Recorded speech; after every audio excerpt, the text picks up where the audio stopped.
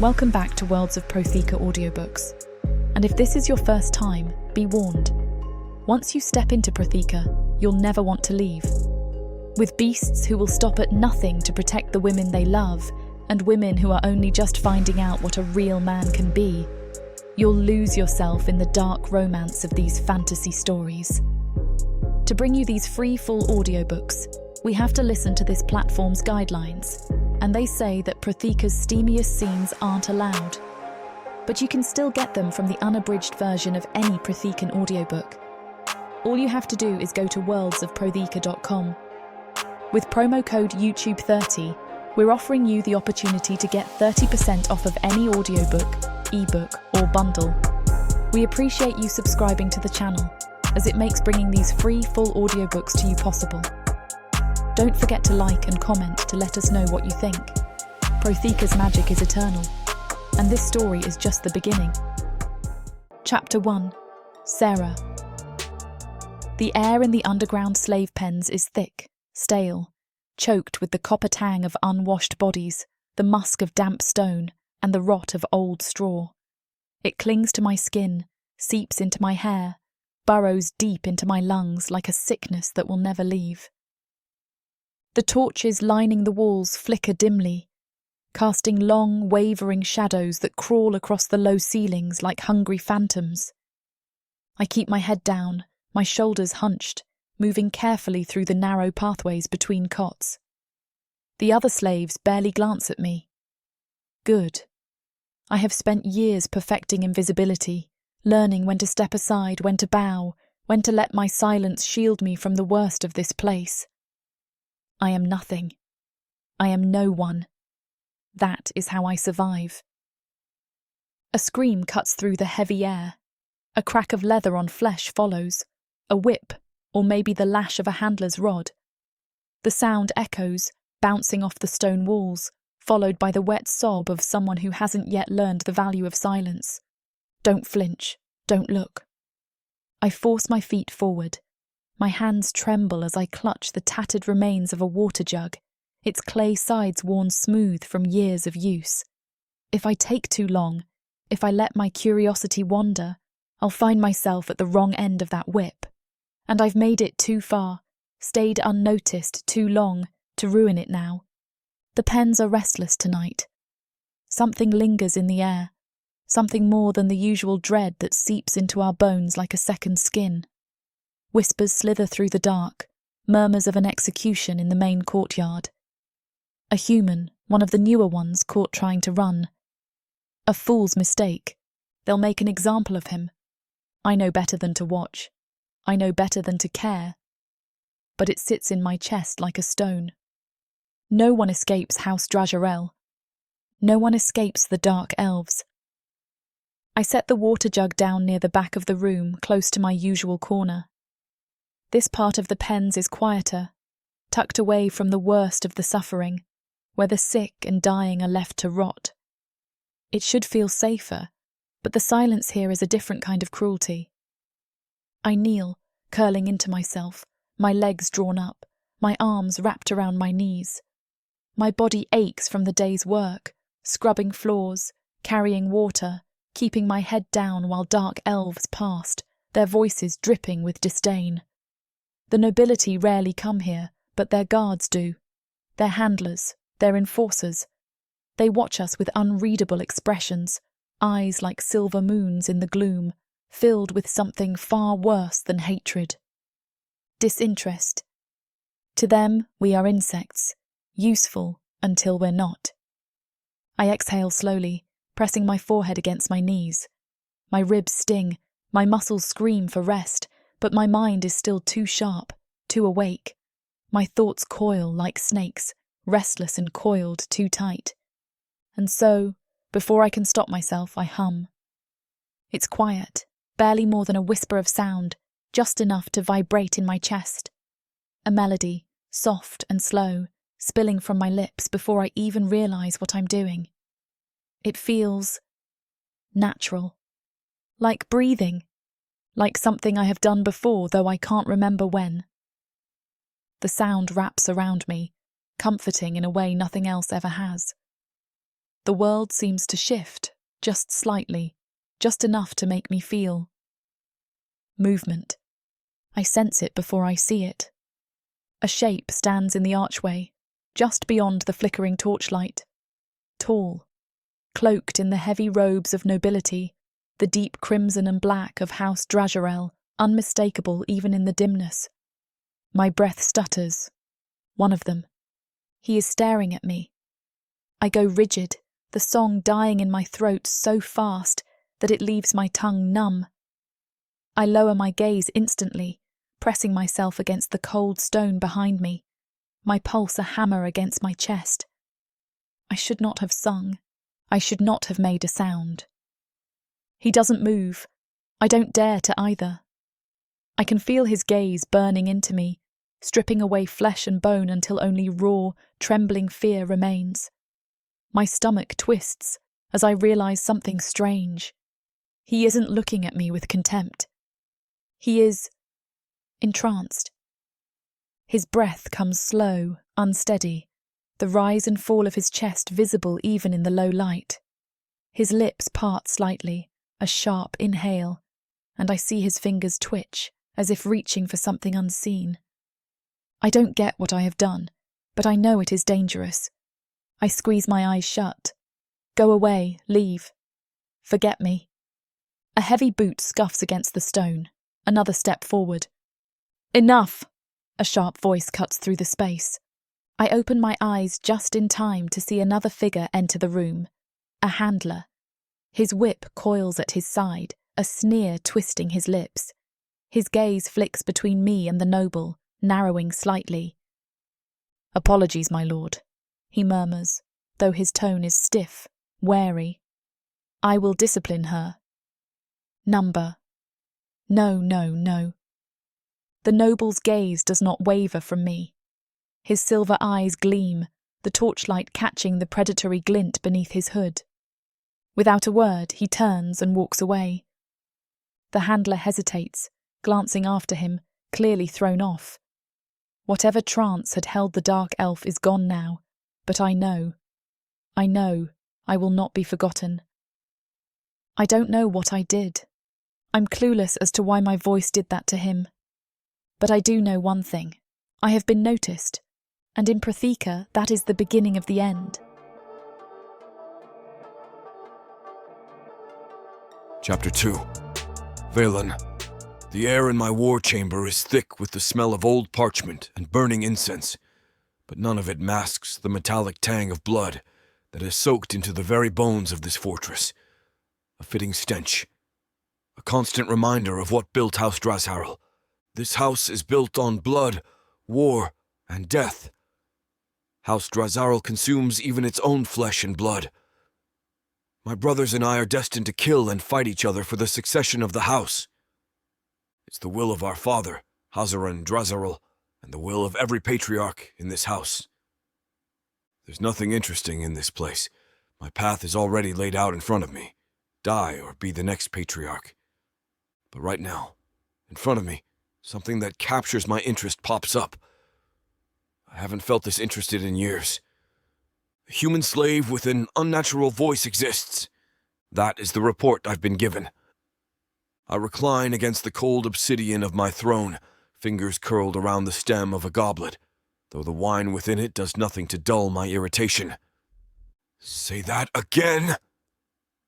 My voice is a blade cutting through the dimly lit chamber, sending a ripple of unease through the 3 guards before me. The tallest of them swallows hard before speaking. One of the nobles, Lord Azrael, was affected, my lord. Elaborate. A human girl. She sang. He froze, stood there as though struck. Couldn't move, couldn't speak. It was unnatural. My hand tightened around the goblet, the fragile crystal cracking under my grip. You're telling me that a human, a slave, bewitched a noble of this house with nothing but her voice. A pause. Then, yes, my lord. The goblet shatters, shards of glass digging into my palm. The pain is nothing.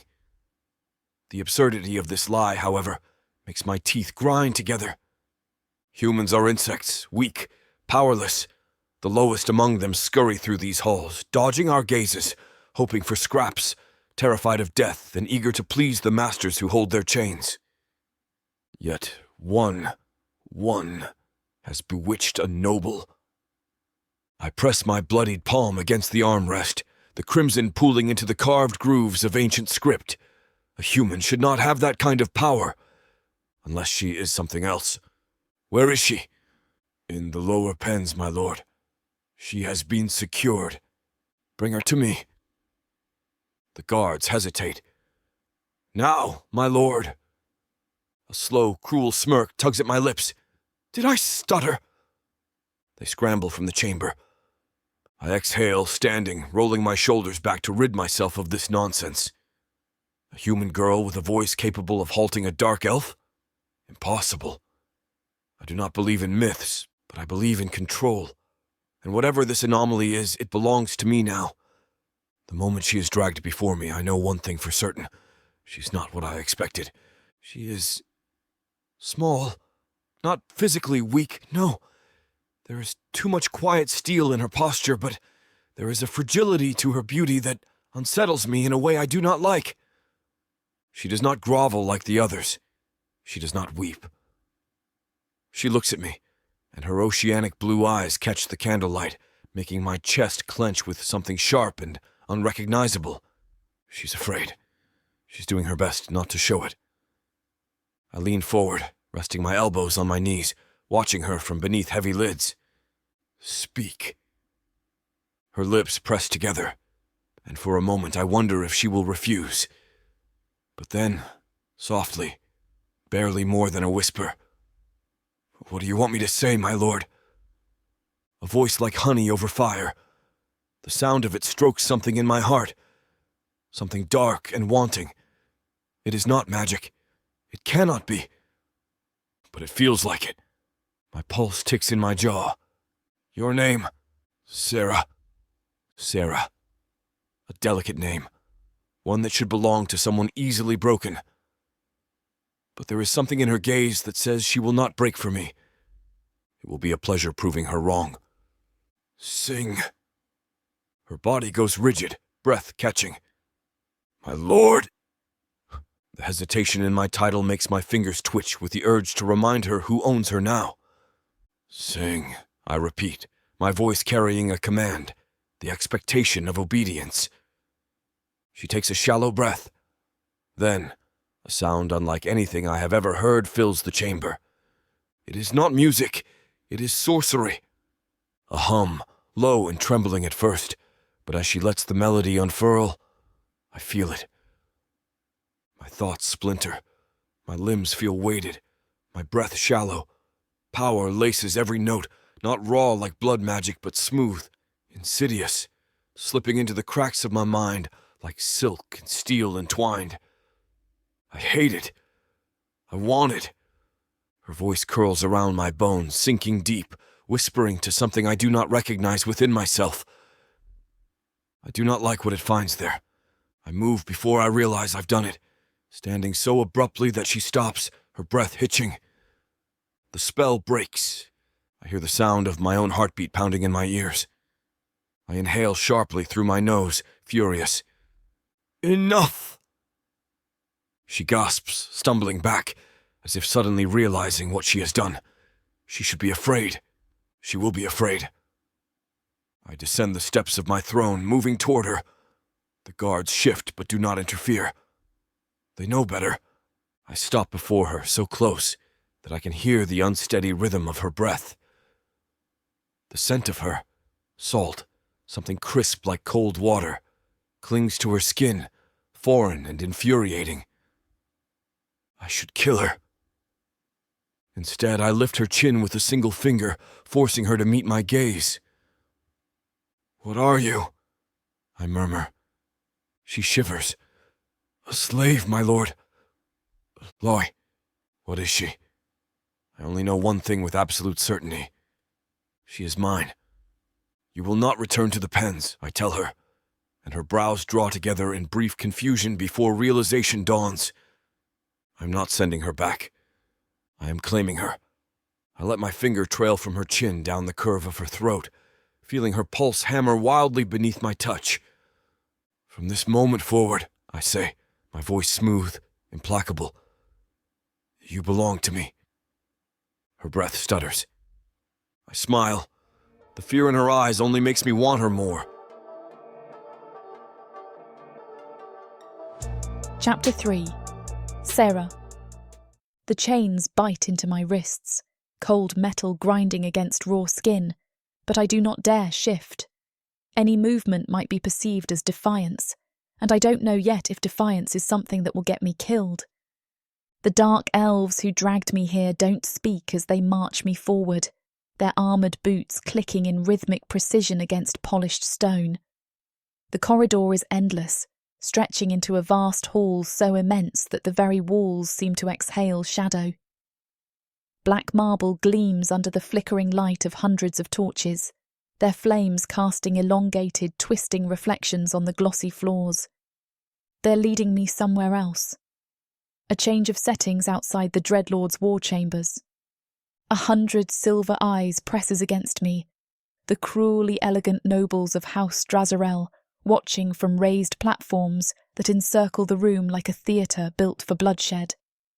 Some observe with idle interest, others with the sharp-edged smirks of creatures who have long since forgotten what it means to fear.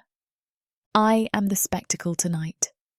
At the farthest end of the throne hall, seated upon an obsidian seat carved with writhing serpents and jagged runes of power, waits the thing that now owns me. Veylan Dagger, the Dreadlord.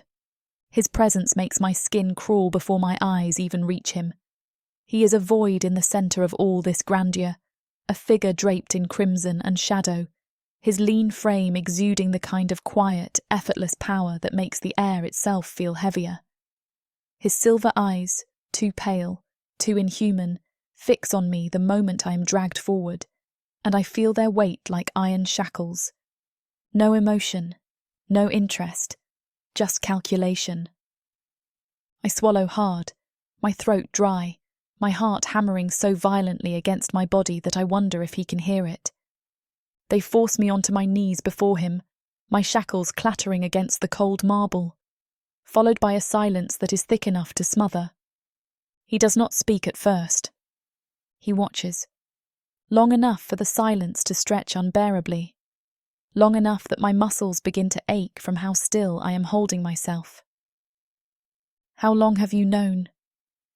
His voice is smooth, controlled, but there is an undercurrent beneath it, something dangerous lurking beneath the surface. I lift my head just enough to meet his gaze. If it is bravery or stupidity that makes me do so, I don't have any idea. Known what, my lord? My voice is hoarse, barely above a whisper. A slow blink, as if my answer is an irritation rather than a surprise. Your voice, he murmurs. Your power. How long have you been using it? My stomach knots. I force myself to breathe, to think, say the wrong thing, and I will die. Say the wrong thing, and maybe worse will happen. I don't have power, I answer carefully. I only sang. A pause. Then he leans forward slightly, the dim torchlight casting cruel shadows over his sharp cheekbones and the fine line of his mouth. His fingers rest lightly on the arm of his throne, tapping once, twice, a lazy rhythm that does nothing to conceal the tension coiling around him. You expect me to believe that? I don't answer because I have no idea what will keep me alive. His gaze narrows, and then, without breaking eye contact, he lifts a hand. Sing.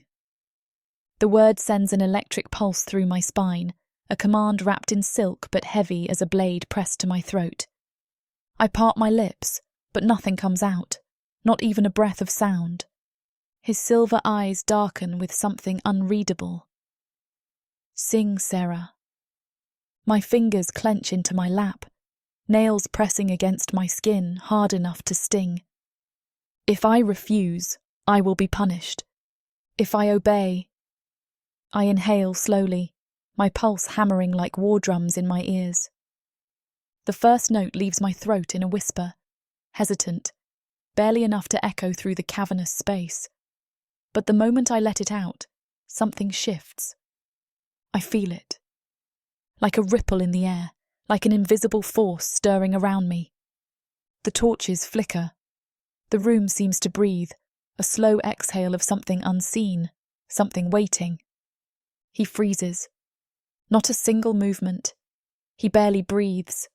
His silver eyes remain locked onto me, his breath suspended, his fingers curling just slightly on the armrest of his throne, as though restraining himself from something even he does not understand. The other dark elves shift uncomfortably, their amusement from earlier vanishing into something colder. Some glance at Veylan, as if searching for permission to react, but he gives none. He is staring at me like I am an abomination. I clamp my lips shut abruptly, choking off the melody. An oppressive silence follows. I am breathing hard now, my body trembling with a fear I do not fully understand. My voice does things I don't think possible. But he knows. I saw it. For the briefest moment, the Dreadlord himself had been held captive. I drop my gaze back to the floor, my breath shuddering from my lips. Veylan exhales slowly, measured, and when he speaks again, his voice is quieter, but all the more lethal for it.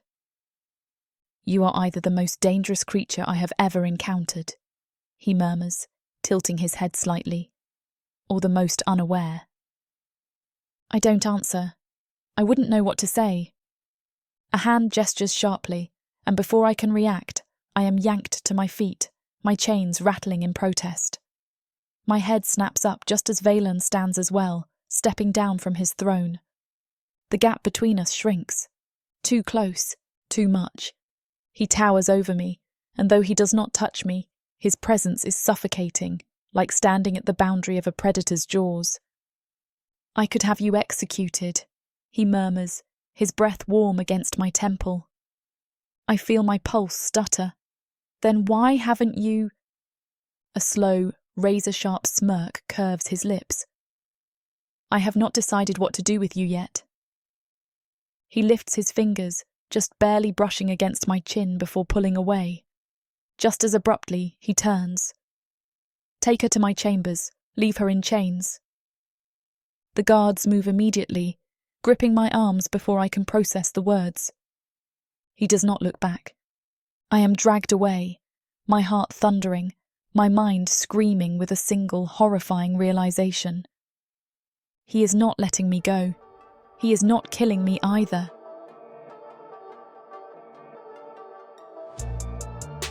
Chapter 4. Veylan. She lingers in my thoughts like a sickness that will not burn out. She is in my chambers now, chained where I left her, and I am here, standing before the great obsidian table of my war room, pretending that I am not thinking about her. The candlelight flickers against the black marble walls, casting jagged shapes that curl over the weapons mounted along the stone. Each blade bears past victories and wounds, each artifact a memory of power taken, lands burned, bodies broken. Yet my grip tightens on the edges of the map before me, the parchment crinkling under my fingers. A human girl should not have this kind of power over me. I cannot ignore what I saw. When she sang, something shifted. The air had moved. I have witnessed magic in many forms, blood spells, enchantments, curses woven into flesh. I've wielded power that turns men to ash. But this was different. It was not forced, not channeled through dark sigils or ancient words. It was innate. I felt it. That cannot be ignored. A growl rumbles low in my chest, and I slam my hand against the table, rattling the silver goblet resting beside it. The sound echoes, but the silence after is louder. The shadows stretch long as I exhale slowly, flexing my fingers, willing away this unwelcome distraction. She's a slave, a creature bred for obedience, nothing more. And I am letting her invade my mind like some ghost, clawing through my thoughts with a power I do not understand. The aroma of candle wax and burning wood greets me as I enter my private chambers, a stark contrast to the cold stone of the war room. The massive space is lined with deep red drapery, the polished black floor reflecting the low light of the iron chandeliers hanging above. She is exactly where I left her, kneeling on the rug before the great hearth, her hands bound before her, chains coiled around her delicate wrists like silver serpents. The firelight catches on the pale curve of her throat, the ghostly sheen of her hair. She does not look at me when I step forward. Good. I close the door with deliberate ease, letting the silence stretch between us before I finally speak. Sing. She lets out a sharp inhale. Not fear, but something close. Still, she does not move. Defiant. Even now. Slowly, I cross the room, boots whispering against the stone. I stop just before her, the hem of my cloak brushing the floor. You will not make me repeat myself. She lifts her head then, finally meeting my gaze. Her eyes catch the firelight, twin oceans frozen in a storm. What do you want to hear, my lord? Her voice is steady, but there is a tautness in it, something strung too tight, like a wire stretched to its limit. I watch her for a moment, then crouch before her, tilting my head. Surprise me. Her lips part slightly, hesitation flickering across her face.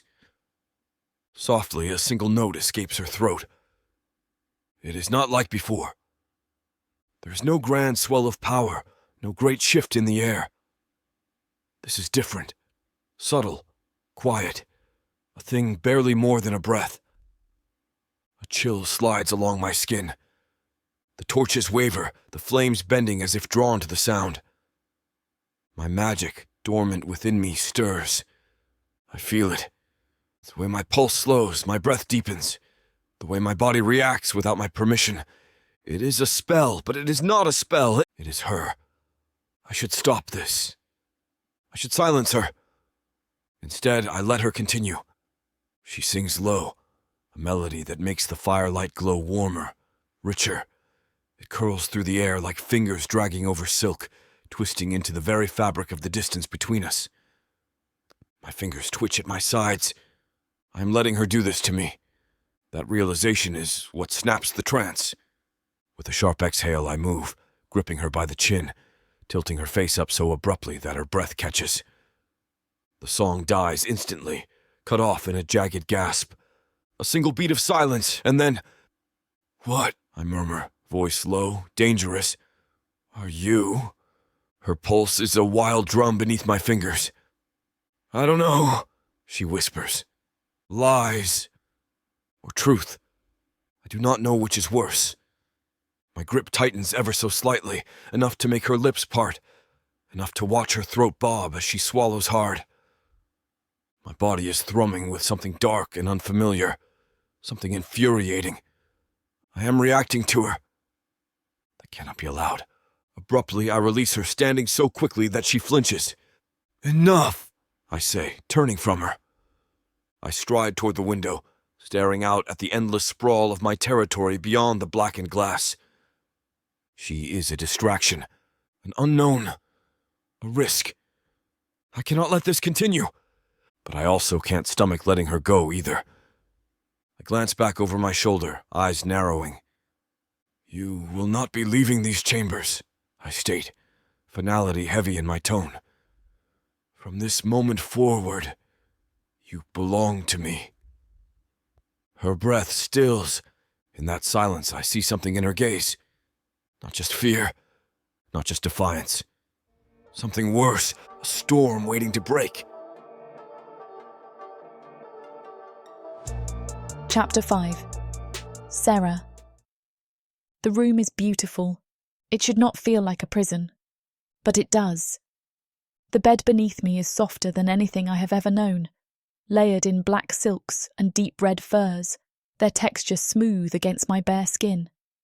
The air is overflowing with incense, spiced and heady, curling in lazy tendrils from the bronze burner set upon a carved table near the hearth. Heavy drapes of black velvet swallow the walls, embroidered with silver filigree, elegance woven into suffocation. And beneath it all, I am still a prisoner. My wrists are raw where the shackles used to be, The memory of them burned into my skin, even though they are gone now. He removed them after the first night, but not out of kindness. He doesn't think I need them. I exhale slowly, pressing my palm flat against the coverlet. The silence is thick, not comforting, not peaceful, a quiet that listens. I am alone in this chamber, but I am not unwatched. He is still here, somewhere. I do not look for him. I have learned by now that he prefers the chase, the game of catching me unaware, and I refuse to play. Instead, I turn my gaze to the arched window. The view beyond is nothing but a lie of freedom, the sprawling towers of House Dragerel, winding bridges and towering spires bathed in moonlight. Somewhere beyond those walls the world moves on without me. Yet I'm still here. Not dead, not tortured, not used. Not yet. That is what terrifies me. I do not understand why. Why keep me? Why let me live? Why let me sit in this room filled with silks and gold while others rot in chains? He wants something, but he has not asked. Not yet. That is worse than all the rest.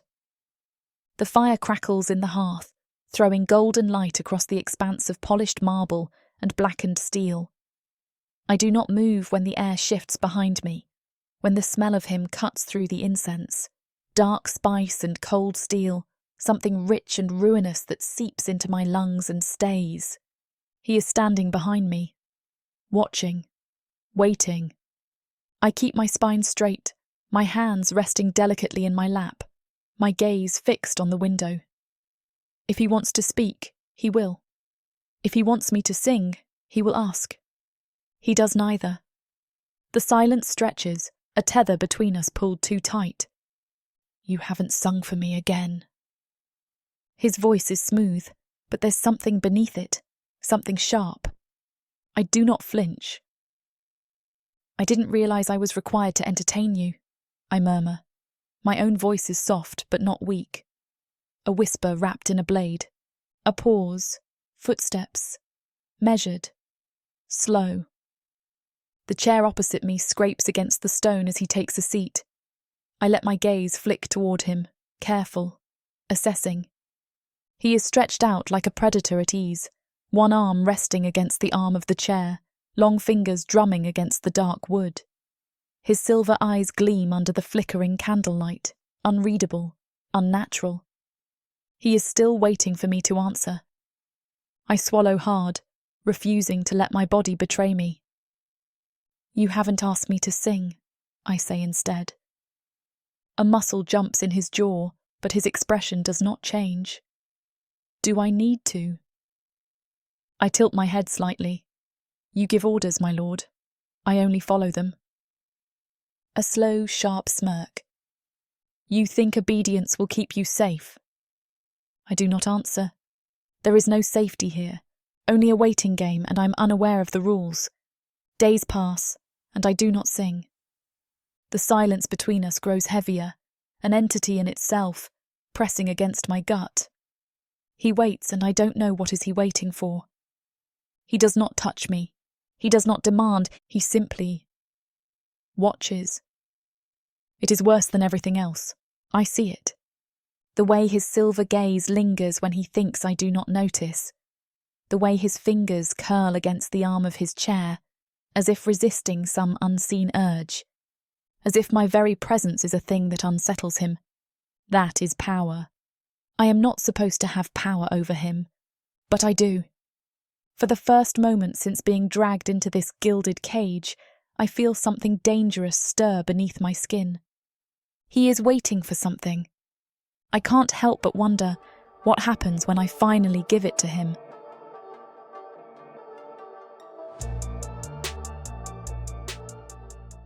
Escape this world and step into one where romance and magic intertwine across realms, with stories that are not just standalone tales, but part of a vast, interconnected universe.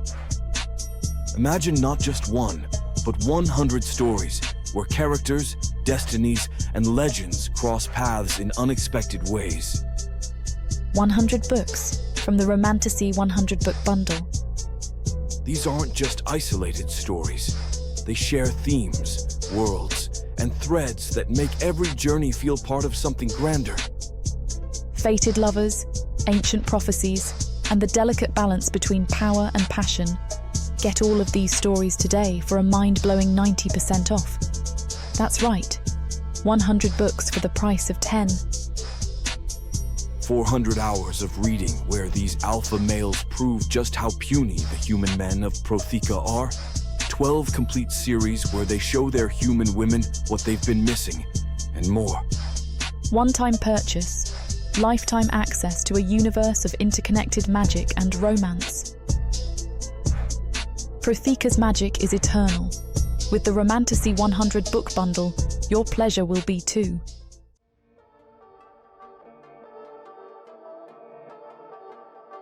Chapter 6, Veylan. She does not break.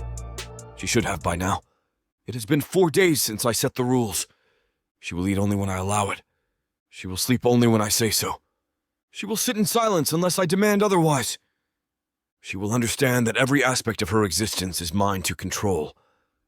Yet as I watch her now, seated at the long ebony dining table across from me, wrists resting delicately in her lap, shoulders squared but not tense, I see no cracks. The flickering glow of candelabras casts soft gold light over the polished wood, the gleam reflecting in her damned, defiant oceanic eyes. A rare color among humans, a stain of something unnatural, something not right. She stares at the untouched plate before her. Roasted meat, steamed root vegetables, a goblet of wine dark enough to be mistaken for blood. A meal far too rich for a slave. A meal she has not touched. Eat. My voice is soft but carries command, cutting through the vast silence of the dining hall like a blade. Her fingers tighten just slightly against the fabric of her dress. A small thing. A human thing. I should not notice. Still, she does not reach for the food. I lean back in my chair, stretching my fingers over the carved armrests. I do not waste resources, Sarah. Her name tastes dangerous on my tongue. She lifts her gaze to mine then, slow, deliberate, like she is testing something. A foolish thing to do. She parts her lips as if to speak, but stops, not in hesitation. No, this is calculated. She is waiting for me to react. Clever. I drag my knuckles against the table, watching her in turn, measuring the quiet refusal in the set of her jaw. You do not defy me openly, yet you do not obey either. A slow blink. She says nothing.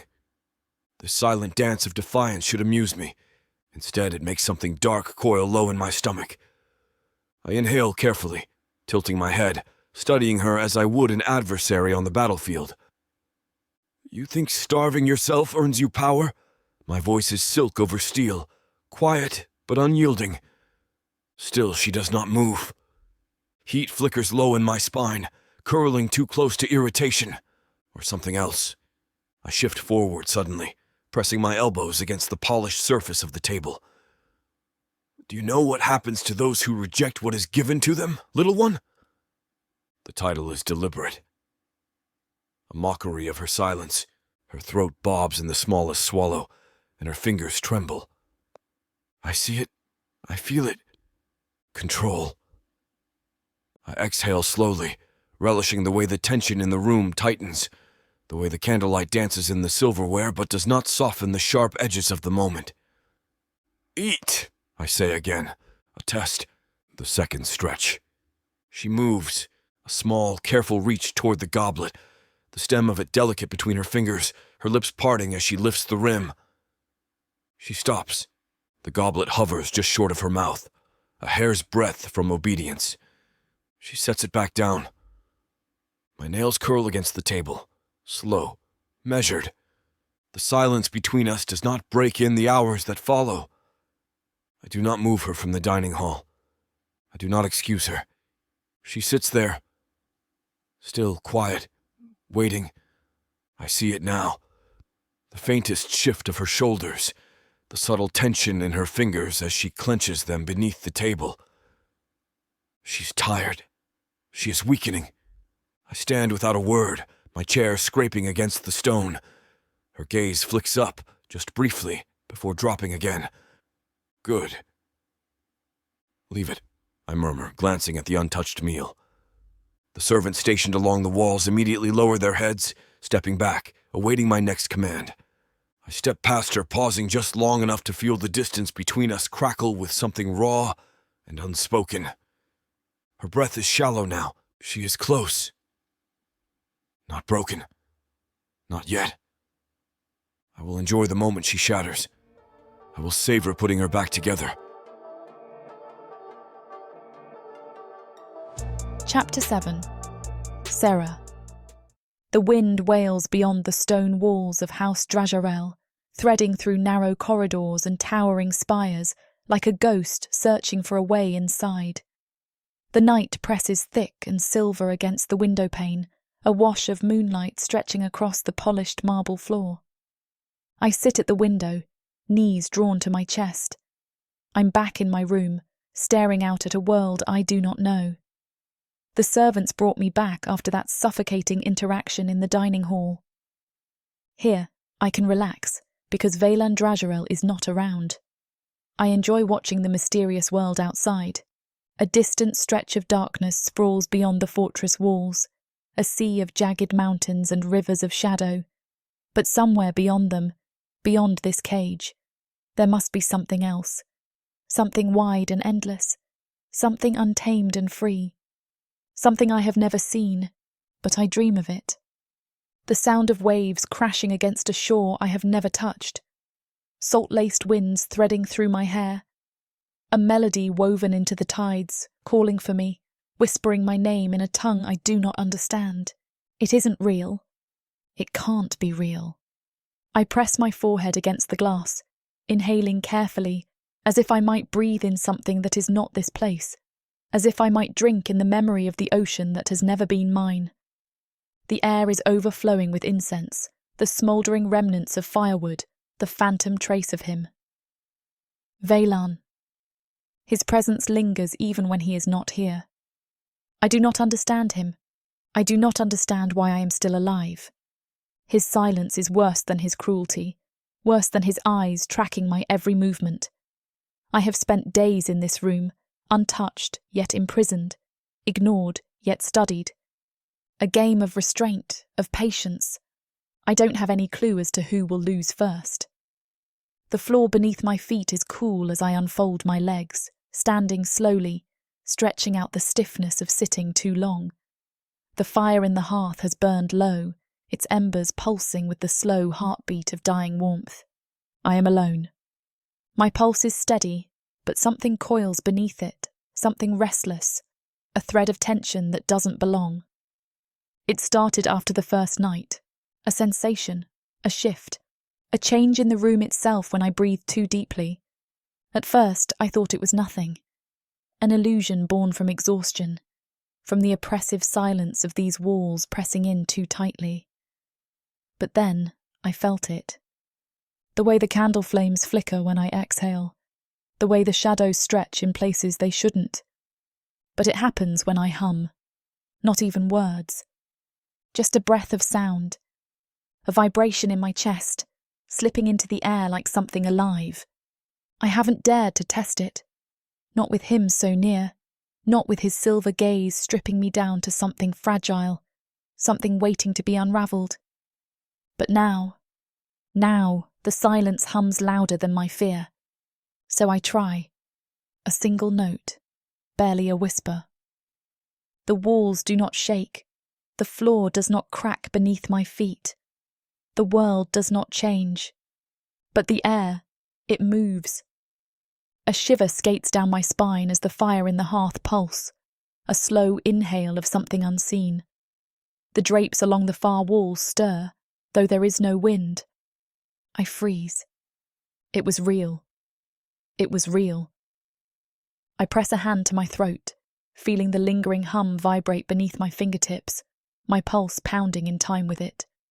This is not normal. This is not human. The realization sinks into my stomach like a stone, heavy, sinking deeper, dragging me under. What am I? The question spirals, tight and breathless, clawing at the edges of my thoughts, but another slams into it. Does he know? Veylan. His magic had reacted when I sang for him. I saw it in his eyes, felt it in the way the air crackled between us. He suspects. He must. A sharp breath rushes from my lips, but I swallow it back down, pressing my fingers against the glass. If I can feel it, if I can sense the shift in the room, then so can he. He is waiting, watching. I am running out of time. The next breath I take is careful, deliberate. I lock it down, the fear, the questions, the strange, unnatural thing inside me that threatens to wake up. I will not let it. Not here, not in his house.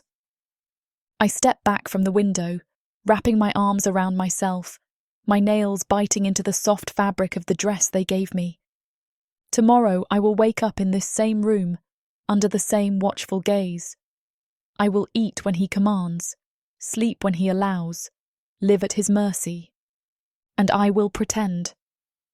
Veylan does not need to know that I am dangerous. When the time comes, I will be ready.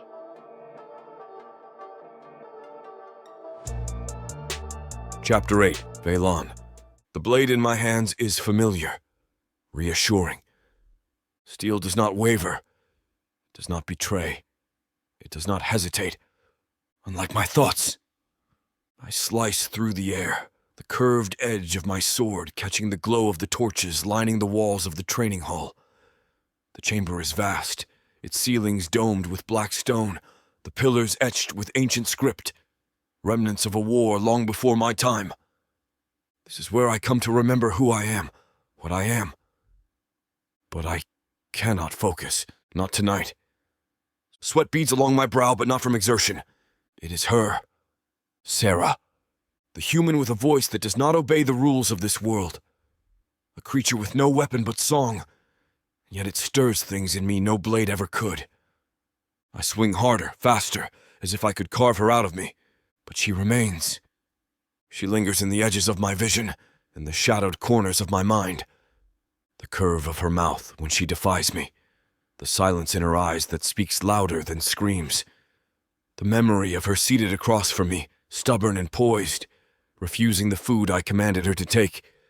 She is not afraid of me. She should be. Another swing. Another breath.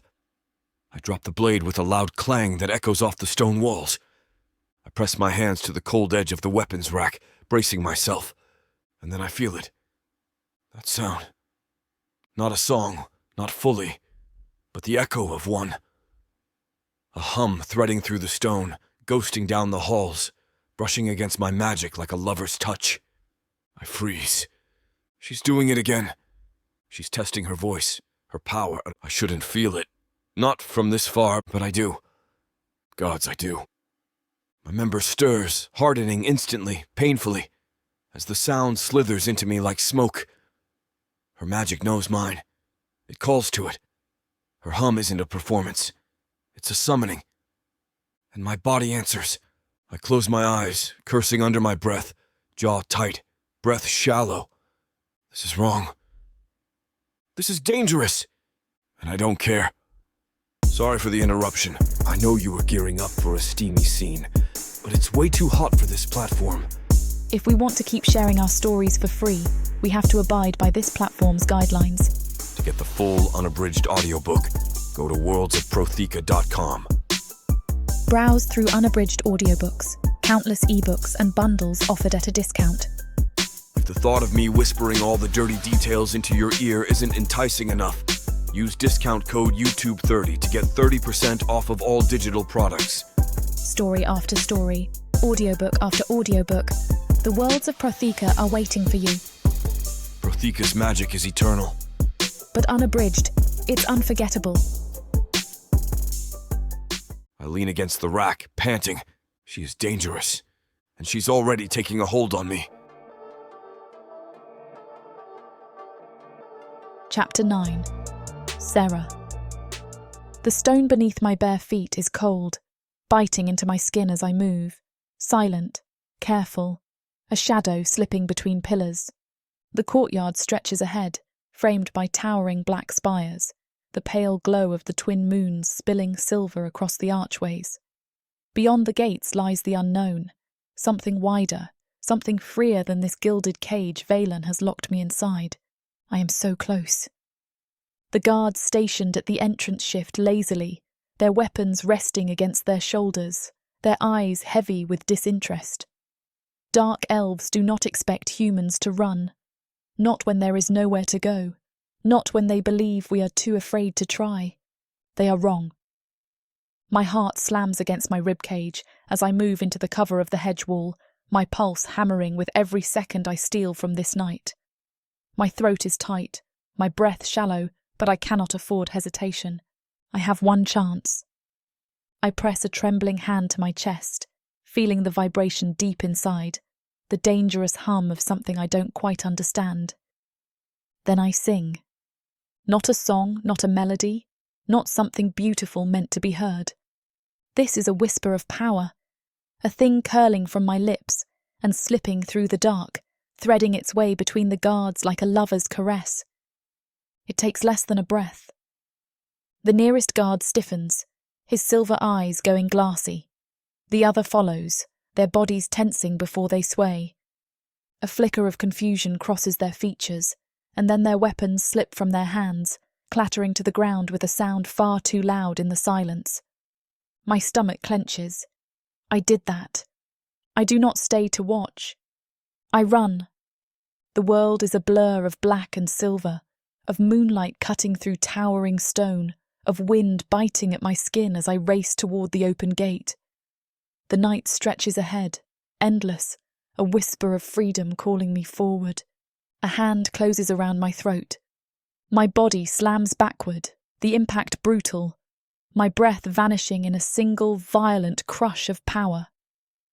The world tilts, the sky shifts, and then I am pinned against a pillar, trapped, a force so much stronger than me pressing against my chest, crushing the air from my lungs. Then I see him, Veylan. His silver eyes gleam in the darkness, the eerie glow of the torches licking across the sharp angles of his face. The grip around my throat is unyielding, his fingers curling, pressing, his control absolute. But that is not what makes the fear slice through me. It is his rage, the quiet, simmering kind.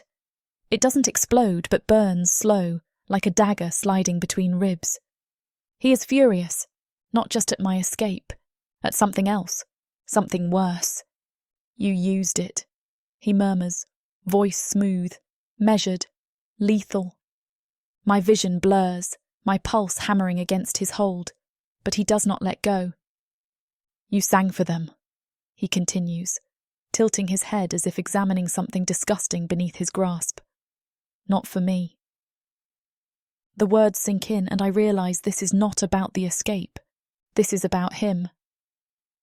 My stomach clenches, my fingers curling against his wrist, desperate for air, but he only tightens his hold, dragging me forward until his breath ghosts against my lips. Sing for me.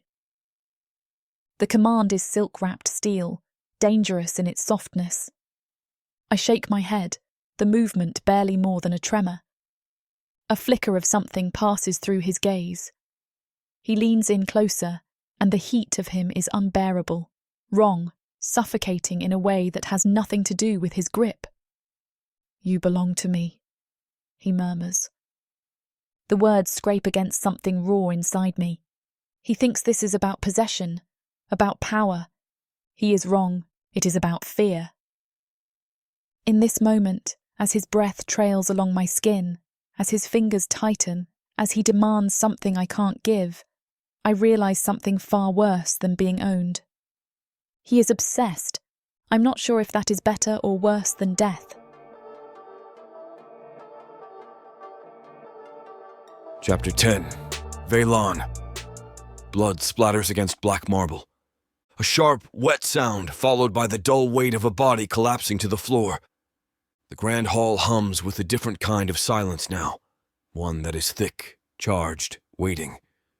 The gathered nobles, high-ranking dark elves draped in silks and adorned with steel, do not gasp, do not recoil, but their silver eyes are alight with something razor-sharp and dangerous.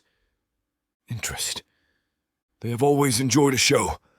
I exhale slowly, rolling the tension from my shoulders as I flick the blood from my blade, watching the way it splashes onto the pristine stone. A waste. The elf I just cut down was no one of importance. A distant cousin of some lesser house, another power-hungry leech who thought himself untouchable. He's irrelevant. And yet, the rage still coils in my veins, simmering too close, too thick, too raw. I should not have killed him. But the moment his mouth had parted, the moment his voice had dared to utter the question, "The human girl. You keep her locked away, and yet none have heard her sing. Perhaps if you are willing to share..." Something in me snapped. I remembered that she tried to escape from me. I'm still reeling from that. The dark elf in front bore the brunt of my anger. I had not thought, had not hesitated. One moment he had been standing, amusement curling his lips, his suggestion disgusting in its ease. My blade had been in his throat in a heartbeat, his silver eyes blown wide with shock before he had gurgled, choked, and collapsed into a heap at my feet. Now he lies there, a crimson pool spilling beneath him, his fine silks drenched in the proof of his mistake. The hall is silent, waiting, watching. I force my grip to loosen, my fingers aching around the hilt of my sword. No one speaks first, not even my brothers who stand at the far end of the room, their unreadable gazes fixed on me. Suddenly, a slow, deliberate clap. My father, Hazeran Drazarel, the true monster of this house, sits upon his high seat, fingers drumming lazily against the blackened wood of his throne. The applause is slow, measured, each clap echoing like a deliberate strike against my restraint. And his smile, it is mocking.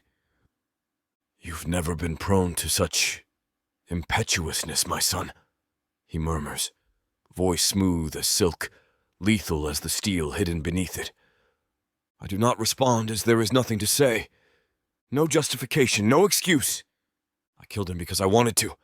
I killed him because the thought of another dark elf hearing her, touching what is mine.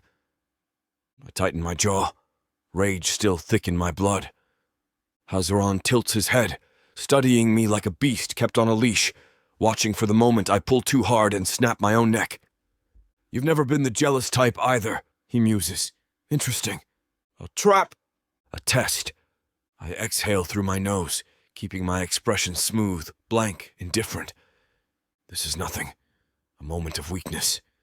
A momentary lapse of judgment I will not repeat. I step back from the body, sheathing my blade in a slow, measured movement. "Consider it a lesson," I say, voice even. Hazaran's smirk widens. "Indeed," he says. "I do hope the girl is worth the mess she is making of you."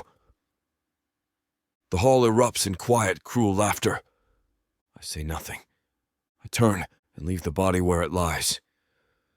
The corridors blur.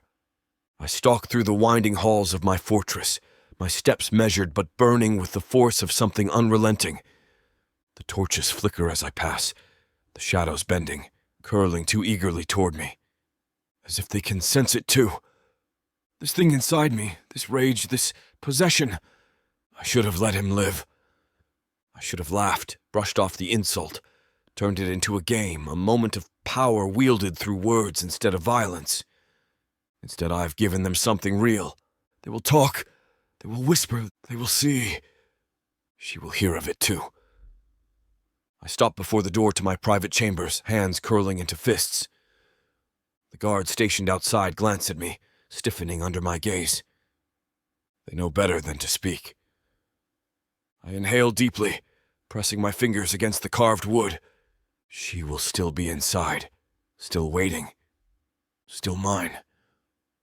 I shove the doors open and step into the room, the fire casting long shadows over the silk-draped bed, the heavy velvet curtains swallowing the light.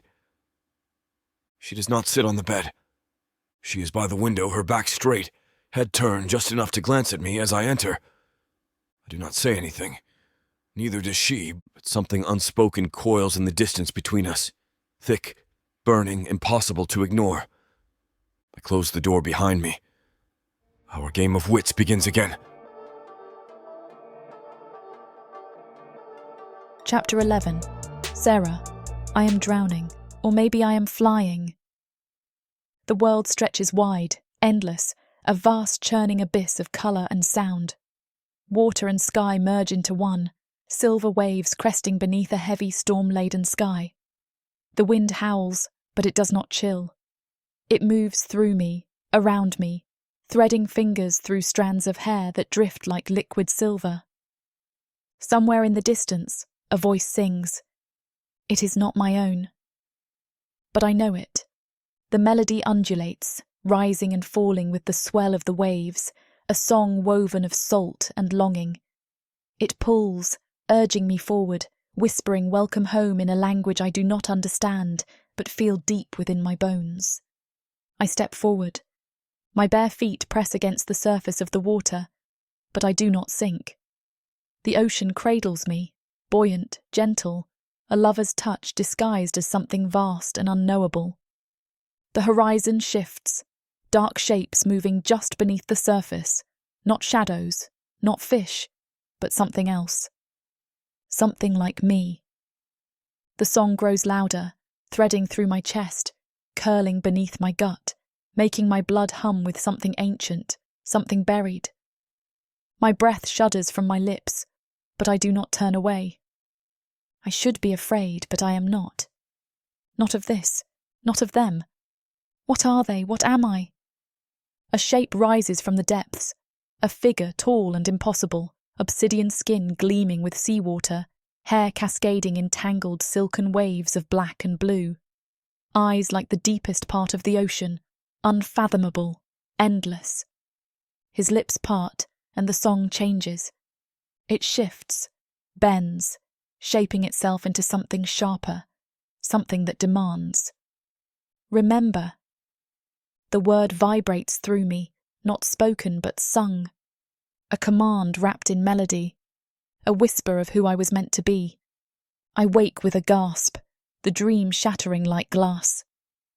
The bed beneath me is too soft, the sheets tangled around my limbs, soaked in sweat. My chest rises and falls too fast, my pulse slamming in my throat, my body aching with something unexplainable. I press my palms against the mattress, grounding myself in the reality of this room, of this cage. I look around, and I'm in the room. Should I be thankful that he didn't throw me in the dungeons after I tried to escape? I frown, shaking my head. Then, the song from my dreams spills from my lips, as if I'm doing this on instinct. It still lingers, a phantom echo in my veins, a thing waiting to be remembered. I shudder, curling my hands into fists. I have never seen the ocean. Yet I miss it. I don't have a clue about what's happening to me. But I do understand one thing. Veylan cannot know. Whatever is waking inside me, whatever I am, it is dangerous. If he realizes it, I will never leave this place alive. Chapter 12. Veylan. The war chamber hums with the low crackle of burning oil lamps, the dim light casting jagged shadows across the map-strewn table. The stench of blood and steel lingers, remnants of the last execution still clinging to the stones. My brothers stand in a loose circle around the table, their presence coiled with unspoken tension. Not one of us trusts the others. And our father? Hazarin Drazaril watches us like wolves on a leash, waiting to see which one of us will snap first. He reclines, long fingers curled over the carved arms of his chair, his silver eyes glittering with something sharp, something cold. The golden sigils carved into his obsidian skin shimmer beneath the dim torchlight, remnants of old power, dark, unyielding, permanent. His gaze settles on me. "You killed a noble in my hall." His voice is silk over a blade, amusement curling through the edges, but I hear the weight beneath it. A test, a warning. I do not flinch. He forgot his place. Suffocating silence follows the statement. Malric, the second-born, leans against the far wall, arms folded, smirking like a man who thinks he will one day sit in my place. His crimson hair falls over one shoulder in thick braids, his skin marred with ritual scars, offerings to the blood magic he worships. Since when do you care what the lesser nobles say? He muses, tilting his head. It was just a human girl, wasn't it? A flicker of something vile rises in me, too fast, too violent, too telling. I do not let it show. Vidros, the third-born, chuckles from across the room, lounging in his chair as though this conversation amuses him more than it should. Not just any human, he murmurs, his voice smooth, calculating. The one you've hidden away in your chambers, locked behind doors, even our spies cannot breach. The room shifts, their gazes pressing as if they're waiting for me to surrender. The tension coils deeper. I roll my shoulders, slow, deliberate, reminding them who leads this house. She is nothing, I say flatly. A pet. A curiosity. Hazaran exhales, a mockery of patience. Is she? I meet his gaze, and I feel it. The probing of his mind. The way he does not need magic to strip me bare, to sift through my weaknesses, and find the thing I do not want him to see. He has always been like this, peeling us open with nothing but silence, waiting to see what bleeds first. He is too close to the truth, and it's uncomfortable. You think I don't see it? He speaks softly, but the steel is there, razor-edged and waiting. You think I don't recognize obsession when it festers? A slow, lazy smile curves his lips, but his silver eyes are dead, void of anything human. You are not immune to the sickness of desire, Veylan, and you are not immune to its consequences. Malric's smirk sharpens. He wouldn't be the first to fall victim to a human's tricks. Vidros hums in agreement, running a finger over the rim of his goblet. You do remember what happened to the last noble who thought he could keep one, don't you? I grip the table hard enough to splinter the wood beneath my fingers. Hazaran watches, waiting for a crack in my armor. There is none. If I wanted her dead, she would be dead. My voice is even, unshakable. Would she? He says it so softly that it almost doesn't register. Almost. But the way the silence tightens after, that registers. The warning is not just for me. It is for them. For my brothers. For anyone who thinks to touch what is mine. I stay rooted on my position, locking my muscles in and forcing myself to just be still. If I move, I might betray something. Something I do not even want to acknowledge. Hazaran leans back, clasping his hands together in mock thoughtfulness. Obsession is weakness, he murmurs. It is the slow rot of empires, the downfall of men greater than you. He tilts his head, his voice turning mockingly soft. Do you intend to fall, my son? The words dig under my skin, sinking, twisting. I hate that he can see it, loathe that he has found something to exploit, even if I refuse to admit that it is there. My fingers curl, then slowly, I straighten. I refuse to let him think he has won. She is nothing, I say again. This time I mean it. I will prove it. Chapter 13. Sarah. Laughter and the clinking of goblets swell through the grand feast hall, a cacophony of indulgence and cruelty. The walls shimmer with golden torchlight, casting long, flickering shadows over the twisted theatre of suffering playing out across the floor. I stand beside Veylan, a fixture at his side, like an ornament meant to be displayed. The humans in the centre of the room move in ways that make my stomach tighten. Women forced to dance, their bodies bending under silent commands, their faces schooled into hollow smiles as dark elves watch them like starving wolves before a fresh kill. I want to look away. But I cannot. The music never stops. A slow, haunting melody played on instruments I do not recognize, an eerie accompaniment to the spectacle unfolding before us. Some women dance, their movements too smooth, too rehearsed, their bodies trained for this moment. Others are made to crawl, their captors leading them by thin silver chains. Then there are those dragged onto the platform, their trembling figures caught in the wavering candlelight. A noble flicks his fingers, and one of them is pulled into his lap. The laughter around the room rises, and I do not breathe. My hands curl at my sides, fingers digging into my own skin. I feel sick, but I force my expression to remain empty. I have learned enough in this world to never let them see. I hate this place, hate them, hate him. And yet when Veylan's fingers close around my wrist, dragging me closer, the fire crackling in my heart flickers with something dangerously close to fear.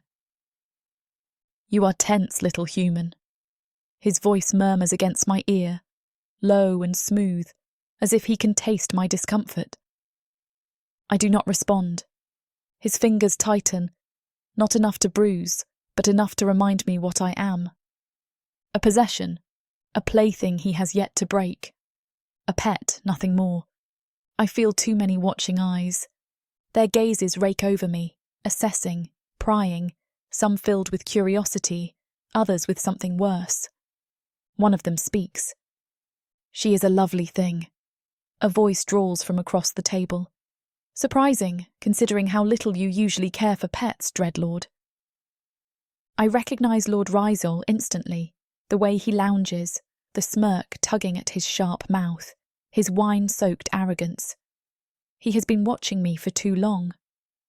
Veylan does not look at him. He merely swirls the dark liquid in his goblet, as if he has already grown bored. But Rivalry presses further. If she's only a pet, he murmurs, voice thick with amusement, dripping with challenge. Surely you wouldn't mind sharing, Dreadlord.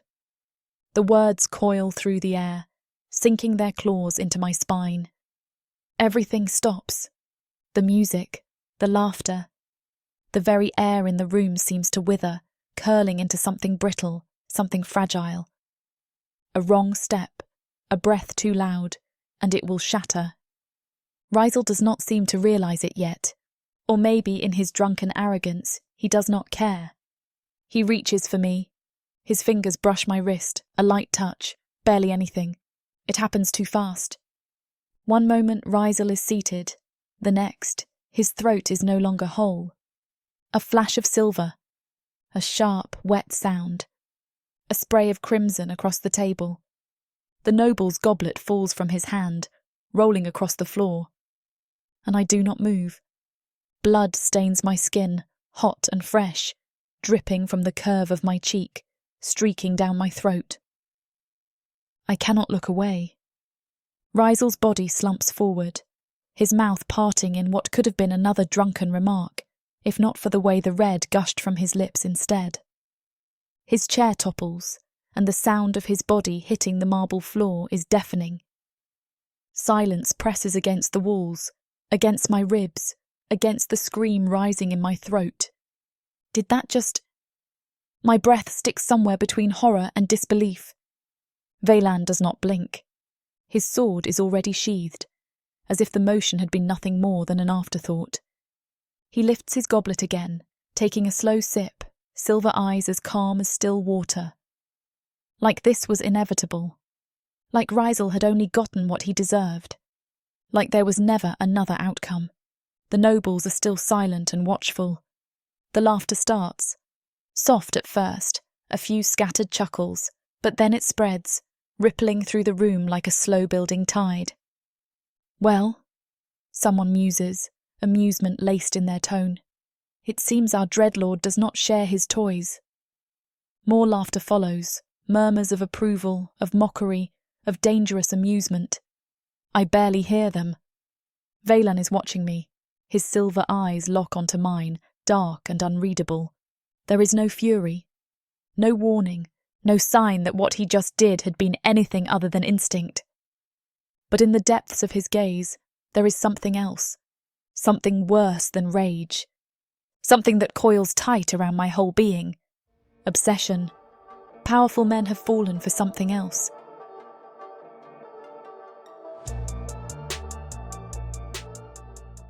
This huge orc brings out the animal in me. In a world where humans have been driven underground, living like rats is the only way to stay safe from the marauding orcs. All my life, my only job has been to make sure I have enough to eat. These orcs of the Burning Sun clan will vow to keep their human mates safe. There is a nobleness to these giant savages. Alpha male warriors who will protect their women at all costs. Get this complete series of books following the Burning Sun clan for 70% off. Each book is a full-length monster romance that features a giant orc with eyes for his beloved, curvy human. Happily ever after guaranteed. Protheka's magic is eternal. This bundle will show you that size really does matter.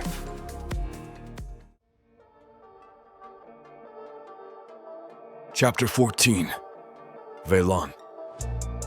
The murmur of voices grates against my patience. Soft whispers, muffled laughter. The rustle of silken robes shifting as the nobles lean in. Watching, dissecting, waiting for my next move. They are amused. Not by the corpse cooling at their feet. Not by the red smeared across polished marble. Not by the fact that I just severed a noble's throat without a second thought. But by what it means. By what she means. Sarah! My hold tightens around the goblet in my grasp. I should crush it. Instead, I lift it to my lips and drink. She is still beside me, frozen in place. The blood splattered across her cheek, a stark contrast against that delicate, pale skin. She does not tremble, does not shrink away. I should be pleased with that.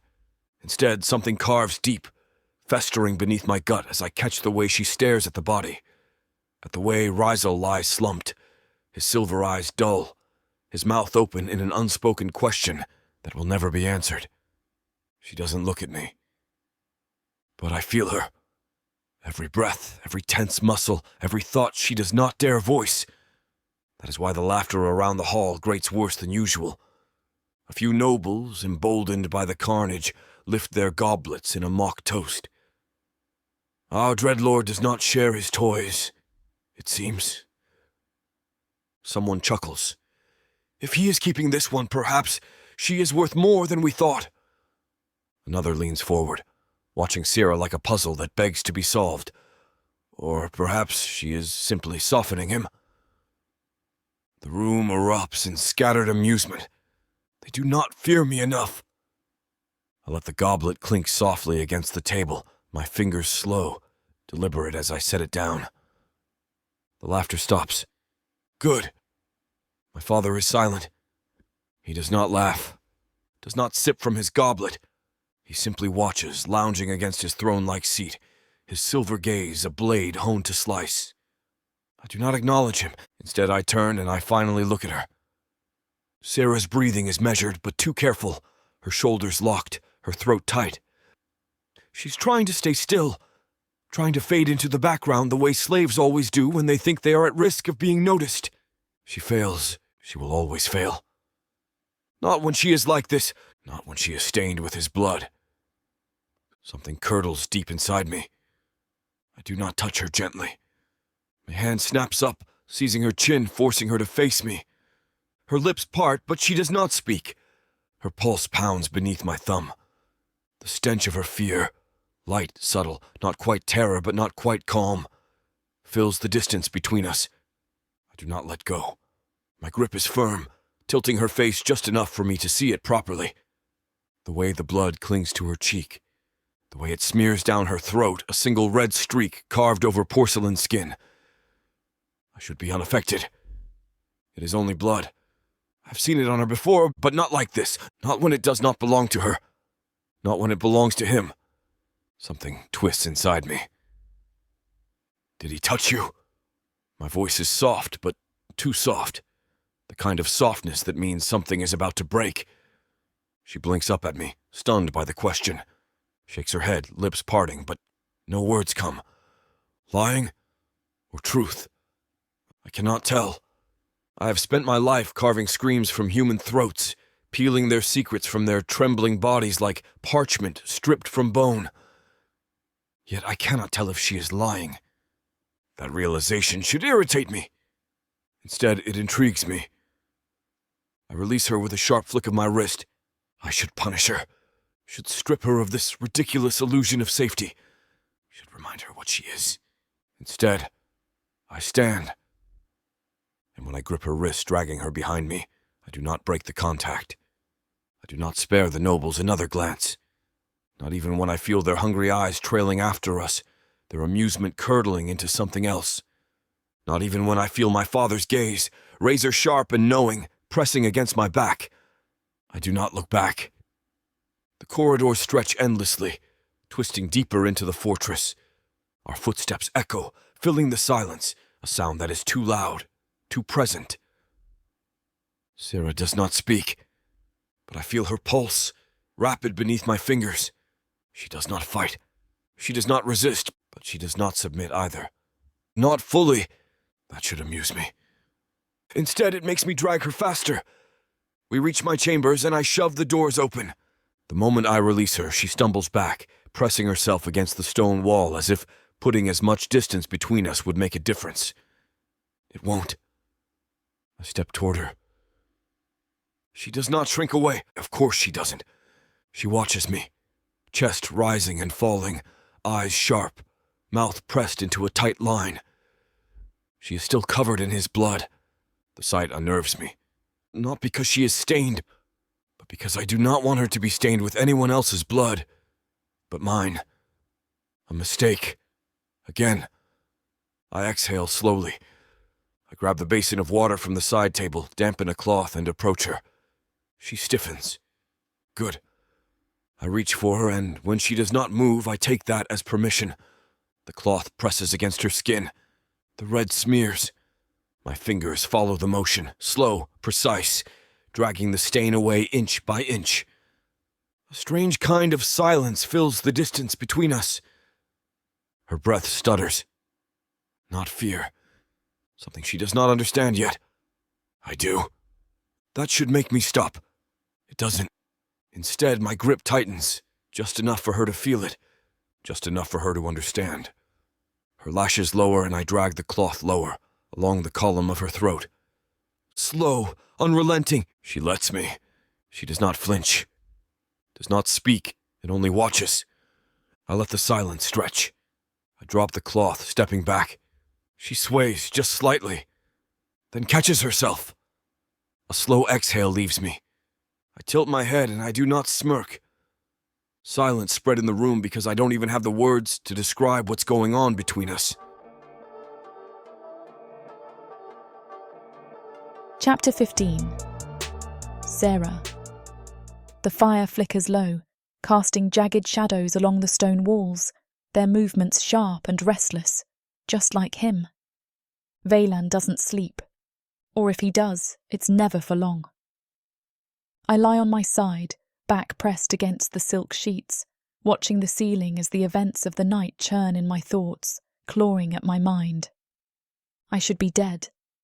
That truth sinks into my bones, heavy and undeniable. He should have punished me, torn me apart for making a fool of him in front of his own kind. A lesson in control, a reminder of what I am. Instead, he spared me. He touched me. I can still feel the echo of his grip, the way his fingers curled around my chin, tilting my face toward his, studying me as if searching for something he couldn't name. The way he washed me. That should have felt like a mercy, but there was nothing merciful about it. The cloth dragged over my skin, slow, unyielding, stripping away the blood that wasn't mine, while his gaze lingered, watching every stroke as though claiming every inch of what he had chosen to keep. It wasn't gentle. It wasn't cruel either. It was something else, something worse. My pulse stirs at the memory, something dark slithering through my veins. Veylan moves across the room, a shadow among shadows. He removes his armour piece by piece, the leather straps coming undone, the obsidian plates discarded onto the floor in slow, deliberate motions. The only sound is the soft rustle of fabric, the subtle shift of his body. I watch. I have to. He is a creature of unpredictability, a force that does not move unless he wills it, and I cannot afford to be caught unaware. This is what survival means now. Watching, learning. He notices. Of course he does. Veylan turns, silver eyes gleaming through the dim glow of the embers, locking onto me like a predator catching movement in the dark. I can't look away. Something flickers in his expression. Not quite amusement, not quite irritation. Something in between. Something that makes my skin prickle. Still awake, little siren. His voice is quiet, smooth, but there's an edge beneath it. I don't answer. The name drips from his tongue like a taunt, though I doubt he even realises its accuracy. Little siren. Something deep inside me stirs. His lips twitch at my silence, as if he enjoys it. As if he enjoys the way I watch him now. Not just out of fear, but out of something else. Something that unsettles us both. He does not press further. Instead he steps back, settles into the chair by the fire, his long fingers steepled beneath his chin. He is still watching me. I hate it. I pretend to sleep. Hours pass. The fire grows dull, the warmth of the hearth retreating into something colder. Veylan does not move, but I feel him, always. I shift, pressing deeper into the sheets, forcing my breathing to slow, to even out. Yet, the moment my mind drifts toward the haze of exhaustion, something happens. Something I do not expect. A weight, a presence, heat, heavy and suffocating, pressing against my back. He is holding me. I stiffen, breath catching at the solid form wrapped around mine, the strength of his arm anchoring me against him. What is he doing? What does he think he's doing? The world narrows, my pulse slamming against my chest, the slow, steady inhale of his breath stirring against the back of my neck. This is not a mistake. He is not sleepwalking. He is not unaware. Veylan does not do anything by accident. He is holding me. Like a man keeping something from slipping through his grasp. My stomach tightens into knots. My fingers curl into the sheets, and his arm a brand against my skin. I need to get out of this. I need to move. I need to... A glint of steel catches my eye. The dagger. I can barely breathe as I stare at the blade resting against the nightstand, within reach. My pulse thunders as my fingers slide toward it, slow, careful, waiting for any sign of movement, any indication that he has caught on to what I am about to do. Nothing. His breathing is steady, unbothered. My hand closes around the hilt, cold steel, sharp and waiting. My grip is steady as I lift it, as I turn it toward him. The blade hovers over his throat, the dim glow of the dying fire casting a gleam across his obsidian skin. One slice. That is all it would take. One slice. I have to do this, and I have to. And yet my hand shakes. The blade trembles, refusing to obey, my grip faltering as if even in his unconsciousness he knows. He knows. My throat tightens.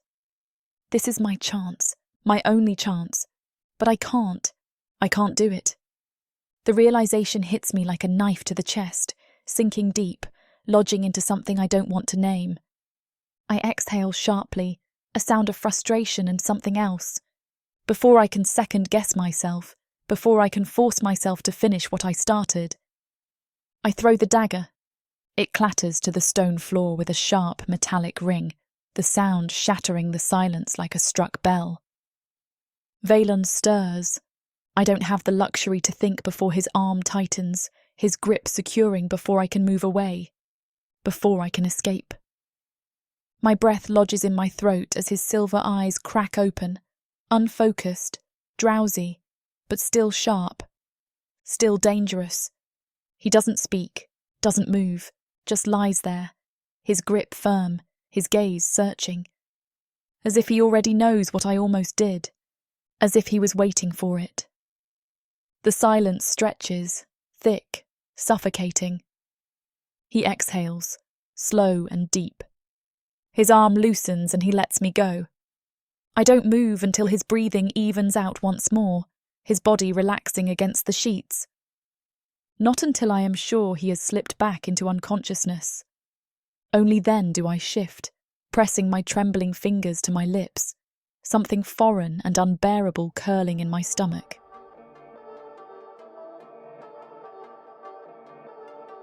Chapter 16. Veylan. The fortress breathes with silence, not the silence of peace. The kind that creeps too deep, too still, curling through the stone corridors like a whisper before a scream. I sit in my chair, a book open in my lap, though my focus has long since drifted from the words inked across the pages. She is asleep. Across the chamber beneath the heavy silken covers, Syrah's chest rises and falls in slow, measured rhythm. It should not be. Not after what happened last night. Not after I felt her trembling fingers hover over my throat, steel catching moonlight, hesitation thick between us. She could have done it. Should have. But she didn't. I should punish her for even thinking about it. Yet, I sit here instead, watching the way the soft glow of the dying embers casts long shadows over her face, carving light across the delicate features that have unraveled something deep and vicious inside me. Something I should crush beneath my heel before it festers. Something I won't. The silence deepens. The coal and the hearth burn lower, their glow receding against the stone, retreating into the dark. The shadows shift. The book in my hands is forgotten. I remain still and wait for what's about to come. There's a soft movement along the farthest wall, the faintest hint of steel sliding from its sheath. Someone is here. No. Several. The stench of dampened magic, masked footsteps, death barely restrained. Assassins, House Velkyren. They have come as expected. They think I will allow it. The first dies before he even breathes. I am on my feet in an instant, my blade slicing through flesh before his shock registers. A wet gurgle, a body slumping to the floor, blood pooling around the kill as the others spring from the shadows. 3 more. 1 lunges. I sidestep, grab his wrist, and twist. A snap, a scream cut short. His dagger is mine now. Then there's a blur of movement. Another comes from behind. I drop low, sweep his legs out from under him, and drive the stolen blade into the space beneath his ribs. I tear it free, his blood warm on my fingers. The last man hesitates, and that is his final mistake. I grab him by the throat, slamming him against the stone wall, my grip tightening until his struggling stops. His dagger clatters to the floor.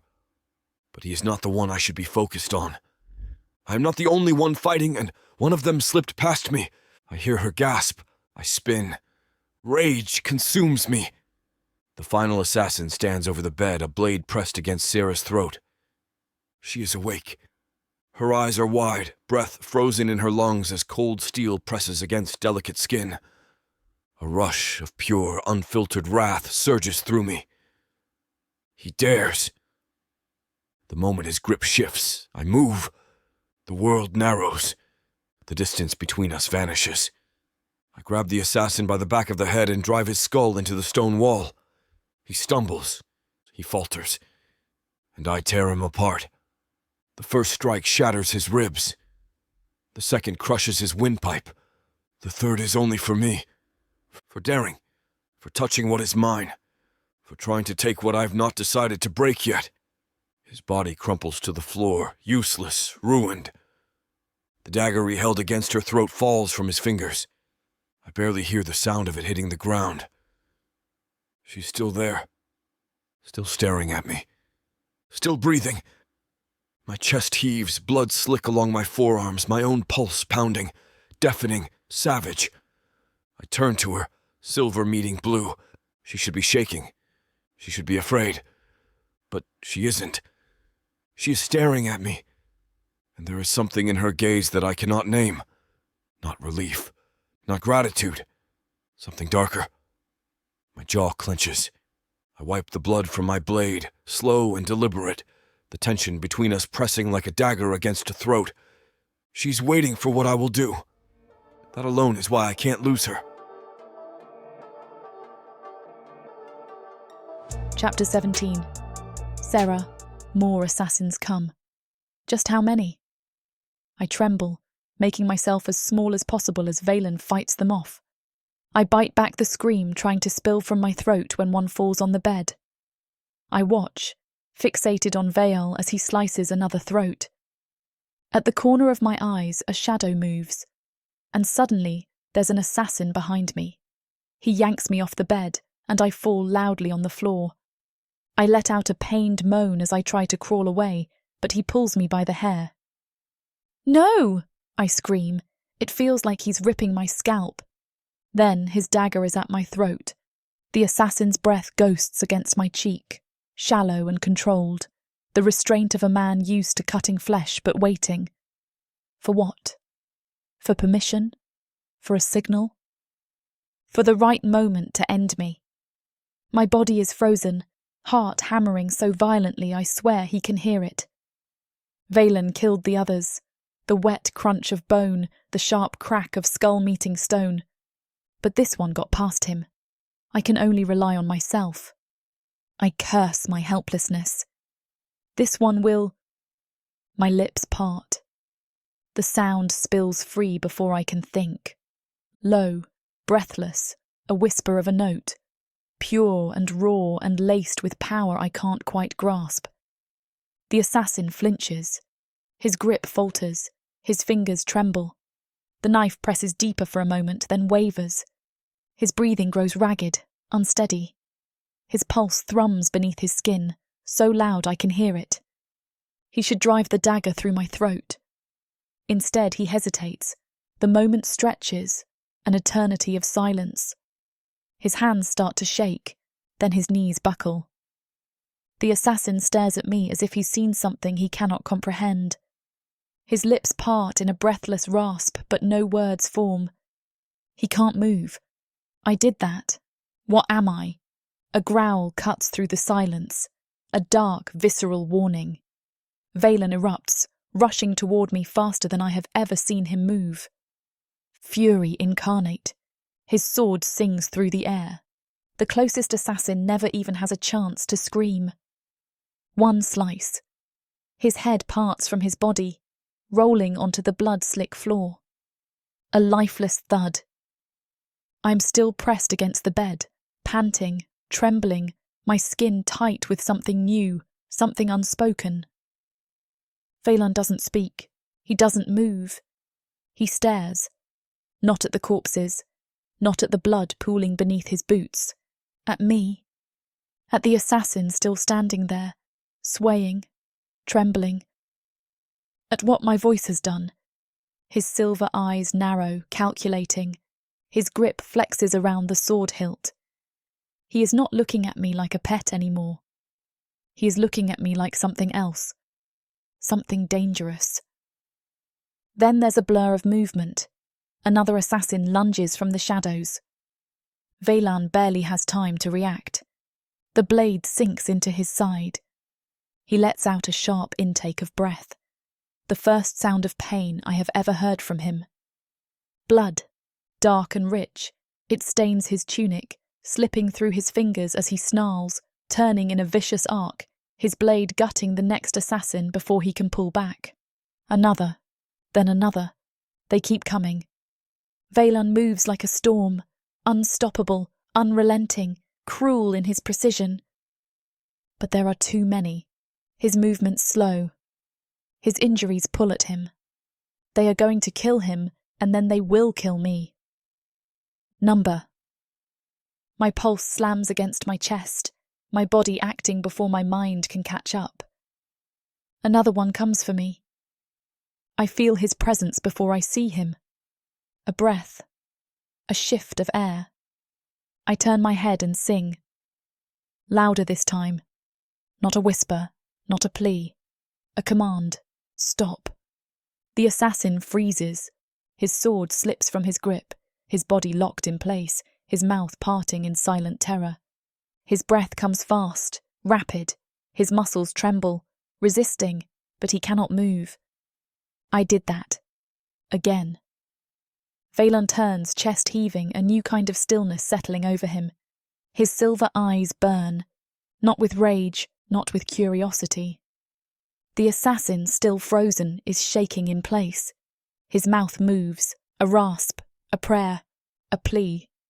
Veylan ignores it. Instead, he looks at me. He does not kill the assassin. His eyes is on me and it makes something in me weak.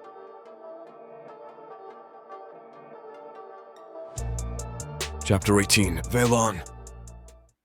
The assassin crumples. His body shudders. A man who should be fighting, should be clawing for survival. Instead, he whimpers.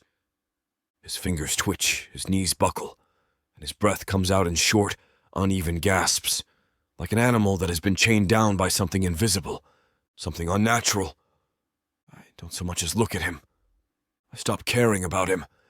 She is standing there, her lips still parted, her chest rising and falling in sharp, uneven rhythm, shoulders drawn tight as if she fears what she just did, as if she has never seen true power before, as if she doesn't realize it belongs to her.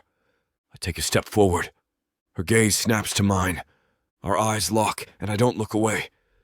I want her to see my curiosity, my questions. The flames cast long shadows against the walls, flickering over her pale skin, the blood drying in streaks down my own. I should be looking at the bodies. I should be considering who sent them. I should be focusing on the threat.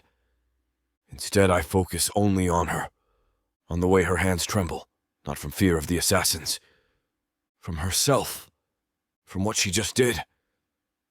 I tilt my chin. "Do it again," I murmur.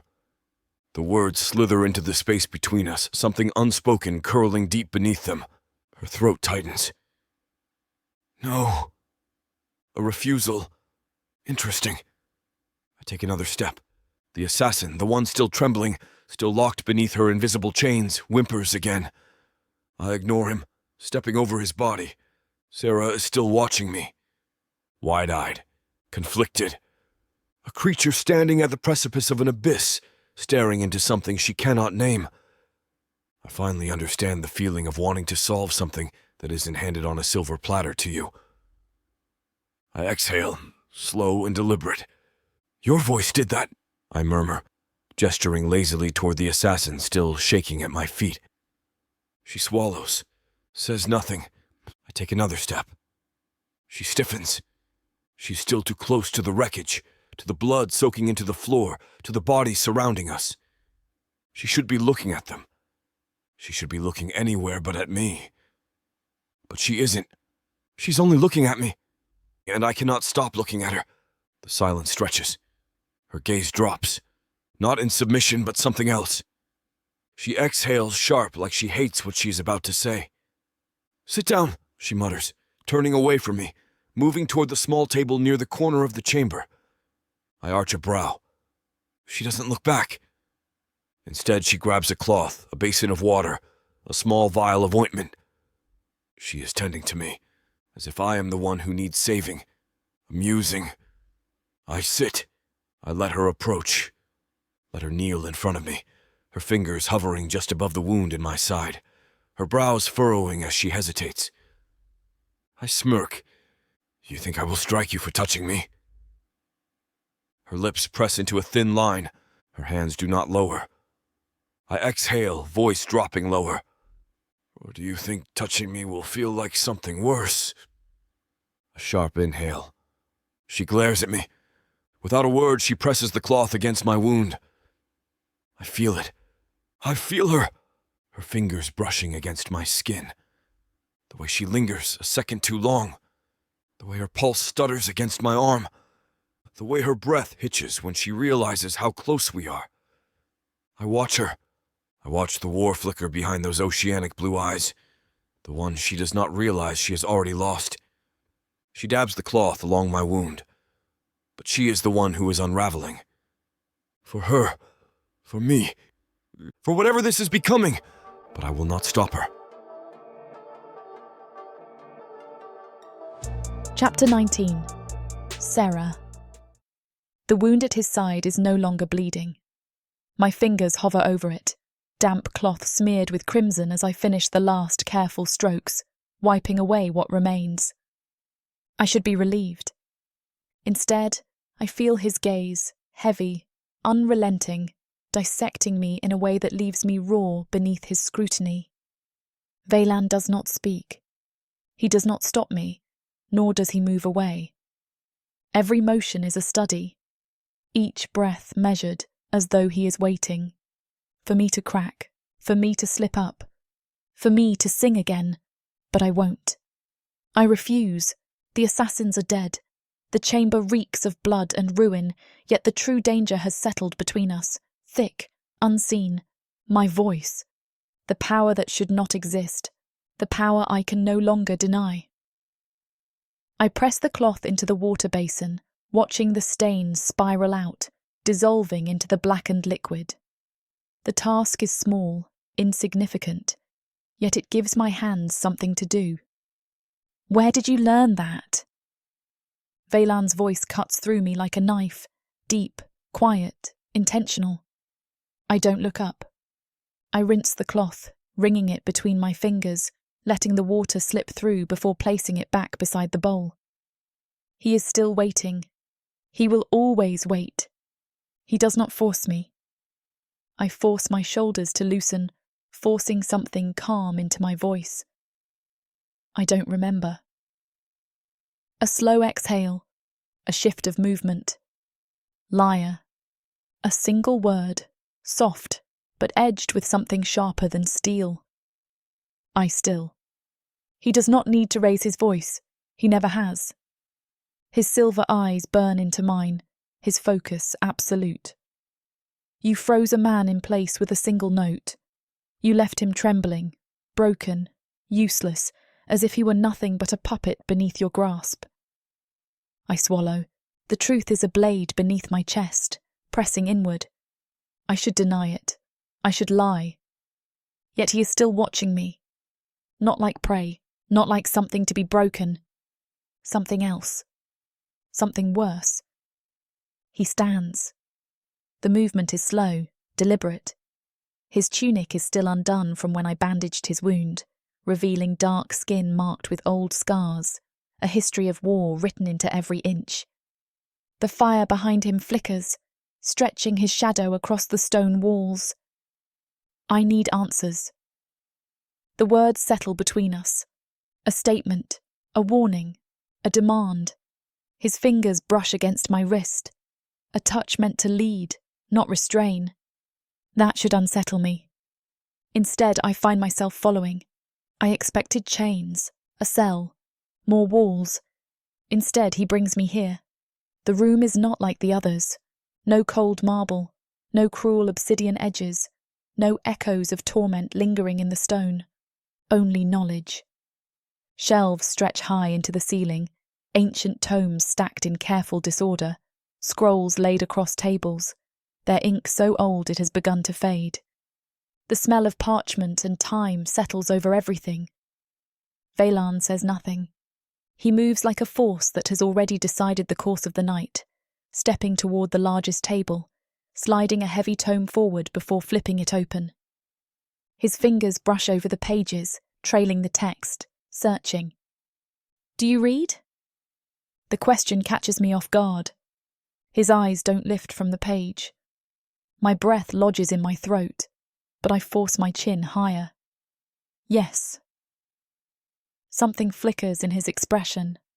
Not surprise, not amusement. Something closer to satisfaction. He shifts the book toward me. Then read. I hesitate. I step forward, closer than I should, close enough to feel the heat rolling off him, to feel his expectation pressing against me. The ink is familiar, yet foreign.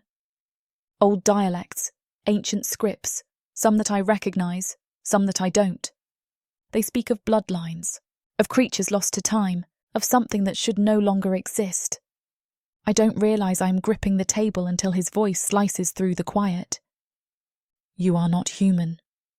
A whisper, a decree, a truth neither of us can deny any longer. The words unravel something deep inside me, something I don't want to touch. I step back. He follows. Say it. I press my lips together, hands curling into fists. No. A shift in the air. A warning. Then he moves. I retreat, but not quickly enough. His hands press against the table behind me, caging me in. Not forceful, not violent. Something worse. Something dangerous. His presence is all-consuming.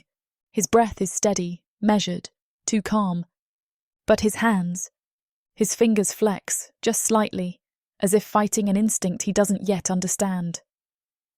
You are not human, he repeats. His voice is lower this time, softer. As if the truth is not a blade, but a brand. My throat tightens. Then what am I? Silence. He doesn't answer because he doesn't know. Veylan has no answers despite his vast knowledge. That idea doesn't comfort me. In fact, it makes me tremble. Am I a monster?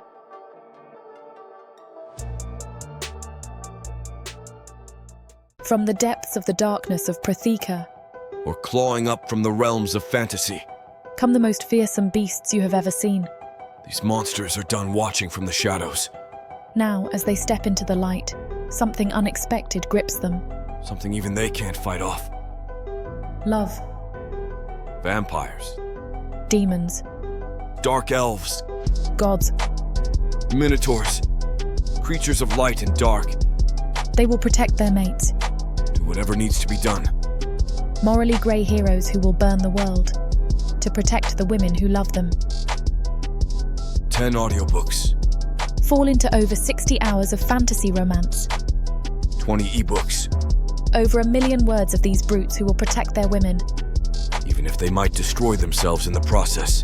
Get the immersive Protheka fantasy romance bundle. For 80% off, right now, dive into Protheka at a once-in-a-lifetime discount. The first bundle to offer both ebooks and audiobooks on worldsofprotheka.com. Protheka's magic is eternal, and this Romantasy bundle will make it endless.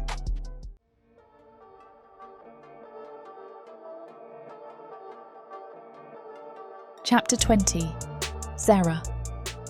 Our conversation yesterday lingers in my mind. I need answers, so I have to go back there. Fortunately, he gave me permission to come here if only for a few hours before I meet him later. The library doors loom before me, their blackened wood carved with silver veins of ancient runes. An invitation, a trap. Veylan does not give permission lightly. This is a test, a calculated allowance, a moment for me to take my place beneath his watchful eye, or prove I cannot be trusted. The guards do not speak as they open the doors. I step inside, and the silence swallows me whole. The grand library of House Dreadlord is not like the libraries I imagined as a child, whispered fantasies of knowledge and candlelight. This place is built for war. The towering shelves stretch into shadow, stacked with weapons disguised as words. The parchment here is not inked with history, it is stained with power. Magic hums in the still air. Books written in dead tongues stare down at me with silent authority. I let my hands brush along the bindings as I pass. Some pulse faintly, thrumming beneath my fingertips like a heartbeat. Others whisper beneath my touch, a wordless promise, a threat. The guards keep their distance. They think a library is nothing but walls and books. They are wrong. Knowledge is its own kind of weapon, and I need one. I move deeper, weaving through the endless corridors of stone and parchment, slipping past shelves older than I can fathom. Suddenly I hear voices, low, measured, too close. My pulse trips. I step back, pressing into the narrow gap between a shelf and a draped tapestry.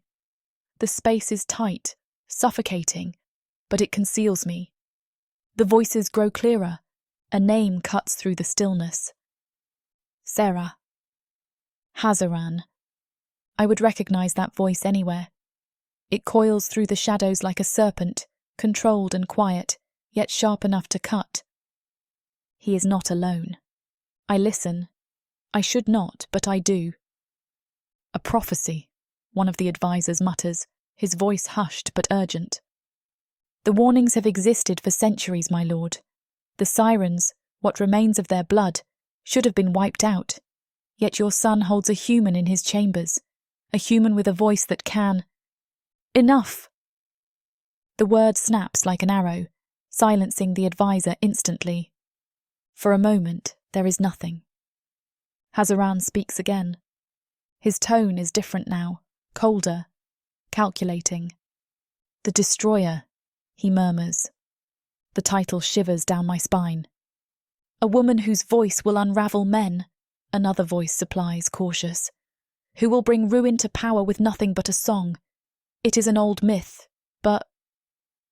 A beat of silence. The advisor dares to speak the unspoken. What if it is not a myth at all? My breath stills. My fingers tighten against the tapestry, fabric pressing against my skin like a second heartbeat. The Destroyer. A voice that lures men to their doom. A prophecy that whispers of ruin, of me. Hazaran does not answer immediately. When he does, his voice is quiet, but there is something behind it. Something heavy, unreadable. A slave is no threat to me. A dismissal, a denial, but not a certainty. His doubt clings to the air. The tension tightens. Should we have her executed? One of the advisors dares to ask. Ice threads through my veins. The silence that follows lasts longer than necessary. Too long. I press myself deeper into the shadows, feet shifting just slightly. The smallest movement. Too small to be noticed, but not small enough. One of the advisors stops speaking. The air shifts. Footsteps turn. Head tilts. Did you hear that? Panic floods my body. A chair scrapes. Fabric rustles. Someone begins moving toward the tapestry. They are coming. I have to move. Now I slip away. 1 step, 2. A breath held so tightly my lungs ache. The guards are still waiting at the entrance. They will see me if I move too quickly. They will see me if I hesitate. So I walk. Not too fast. Not too slow. As if I belong here. As if I am not unravelling from the inside. The advisors are still speaking, their voices drifting as I weave through the towering shelves, each step carrying me closer to the exit. I do not listen to the rest. I cannot. The words have already settled like poison in my gut. The Destroyer. The sirens should have been wiped out. A woman whose voice will unravel men. I reach the doors. The guards glance at me but say nothing as they pull them open, revealing the darkened corridors beyond. I step through. I keep walking. But the words do not leave me because they are not just words. They are a warning. A part of me believes them. Chapter 21. Veylan. She is not here. The chambers are silent. The space where she should be is empty. She should still be in the library. My hands flex against the armrests of my chair, nails biting into the wood as I scan the room. The basin where she washed my wounds remains untouched. The chair she curls into when she thinks I'm not watching is still in place. Nothing is disturbed, except for her absence. A sharp exhale leaves me, slow, measured, controlled. She is testing me. I told myself that allowing her to roam the library was a demonstration of my power, a calculated leash that would remind her that no matter where she went, she would return. She always returns. But this feels different. Something in the stillness hums wrong. The second the thought forms, a flicker of something ugly, unwelcome, coils in my gut. I shove it down, forcing myself to lean back. And she did. Light, careful steps reaches my ears. She's doing her best not to make a sound. My patience is already gone. By the time she steps inside, I am already standing, waiting. Her body stiffens when she sees me. She hesitates. That alone sparks something sharp in my gut. She never hesitates. Her face is shadowed beneath the dim candlelight, but her lips are pressed too tight. Her fingers tremble just slightly at her sides. Something happened, and she's trying to hide it from me. The realization irritates me more than it should. "You're late." My voice is flat, controlled. She does not answer. She does not lower her gaze. And that is a mistake. I step forward. She stiffens but does not step back. Another mistake. "Where were you?" Silence. Her lips part, but she doesn't speak immediately. I study her, cataloging the shift in her breathing, the hesitation in her limbs. She is keeping something from me. That alone is enough to bring the storm inside me roaring to the surface. "You are mine, Sarah." The words leave me slow, deliberate. "I have given you more freedom than any human in this house, and you repay me by disappearing." Her throat moves in a swallow. "I was in the library." Her tone is level, but there is something too careful in her delivery. She is lying, and she is not good at it. I tilt my head, eyes narrowing. "Did you find something interesting?" A crack forms in her composure. Something flickers across her face. It is so quick, so fleeting, that if I had not been watching her so closely, I would have missed it. "Do you believe in prophecies, Dreadlord?" The shift in topic is deliberate. A ploy. A trap. I know this, and yet I react anyway. My muscles lock, jaw tightening. Her breath shudders as if she notices. She takes a step closer, something daring in the way she meets my gaze. "I heard something," she says softly, "about a woman who could destroy a great house with her voice." The air sharpens. The words land between us, charged like an axe hanging above our heads. My pulse kicks once, hard against my chest. I do not let it show. "Anne?" My voice is low. Dangerous.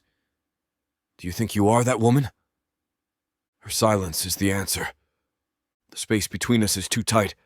She does not retreat. She should. Instead, she pushes.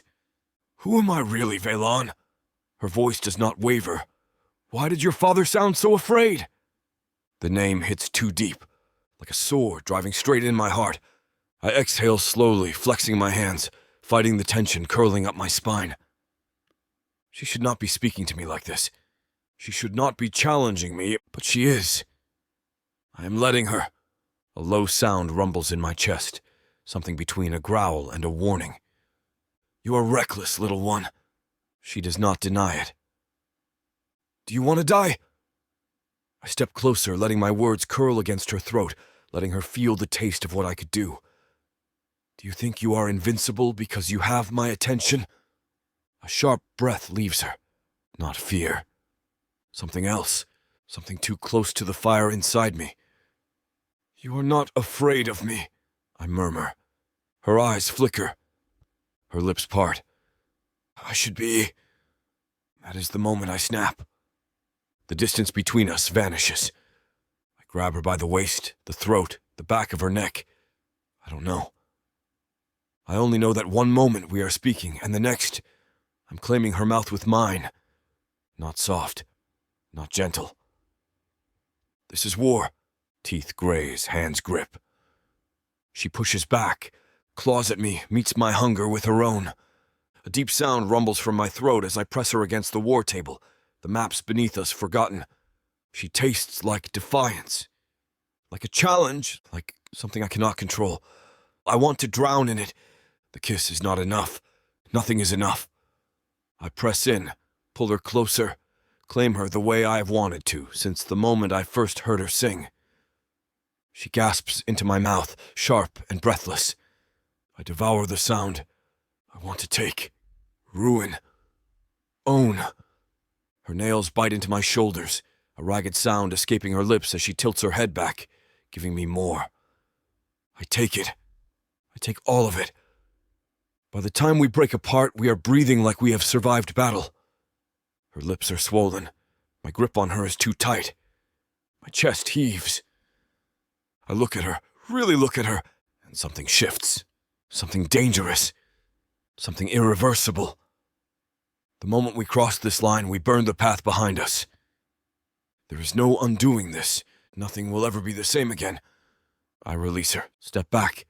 She does not move, only watches me with something I cannot name. I drag a hand through my hair, inhaling deeply, forcing breath into my lungs. Go to bed, Sarah. The words come out lower than I intended. Rough, commanding. She lingers for a second longer. Then, she obeys. The door closes behind her. I remain standing in the dim candlelight, fingers flexing at my sides, the taste of her still on my tongue. I close my eyes. What have I done? Chapter 22. Sarah. I do not sleep. How could I?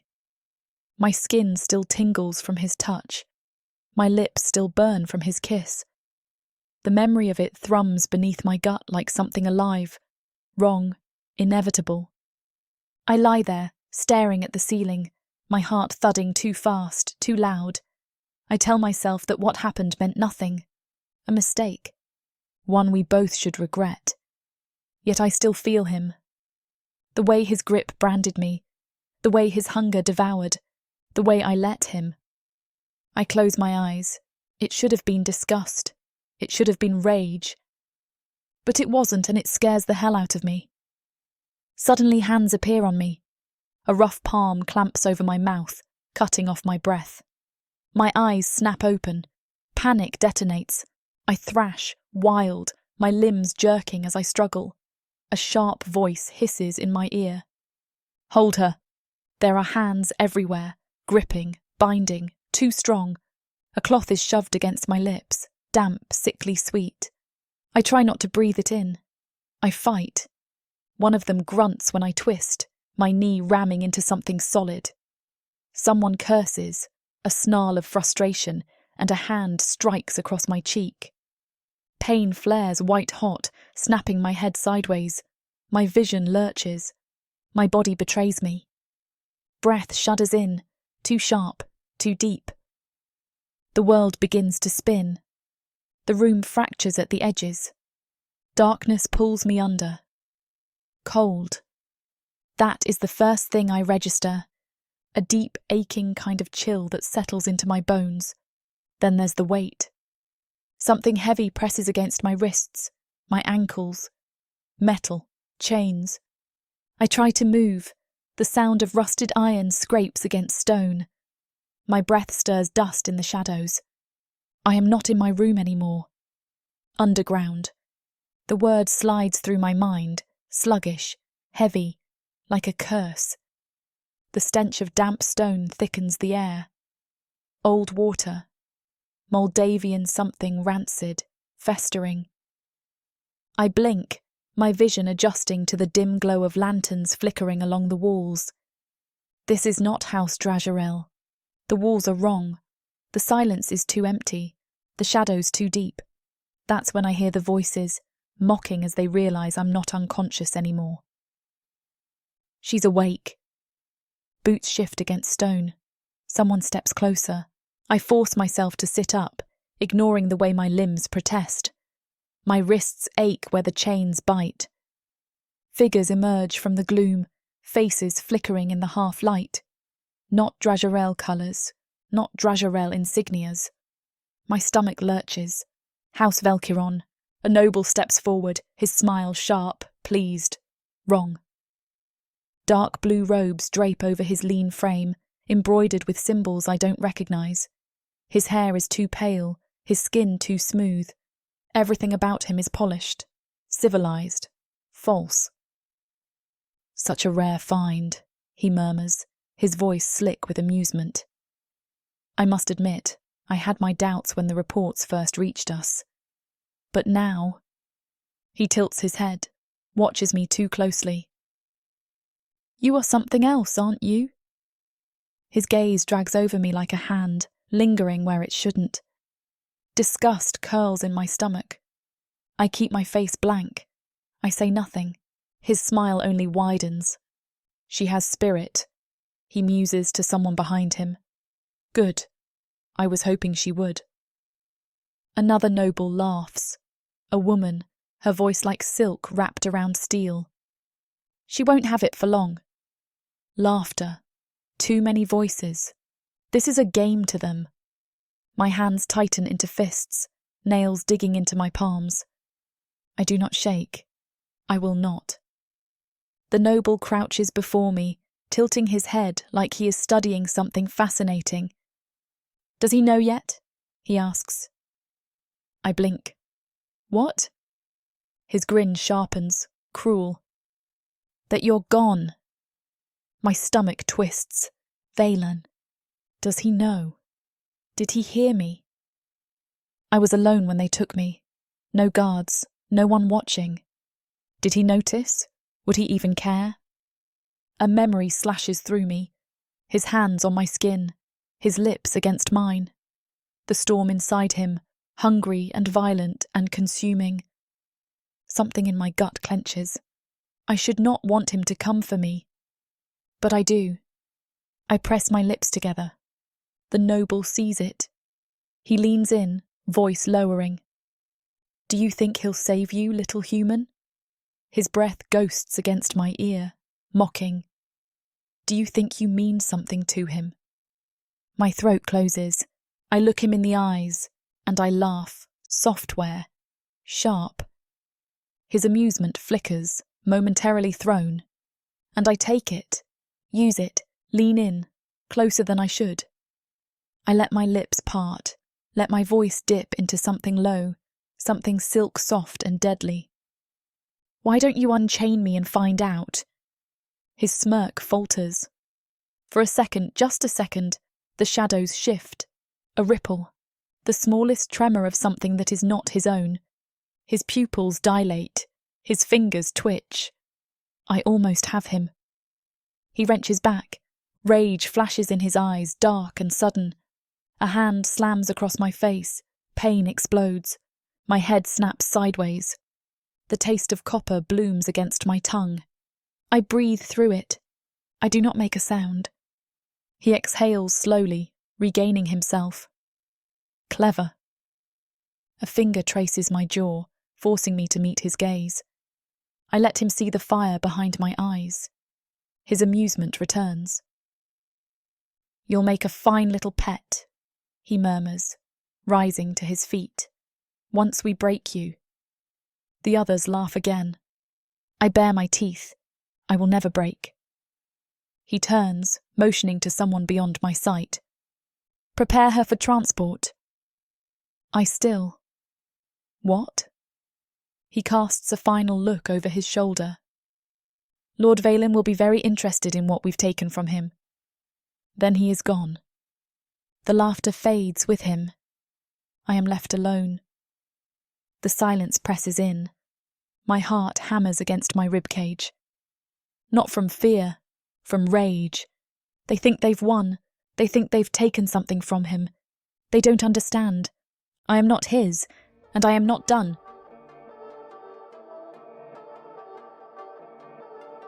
Chapter 23. Veylan. The war room stinks of bloodless battle. The kind fought with words instead of swords. Hazaran sits at the head of the table, a god among mortals, his gaze razor-edged, unreadable. His presence weighs heavy, pressing down on the room like a noose slowly tightening. To his right, Malric lounges in his chair, long fingers tapping against the hilt of his dagger, waiting. Vidros swirls wine in his goblet, studying the room like a man waiting for someone to misstep so he can bury the blade. Drothis is half listening, feigning indifference, but his jaw is tight, his grip white-knuckled on his knee. Zalith, the brute, watches us all like a beast in a cage, one heartbeat away from lunging. This is what brotherhood looks like in House Drazeril, a den of wolves waiting to tear each other apart. Hazaran's voice slithers through the chamber, smooth and sharp all at once. The borders in the east are being tested. Silence, not agreement. just waiting. House Valkyrie grows bolder. Another silence. I say nothing. I do not care. Malric leans forward, interest flickering behind his crimson eyes. Let them test, he murmurs. It's been dull without a war. Vedro snorts. You only say that because you have no land of your own to govern. Malric's smile does not reach his eyes. Drothus, usually the quietest of us, finally lifts his gaze. What do you propose, father? Hazarin steeples his fingers, his silver eyes gleaming with something unreadable. I will decide soon enough, he says. But tell me, who among you is worthy to lead when I am gone? The question is a blade to the room. It cuts deep. A challenge. A provocation. The kind that ends in blood. Xalith's fists tighten. That is a dangerous thing to ask, father. Hazaran's lips curl. Is it? Vedros lifts his goblet, his amusement laced with venom. If you want us to kill each other early, at least have the courtesy to say so. Hazaran says nothing. The silence burns. I push back from the table. Every gaze swings toward me. Hazaran watches, waiting, testing. Leaving already? He asks. I meet his gaze. I have no interest in squabbling over bones. A lie. I will rule, but not today. I turn, striding out. Behind me, my father smiles. The need strikes suddenly. A fire in my blood, a pull beneath my skin. I move through the fortress, every step heavy with something unnameable. It is nothing, I assure myself. It's only game. But I find myself heading for her chambers. The argument still coils inside me, the way she defied me. The way she kissed me back, bit me, burned with me. I have to see her, have to remind myself why she is still nothing. But as I near her room, something unfurls inside me. A warning of something wrong. The door is open. I stop. Stillness. Too much stillness. The room is wrong. A chair overturned. The table scraped across the floor. My stomach clenches. A single hairpin glints in the dim light. I step inside, slow, controlled. Not because that I'm not furious, but because I am calculating. One breath, then another. Glass crunches beneath my boots. The scent of something metallic lingers. Not blood. Something else. She wouldn't leave. Not without a fight! Not without clawing and screaming. Someone took her. And they left their scent behind. Valkyrie. The realization snaps something deep. Primal. Unforgivable. I breathe once, then I stop. The rage creeps in. Boils under my skin, thick and all-consuming. They took what was mine. My jaw locks. My fists clench. Something inside me shifts. A decision. There will be no mercy. There will be no negotiations. House Valkyrie will bleed. I will carve through them until she's back where she belongs. With me. Chapter 24. Veylan. They took her. They took what was mine. There's no hesitation. The bloodlust comes swift, merciless. I move through the stronghold like a shadow of death. The first to see me does not scream. He does not get the chance. My blade slides through his ribs, the steel singing as it finds its home in his flesh. His breath catches in his throat, eyes bulging before he crumples to the stone floor. His blood is still warm on my fingers when I pull my sword free. The second man is smarter. He tries to run. He fails. A single flick of my wrist, and a dagger blossoms in the back of his skull. He drops before he can even take his second step. Good. The fools thought they could steal from me, take her from me, and simply live. They were wrong. House Valkyrie's stronghold is a place of cold, calculated treachery. Stone corridors weave like a labyrinth, torches flickering against damp walls. The halls stink of arrogance, of nobles who think themselves untouchable. I will remind them what fear tastes like. Their guards rush in. 6 men, their leader, a brute of a dark elf, sneers, silver armor gleaming beneath the dim light. "You dare enter our home alone, Dreadlord?" he taunts, blade lifting.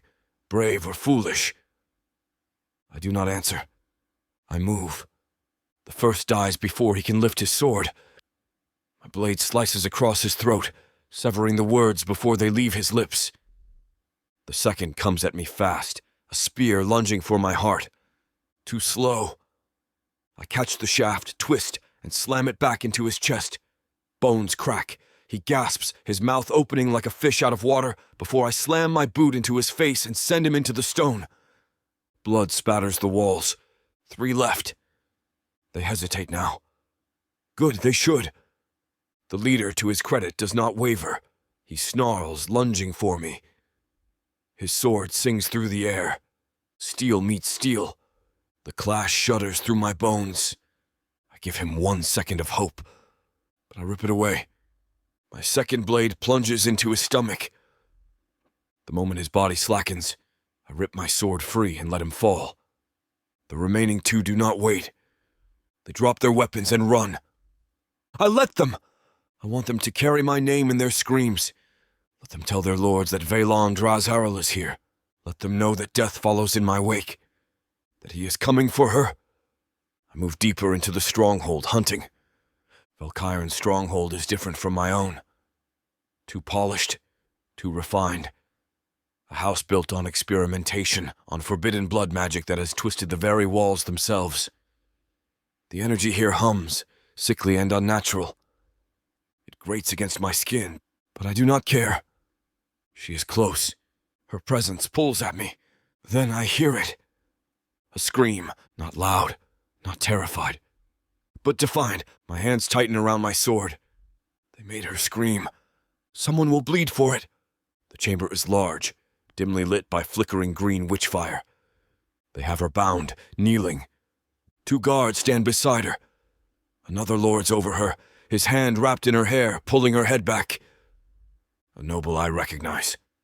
Valar Velkirn. An arrogant, power-hungry wretch who has long dreamed of our house's ruin. He smiles at her. "You are something special," he murmurs, brushing a thumb against her cheek. "I can see why he wants you." My vision goes red.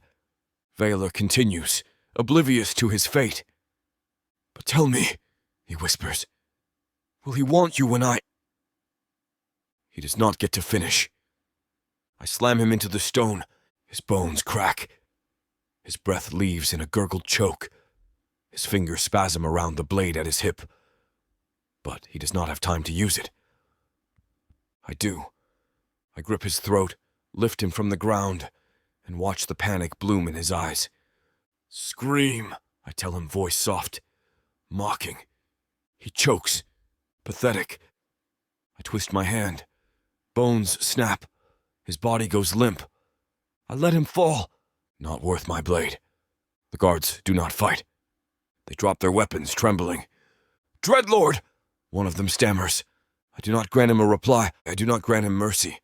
1 flick of my blade. They fall. The room stills.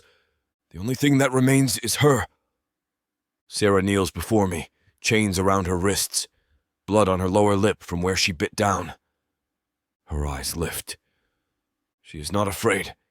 She should be, but the sight of her, bruised, shackled, stolen. Does something twisted, dangerous. I kneel before her, fingers curling around the chains. They shatter under my grip. She does not move, only watches me. "I told you," I murmur. "You are mine." A flicker of something burns in her gaze. Not submission. Something else. Something that makes my blood heat, my grip tighten. I stand. Pull her up with me. Valkyrian is still breathing. For now. But there are more coming. More who will die before they lay a hand on her again. I turn to her, voice low. "Can you fight?" Her lips part and a slow, dangerous smile graces her lips. "Try me."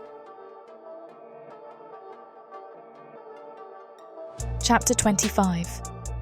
Sarah. Pain blooms in my whole being, sharp enough to steal the breath from my lungs. The metallic tang of blood clings to my tongue, the taste of violence lingering in the aftermath of Veylan's wrath. His grip is unrelenting, fingers curled around my wrist as he pulls me forward, his body a solid wall of fury. The corridor ahead is a tunnel of shadow and flickering torchlight, stone walls trembling with the echoes of his destruction. Behind us, the bodies of Velkiron guards litter the floor, their final gasps drowned beneath his rage. He killed them for me, because of me. But I am not safe.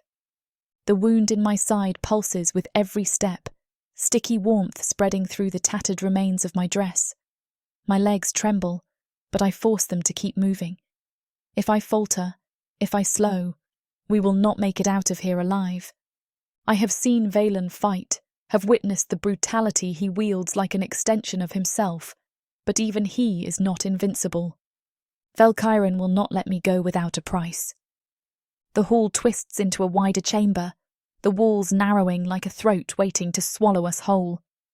We are not alone. A dozen figures step from the darkness, blades gleaming beneath the eerie green glow of Velkiron's torches. Their magic slithers along the stone, weaving insidious patterns in the air. Traps. They were waiting. Veylan growls low in his throat, his grip on me tightening for a fraction of a second before he shoves me behind him. Stay close. The command is sharp, edged with something dangerous, something that should terrify me. But I do not cower. Not anymore. A figure steps forward, his robes billow like dying smoke, a dagger glinting in his hand. His lips curl, amusement flickering across his face. You are quite the nuisance, Dreadlord, he muses. And you, little songbird. His gaze flickers to me, hungry, calculating. Your voice is wasted on him. Do you even realize what you are? Veylan moves before I can react. Steel flashes, a wet, sickening sound. The man's body collapses, blood spilling across the stone in thick rivers. The rest attack. Veylan meets them head-on, his blade a blur of motion. I can do nothing but watch. He is merciless, unstoppable. Each strike is measured, calculated, his blade cleaving through bodies as though they are nothing more than paper. But even he is outnumbered. Magic hums in the air, a vile, putrid thing that sends shivers down my spine. They are using something forbidden. I feel it. It coils inside me, the wrongness of it pressing against something deep, hidden. My skin burns. The wound at my side throbs, but it is not pain. It is power, a gift I never asked for. The magic inside me stirs, and it wants to be used. Veylan snarls as an arc of black energy slashes toward him. He dodges, but not fast enough. The spell rakes across his side, searing flesh, burning through armour. His body jerks. He grits his teeth, but I see it. The way his breath stutters, the way his stance shifts just slightly. He is hurt, and I will not lose him like this. My fingers curl into fists. The power inside me screams. A song builds in my throat, unbidden, raw. The air vibrates around me, thick with something unseen. I just open my mouth and sing. The moment the first note leaves my lips, everything stops. The torches flicker violently, their flames leaning toward me as though reaching for something ancient. The nearest assassin stumbles, his blade clattering to the ground as his body locks in place. His breath shudders. His pupils dilate. Then another. And another, all of them. Frozen, trapped, bound by my voice. The sound is not human. It is something older. Something more. Veylan's head whips toward me, silver eyes wide, his chest heaving. I should stop. I do not. The melody rises, and the magic inside me bursts free. The walls tremble, the torches blaze, the assassins collapse. Bodies jerk and convulse, their mouths open in silent screams as they fall like broken dolls. I don't understand the process of how I can do this, only that it is over. My knees buckle, the implications of what I just unleashed pressing down, suffocating. And then, Veylan is there, hands gripping my arms, holding me upright. His touch is fire, consuming. His breathing is ragged, unsteady. I force my eyes to his. His expression is not anger, not even shock. It is something else, something close to reverence. His grip tightens. You. He does not finish the sentence. His jaw clenches, silver eyes burning. I don't take my gaze from him. I understand. The prophecy, the power, the thing inside me that should not exist. The destroyer, the siren, me. The moment breaks. The stronghold is still not safe. More will come. I take a shaking breath. Meet his gaze. What now? His lips part, like he means to say something devastating. He smirks. The expression is vicious. He leans in, voice low, silk and steel against my skin. Now we burn this place to the ground.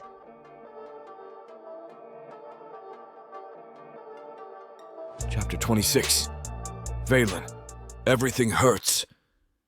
The sharp, pulsing ache of torn flesh and exhaustion dragging against my bones. The stench of smoke and blood thick in my lungs. Sarah sits beside me, hands pressed against my wound. Her fingers tremble, but her touch is unwavering. Determined. We are alive. Barely. The world outside the merchant's carriage is nothing but the blur of movement, the sway of the wheels rattling over uneven terrain. A stolen escape. Hidden beneath rough fabrics and crates filled with foreign spices, the air is clouded with secrecy. She does not speak. Neither do I. But I feel her watching me. The cut at my sides is deep. The blade had slipped beneath my armor, slicing through flesh, dangerously close to something vital. I had not felt it at first. Not when I was fighting. Not when I slaughtered the last of Valkyrin's men, their screams ringing in my ears, their blood painting the walls. But now it burns. She will not stop touching me. Sarah leans closer, breath warm against my neck. Her fingers trail across my skin, finding every place I have been broken. She is trying to save me. She shouldn't. You're losing too much blood, she whispers. The way she looks at me. Like I am something fragile. It makes my teeth clench. I am not weak. And yet, when her palm presses harder against my sides, when her lips part, when the softest note escapes her throat, the world shifts.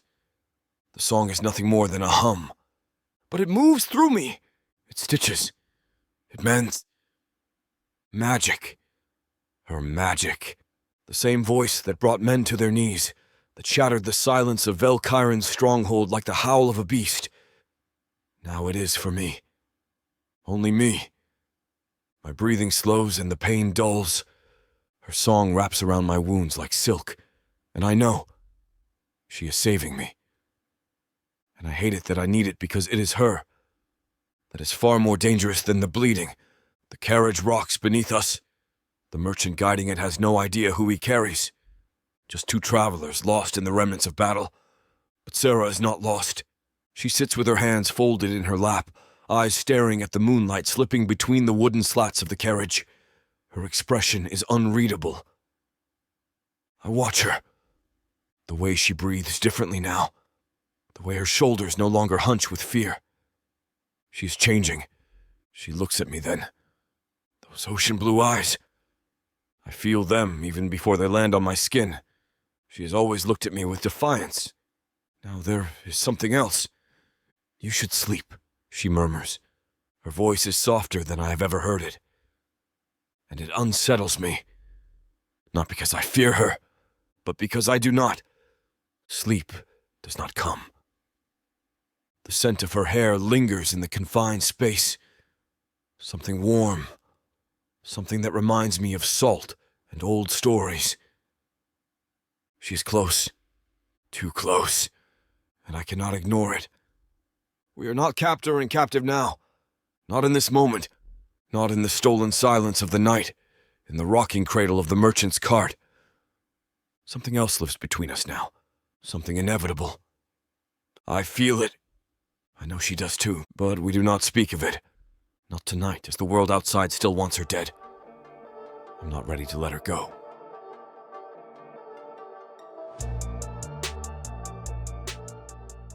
Earth is pretty much a desolate wasteland since the orcs came over from Protheka, and being a woman, the best you can hope is to be someone's property.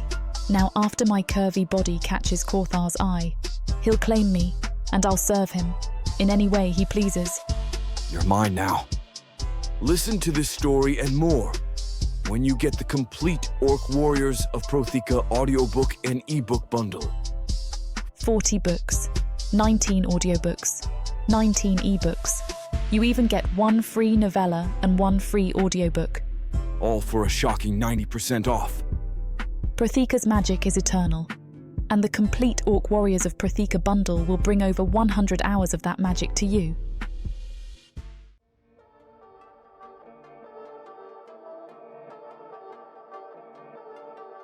Chapter 27. Sarah. After escaping House Valkyran, Veylan brings me back to his chambers, but the space between us is charged, electric, like the calm before a storm. The rage that fueled his attack still lingers in the way he moves, in the way his eyes burn into mine, but it's no longer directed at his enemies. It's entirely on me. I expect punishment, brutality, some cruel reminder that I am his possession, his to command and control. Instead, I find something far worse. Hunger. A raw, primal need that radiates from him like heat from a forge, and it terrifies me because I feel it too. There's something feral in the way he gazes at me, his silver eyes glinting like a predator's in the dim light. His hands are rough, calloused from years of wielding weapons, and they grip my wrist with a force that borders on painful as he pulls me closer.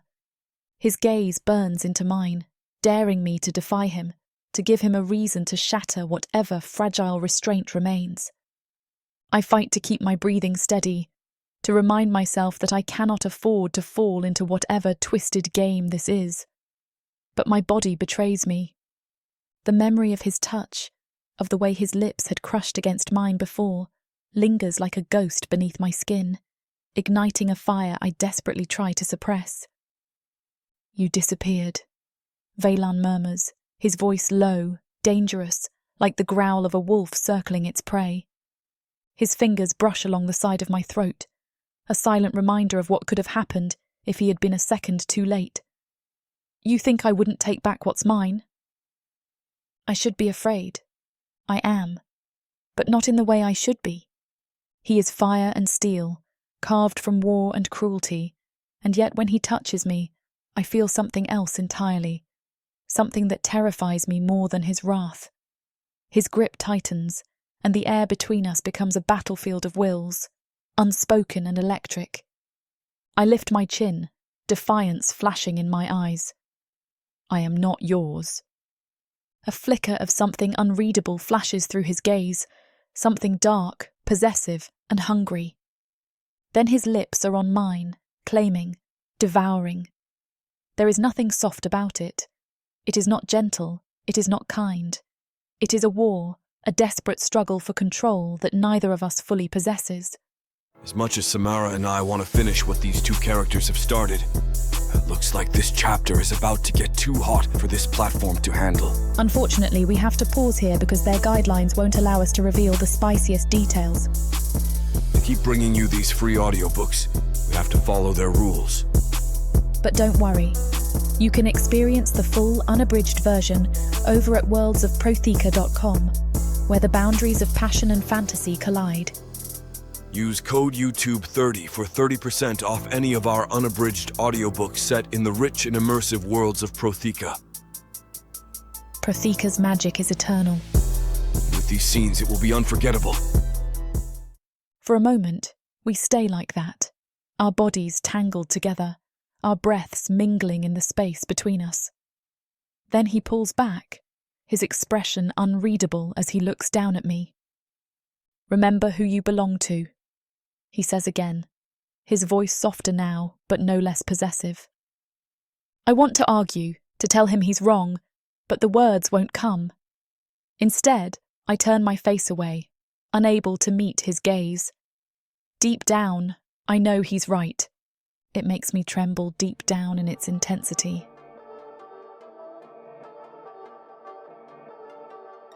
Chapter 28. Sarah. Something feels different. The sheets cling to my skin, cool where his heat once was. My body aches in places it shouldn't. Muscles unused to such brutal, consuming touch. But it's not just that. It's the weight in the air. The shift. I inhale, sharp and controlled, forcing the trembling in my limbs to still. The room is quiet, save for the distant crackle of embers in the hearth. But I feel him. Veylan is watching me. I don't turn at first. I don't want to see it. The satisfaction in his expression, the ownership. But the silence stretches, tightens. I risk a glance. He's sitting in the high-back chair near the hearth, shirtless, one elbow propped on the armrest, fingers resting against his temple, watching, studying, not smirking, not victorious. Something else, something worse, possessive, hungry. My throat tightens.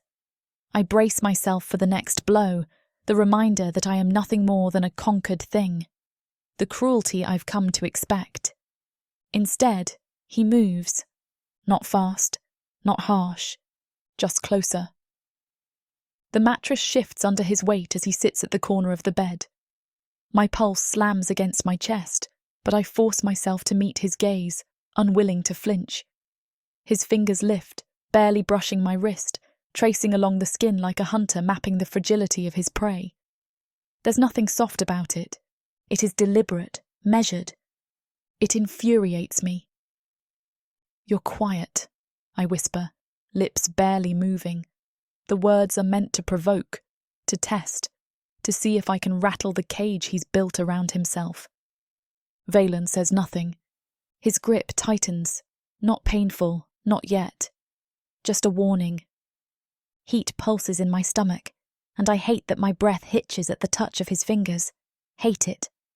I steel myself. "You got what you wanted." My voice is thin, careful. "What now?" He watches me for too long. He stands, pulling away as if something about this moment unsettles him too. My skin burns where he touched me.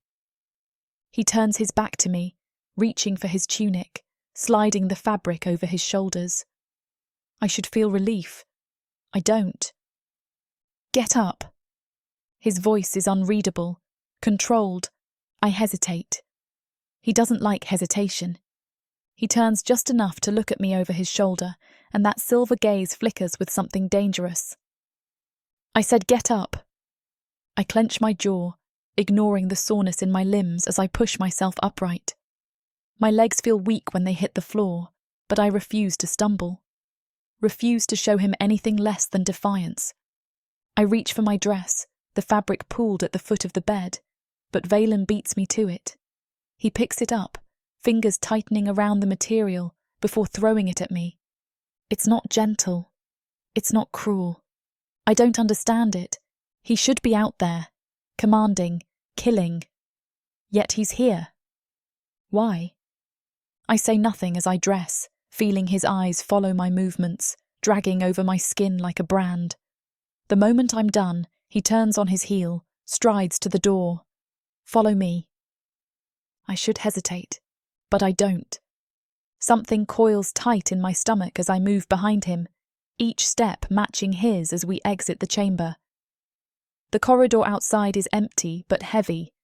It is not in the stone walls or the torches flickering against the dark marble. It is in them. The dark elves, watching. The moment we step into the open hall, they see me. It's different this time. not just the usual mixture of contempt and amusement. Now there is curiosity, calculation. I hate it. My spine stiffens, but I keep my head high, refusing to cower.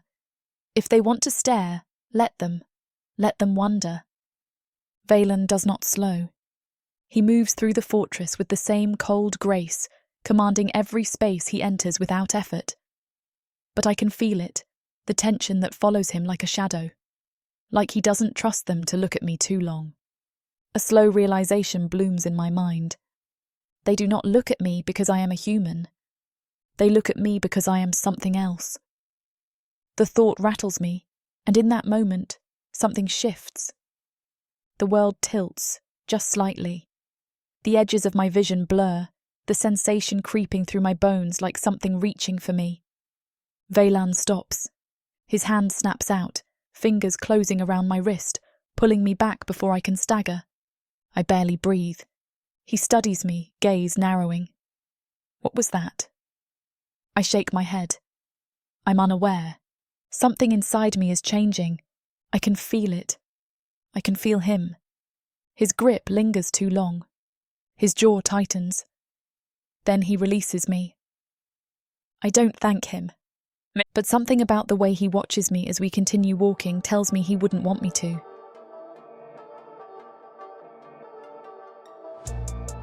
Chapter 29. Veylan. Sarah walks behind me, her steps careful, measured, like prey tracking the breath of a predator. She should be afraid. She should be running. Yet she follows. The fortress corridors stretch wide, the cold black stone swallowing sound, swallowing light. Swallowing her. She doesn't speak, doesn't ask where we're going. I think she's learning, but I catch it. The slight tension in her shoulders, the way her fingers twitch at her sides, like she wants to do something reckless, like she wants to fight. She won't, but she will. I lead her to the training grounds. A vast open space of packed earth and ancient weapons, stained with centuries of blood. It is not a place for ornamented nobles or slaves meant for pleasure. It is a place of war. Sarah hesitates at the threshold. She doesn't belong here, she knows it. I turn, watching her closely. Her chin tilts as if she refuses to show weakness, but her hands betray her, clenching, releasing. Uncertain. Good. She should be uncomfortable. She should hate it. I take a dagger from my belt and throw it at her feet. She jumps back, predictable. Pick it up, I say. Her gaze flickers between the blade and me, lips parting slightly, hesitation curling at the edges of her defiance. Why? I step forward, just enough to make her feel it, the difference in power. You are weak, I murmur, voice low, deliberate. And I have no use for weak things. She bristles, not just with fear, not just with anger, something else, something that makes my blood stir. Her fingers twitch. For a second, I think she'll refuse. Slowly, she bends, fingers wrapping around the hilt of the dagger. That's when it happens. A flicker, a ripple between us. The blade trembles. Not much. Not enough for her to notice. But I do. My entire body locks, my magic coiling deep in my veins. Did she? No. Not possible. Her grip tightens and the moment is gone. I step forward. Again. She frowns. What? Do it again. Confusion flickers in her gaze. Do what? She doesn't realize. I don't answer. Instead, I move. My arm lashes out, striking toward her. She gasps, barely dodging in time, the dagger slipping in her grasp. The hesitation is infuriating. Defend yourself, I command. She shakes her head. I'm not a warrior. Then you will die as prey. I move faster. Not enough to wound, but enough to make her stumble, enough to force her to react. She does. Clumsy, untrained, but reacting. She grips the blade tighter, trying to match me, trying to survive. Something tightens in my heart. Something dark. Something hungry. She's not fighting to win. She is fighting because she refuses to lose. That is what makes her dangerous. Her breath is ragged, her stance weak, but she does not yield. My blade stops just shy of her throat, the sharp tip grazing against her pulse. She should cower. She doesn't. Something thickens between us. I lower the weapon, gripping her wrist instead, holding her still, forcing her to turn to me. You will learn, I say, voice rough, weighted, or you will break. She swallows. I see it, the way her pulse betrays her.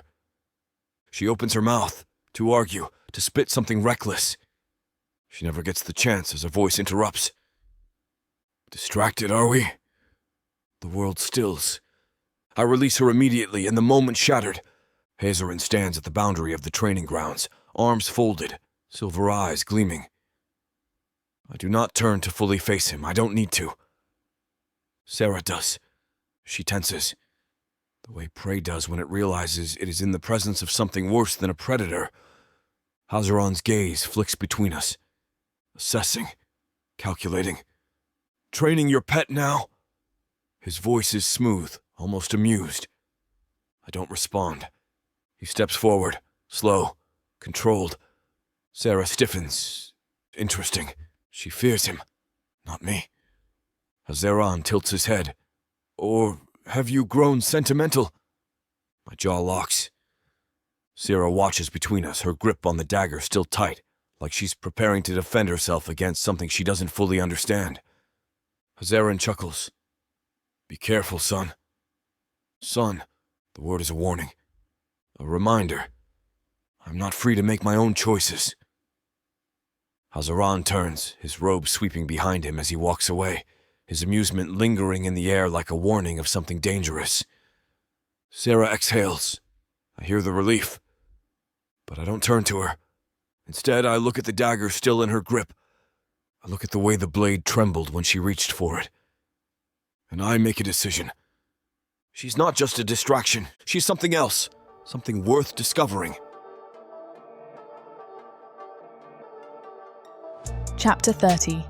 Sarah. The chamber door clicks shut behind me. Veylan does not speak. Neither do I. The fire in the hearth flickers, casting shadows against the black stone walls, against the silken sheets that still carry the ghosts of what happened between us. But this silence, this is something else. Not tension, not control. This is hesitation, and Veylan Drajarel does not hesitate. I turn to face him, expecting cruelty, distance, punishment. He gives me none of those things. Instead, he watches me. His silver eyes drag over me, dark, unreadable. Studying, calculating. Like a warlord who just took the battlefield and is trying to decide whether to burn it to the ground or claim it as his own. My pulse trembles. I don't let it show. Instead, I take a slow step forward, testing. You didn't kill me. His jaw tightens, the smallest reaction.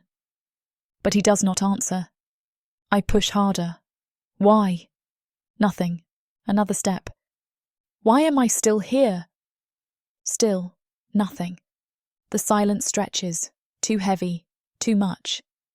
It's suffocating, and I refuse to suffocate. Why are you keeping me here? My voice is low, sharp, a dagger unsheathed. He doesn't flinch, doesn't look away. I told you. His voice is calm, but there is something dangerous beneath it. You belong to me. The words should be easy, effortless. They aren't. Something shifts. A crack, a hesitation. He hesitated again.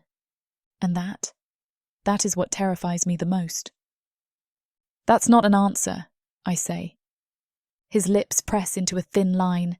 I step closer, tilting my chin. I think you don't know what to do with me. His gaze sharpens. Good. I want him angry. I want him ruthless. I want proof that what happened last night was nothing more than control. Nothing more than power. So I do the reckless thing. The stupid thing. I reach for the dagger, the one he gave me. the one that should have meant nothing. His gaze locks onto my movements as I wrap my fingers around the hilt. A test, a challenge, a game I still don't fully understand how to play.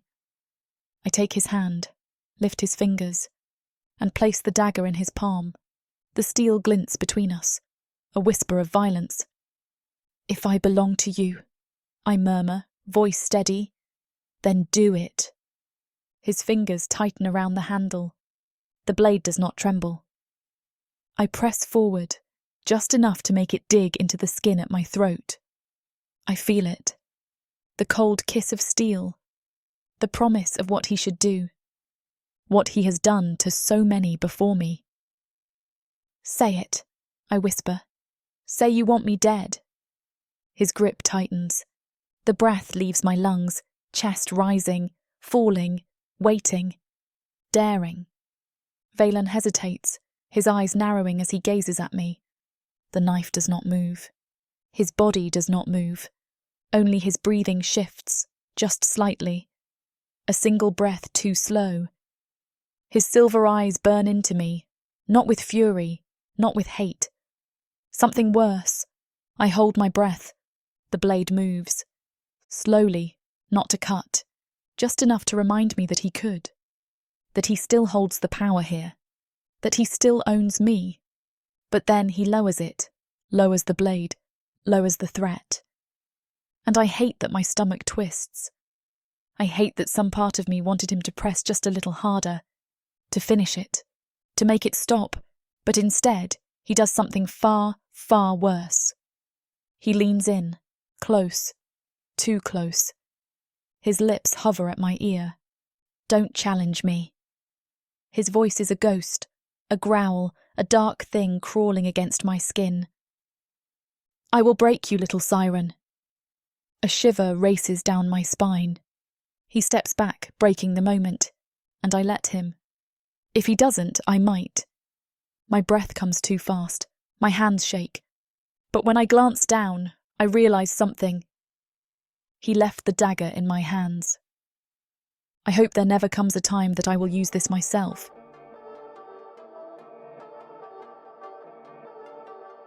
Chapter 31. Sarah. Veylan is avoiding me.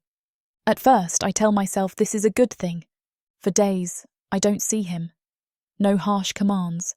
No sharp silver eyes dissecting me like something he's trying to break apart and understand.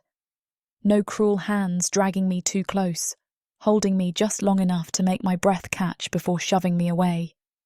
I should be relieved. But something festers in the absence. The fortress shifts, and I feel it. Something is wrong. I hear it before I see it. The whispers. The siren. The Dreadlord keeps her. She sings to him in the dark. The rumours are spreading, curling through the halls like a slow-moving plague.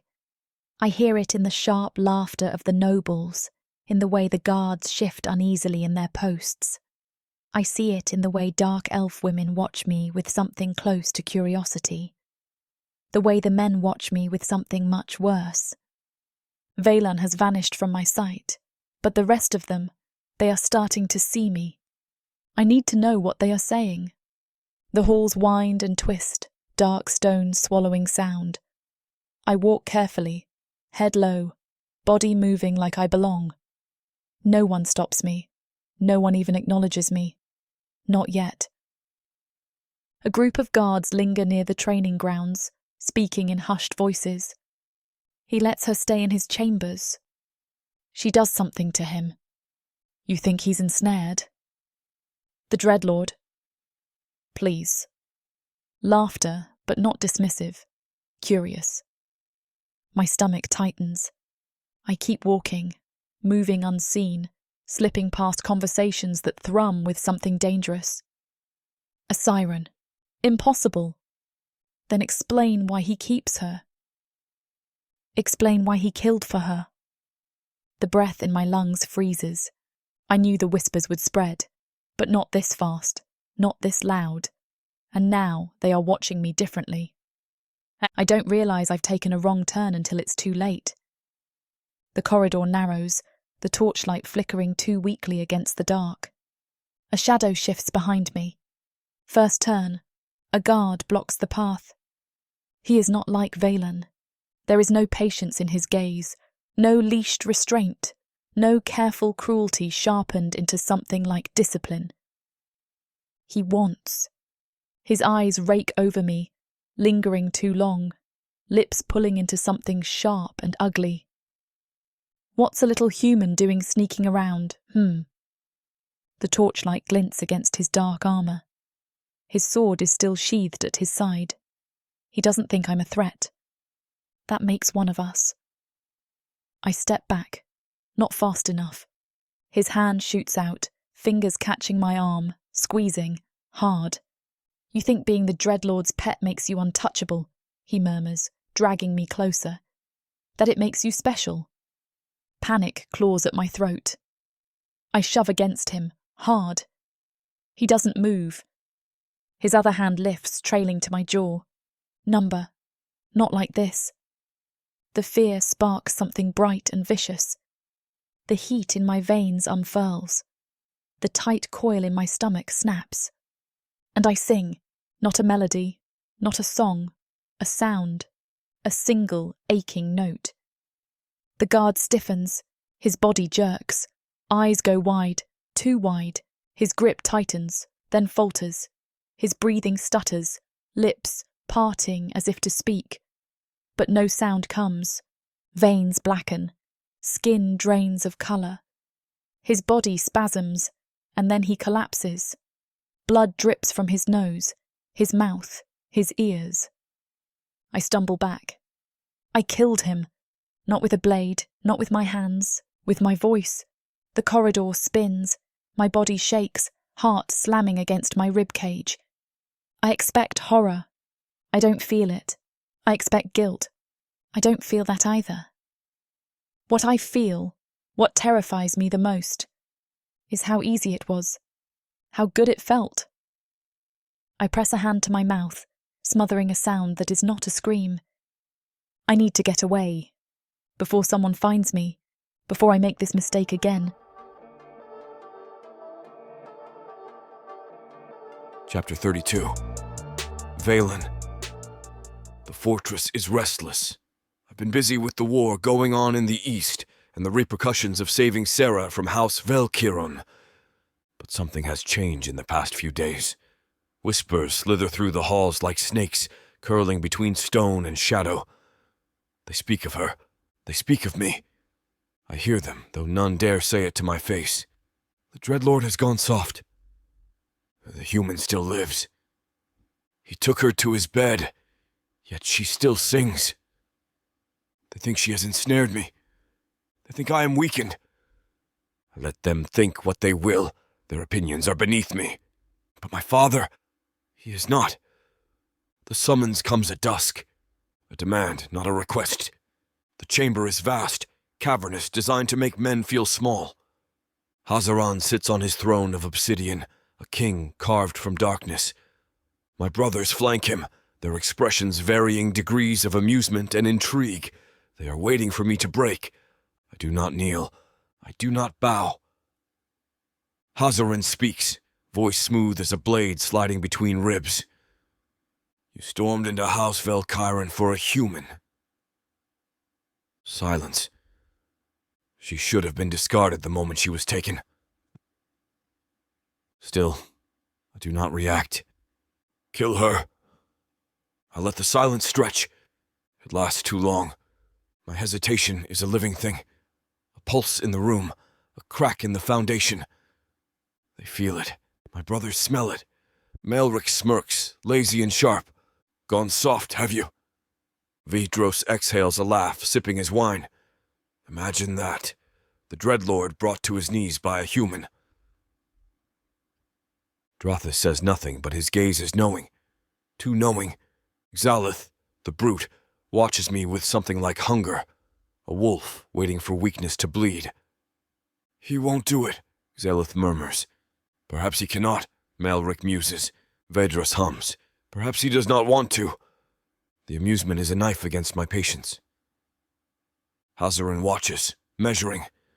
Xalith steps forward, rolling his shoulders, flexing his fingers. I say we test him. He doesn't ask for permission. He just lunges. The fight is instant, brutal. Xalith doesn't hold back. Neither do I.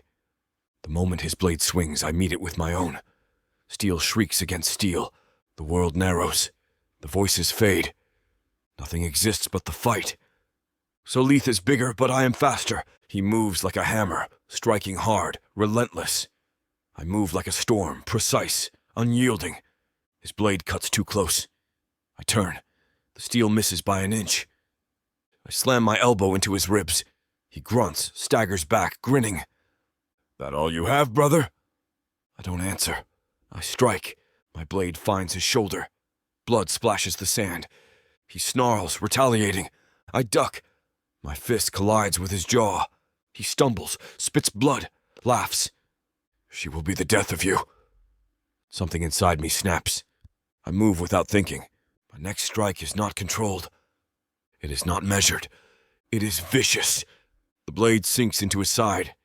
Xalith chokes on the pain. The fight is over. He falls to one knee, hand pressing against the wound. I stand over my brother, blood dripping from my blade. My chest rises, falls, steady. He looks up at me, lips curling. Careful, Dreadlord. His voice is thick with pain, but he is still grinning. You're starting to fight like a man with something to lose. The words slam into me harder than his fists ever did.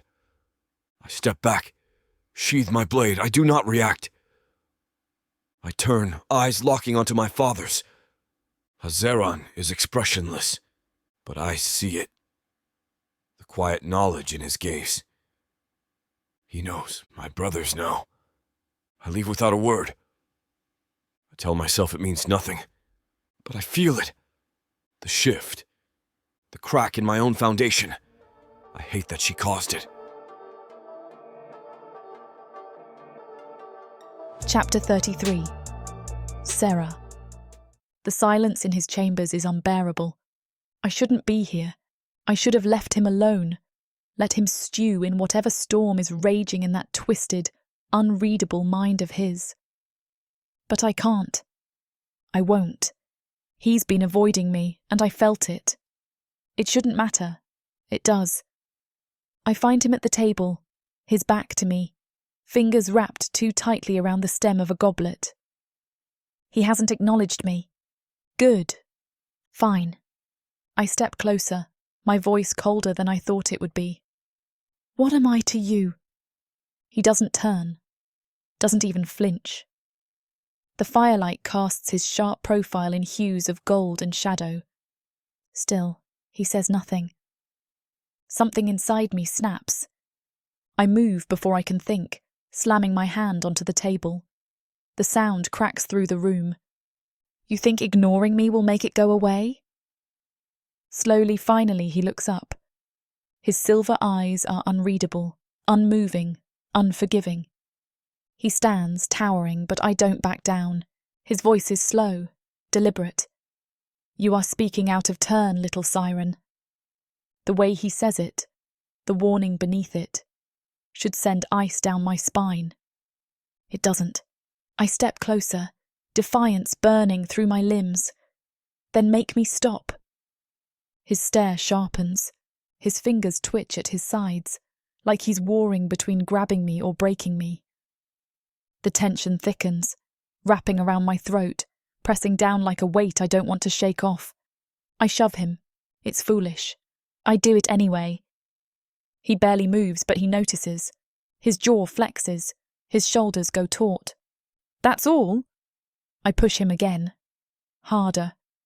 You're the great Dreadlord, aren't you? Should I start trembling? It is reckless, stupid, dangerous. But he's been avoiding me. And I need him to stop and look at me clearly. I shouldn't even be asking this, but everything that's happening around me, the rumours, the murmurs, and the life I've taken, is taking a toll on me. A flicker of something dark flashes in his gaze. Something I should be afraid of, but I'm not. He moves. Fast. His fingers wrap around my wrist before I can react. He jerks me forward. too close, too fast. A gasp barely escapes before I collide against his chest. "You are pushing me," he murmurs, voice like velvet over steel. "Do you want to see what happens when I break?" His fingers tighten, not painful but firm, unyielding. I should back down. Instead, I strike first. My free hand slams against his ribs. It's not a soft, weak thing. It's a real hit, a real challenge, a real fight. He exhales, low and sharp, and he grins. He really grins. Something dangerous flickers in his silver eyes. His grip shifts, and before I can react, he pulls, too fast, too hard. I twist. My back slams against the table, my breath knocked out in an instant, but I don't stop. I lift my knee, aiming for his side. He blocks it. Our limbs tangle. The table shudders beneath me. We're not fighting like before. This isn't training, not a game. It's war. Every movement is a battle. Every breath is a challenge. And neither of us are willing to lose. I land a hit. He lands one back. I snarl. He laughs. The bastard is enjoying this. I'm weaker than him, but I'll make it hurt. I don't know how to kill a man, but I can be vicious. Killing someone changed me from inside out. I try to shove him off. He doesn't let me. He leans in, breath warm against my cheek. "Not bad, little siren." The words scrape against something deep inside me. His body is pressed too close, too solid, too much.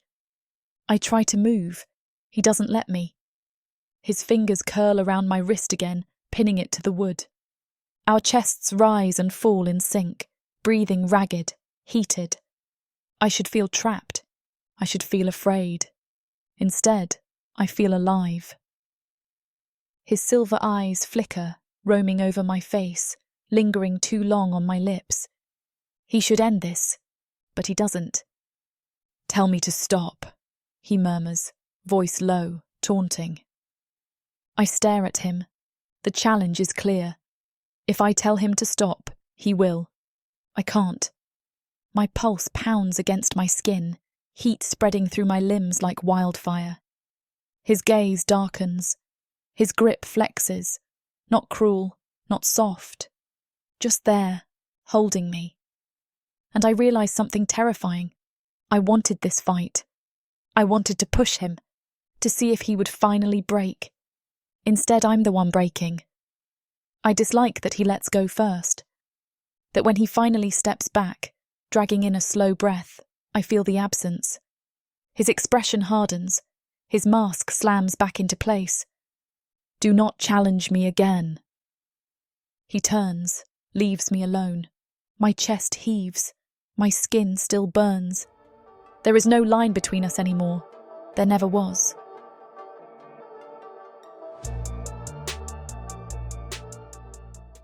Orcs. Gargoyles. Vampires. Ice monsters. Demons of the dark. These beasts seek war, destruction, and power. And there's only one thing that can tame them. Love. This is your chance to get the uncut and unabridged audiobook bundle. No detail is spared. Use discount code YouTube30 for an additional 30% off of the already discounted price. Go to worldsofprotheka.com. Get access to countless audiobooks and discounted bundles where I talk you through every last scene. Protheka's magic is eternal. Audio bundles will make it immersive.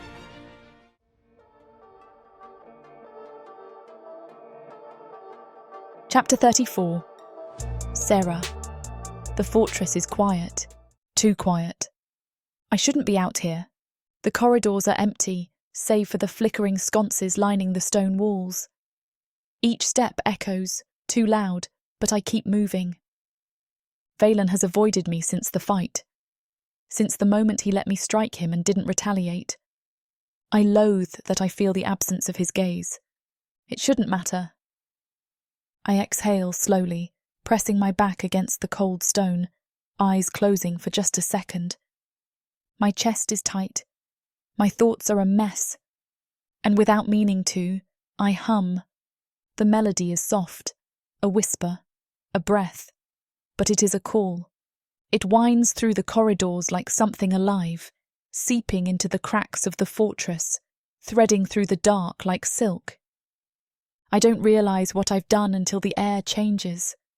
Like something stirs, like something hears. He comes fast. Too fast. I can't react fast enough before he is there. Veylan moves like a storm, like something unleashed, his eyes darker than night, his body tense. He stops before me, silent, staring, breathing too hard. I press back into the stone, my heart a hammer against my rib cage.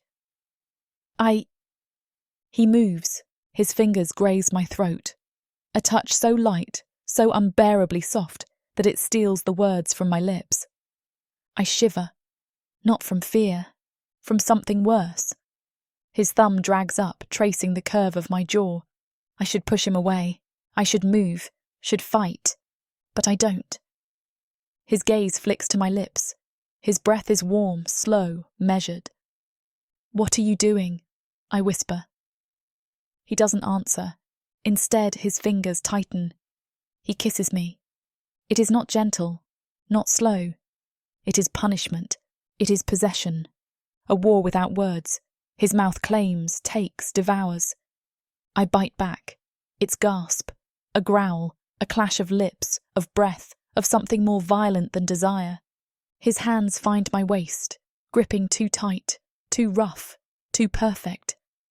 I dig my nails into his shoulders, dragging him closer, tilting my chin up to meet the force of his need. And for a moment there is nothing else. No past, no future. Just this. Just us. Heat coils low in my stomach. My pulse pounds. His fingers slide into my hair, tilting my head back, deepening the kiss. My knees buckle. He holds me up and he stops. Just like that. Gone.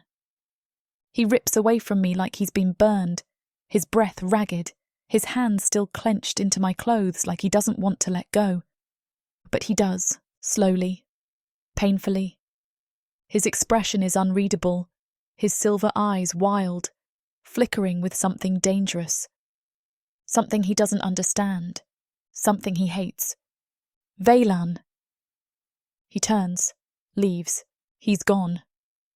My lips still tingle. My breath is still uneven. I press my fingers to my mouth. The monster kissed me, and I kissed him back, all over again. I'm falling for this fire that keeps burning between us again and again. What is happening to us? Chapter 35. Veylan. The war room is colder than usual. Not from the chill of stone or the ever-burning braziers casting a dull glow against obsidian walls. No, this cold is a presence. A calculated, watching, waiting presence. Hazaron sits on his chair, untouched goblet of dark wine at his fingertips, eyes like sharpened steel pinned on me. I do not stop walking until I reach my place across from him. My brothers are already there.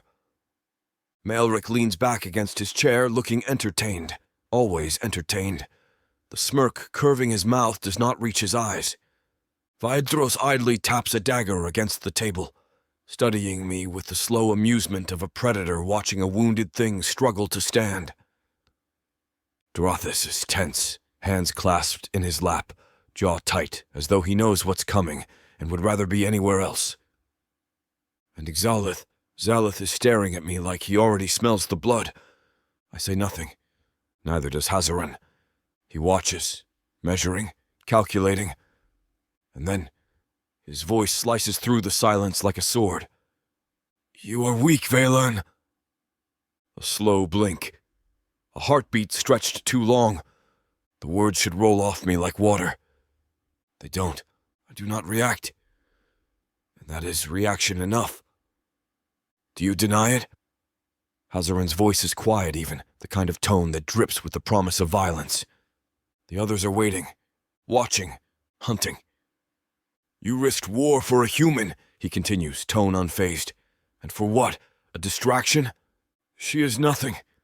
My voice is cold, steady, unshaken. A beat of silence. Then Malric laughs. Liar! You haven't killed her. How many times does father have to tell you? We are back at this again. I do not react, do not turn to him. I keep my gaze on Hazaran, my shoulders squared, my breathing measured. My father does not blink. Then prove it! A single sharp order. Zalith leans forward, all brute force and tension barely contained. Dispose of her. Drathis shifts in his seat, his discomfort clear but unspoken. Vedro grins, tipping his dagger lazily toward me. Yes, dear brother. Kill the little songbird. Let's see you spill that lovely throat. Hazaran does not smile. He waits. You hesitate, Malric murmurs, tilting his head. I think she's gotten inside your head. She has not. She will not. My fingers curl into fists beneath the table. You grow soft, Veylan. Zalith's tone is mocking, but there is something behind it. Expectation. Hope. He wants me to snap. To prove something. Have I? My voice is low even. Dangerous. Yes, he says simply, unafraid. I shift. Fast. Chairs scrape, metal flashes. Before he can react, I have him by the throat. Xalith grins. Blood stains his teeth. Ah, there's the beast I remember. I do not squeeze, not yet. My father has not given the order.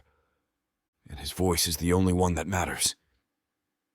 Hazaran exhales slowly, resting his elbow on the table, fingers steepled. Are you finished? I hold the position a breath longer. After that, I release him. Zalith coughs once, wiping blood from his mouth before laughing.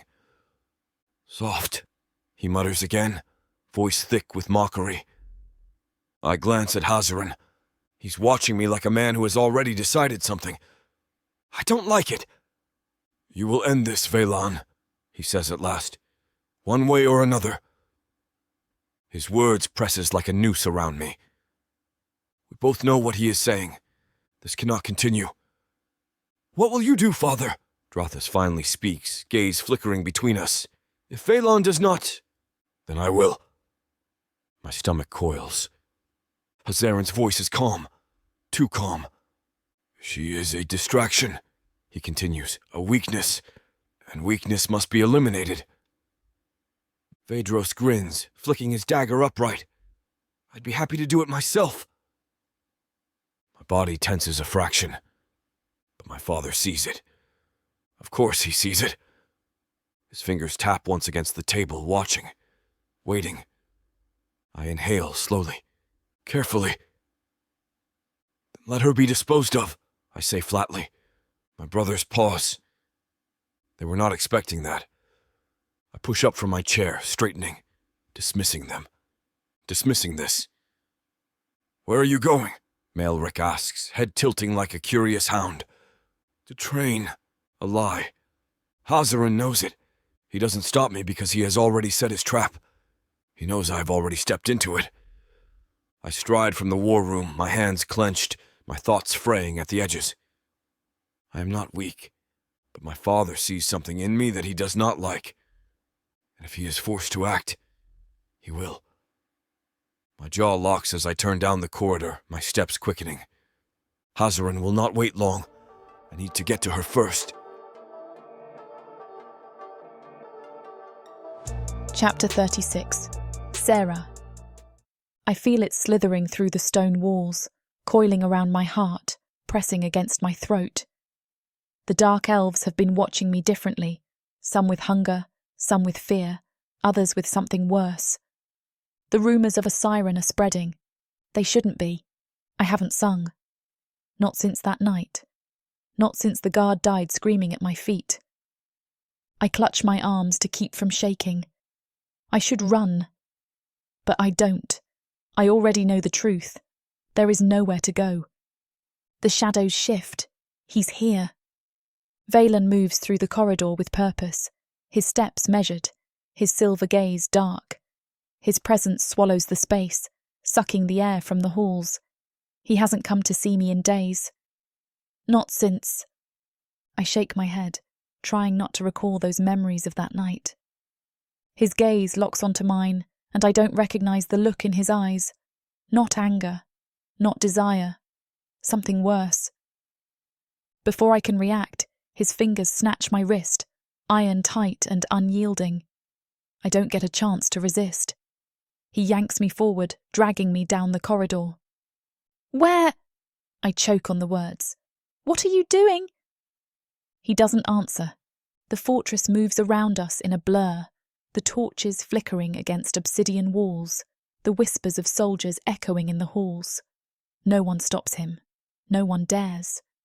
Veylan's grip is unrelenting, his silence dangerous. We reach the war chamber. The heavy doors swing open, and then he's throwing me inside, slamming them shut behind him. The room is vast. Maps sprawled across a long oak table, daggers and swords embedded into its surface. The scent of steel lingers, mixing with the lingering tension between us. He stands there for a moment, staring at me. Then he speaks. I have to kill you. The words should terrify me. They don't. I laugh. A sharp, humourless sound that rattles in my throat. You should have done it a long time ago. His jaw tightens. I step forward. So do it, Dreadlord. If that's what you brought me here for, get it over with. Something dark flickers in his gaze. I press on, daring him. You want me dead? Or do you want me to suffer? A muscle in his jaw twitches. He doesn't move. That's when I know. He won't do it. He can't. Something inside me tightens. An ache I don't understand. A thrill I should not feel. Veylan exhales sharply, like I've somehow cut him without touching him. His voice, when it comes, is raw. Too raw. You don't understand what you are. My heart clenches in pain. Then tell me. His fingers flex at his sides, like he's debating breaking something. Me. Himself. This moment. Then he steps forward, closing the distance between us. You are dangerous. He lifts a hand, almost touching my throat. Almost. But he stops himself. Hazaran is watching. He will not let this continue. Something cold spreads in my stomach. You mean he won't let you continue? His lips curl, but there's no amusement. You think this is about me? I swallow, my pulse hammering in my throat. Isn't it? He shakes his head. His gaze is not the gaze of a conqueror. It is something worse. He's already sent someone. The blood in my veins turns to ice. What? His fingers graze the hilt of his dagger, tension thrumming through his frame. I dealt with it. That should reassure me. It doesn't. It means this is not over. Hazaran will try again, and next time, Veylan might not be there to stop it. A different kind of fear grips me. Not of dying, but of what I will do to survive. Veylan watches me for a long moment, as if he knows exactly what I am thinking. He doesn't say anything when he finally steps back, moving toward the door. But before he leaves, he murmurs something so low I almost don't hear it. Don't make me regret this. Then he is gone. I stand there, staring at the door, my hands clenched into fists. I should be afraid. I should want to run. Instead, I turn toward the map-covered table. I reach for one of the daggers embedded in the wood. I tighten my hold on the hilt. If they are going to hunt me, then I need to be ready.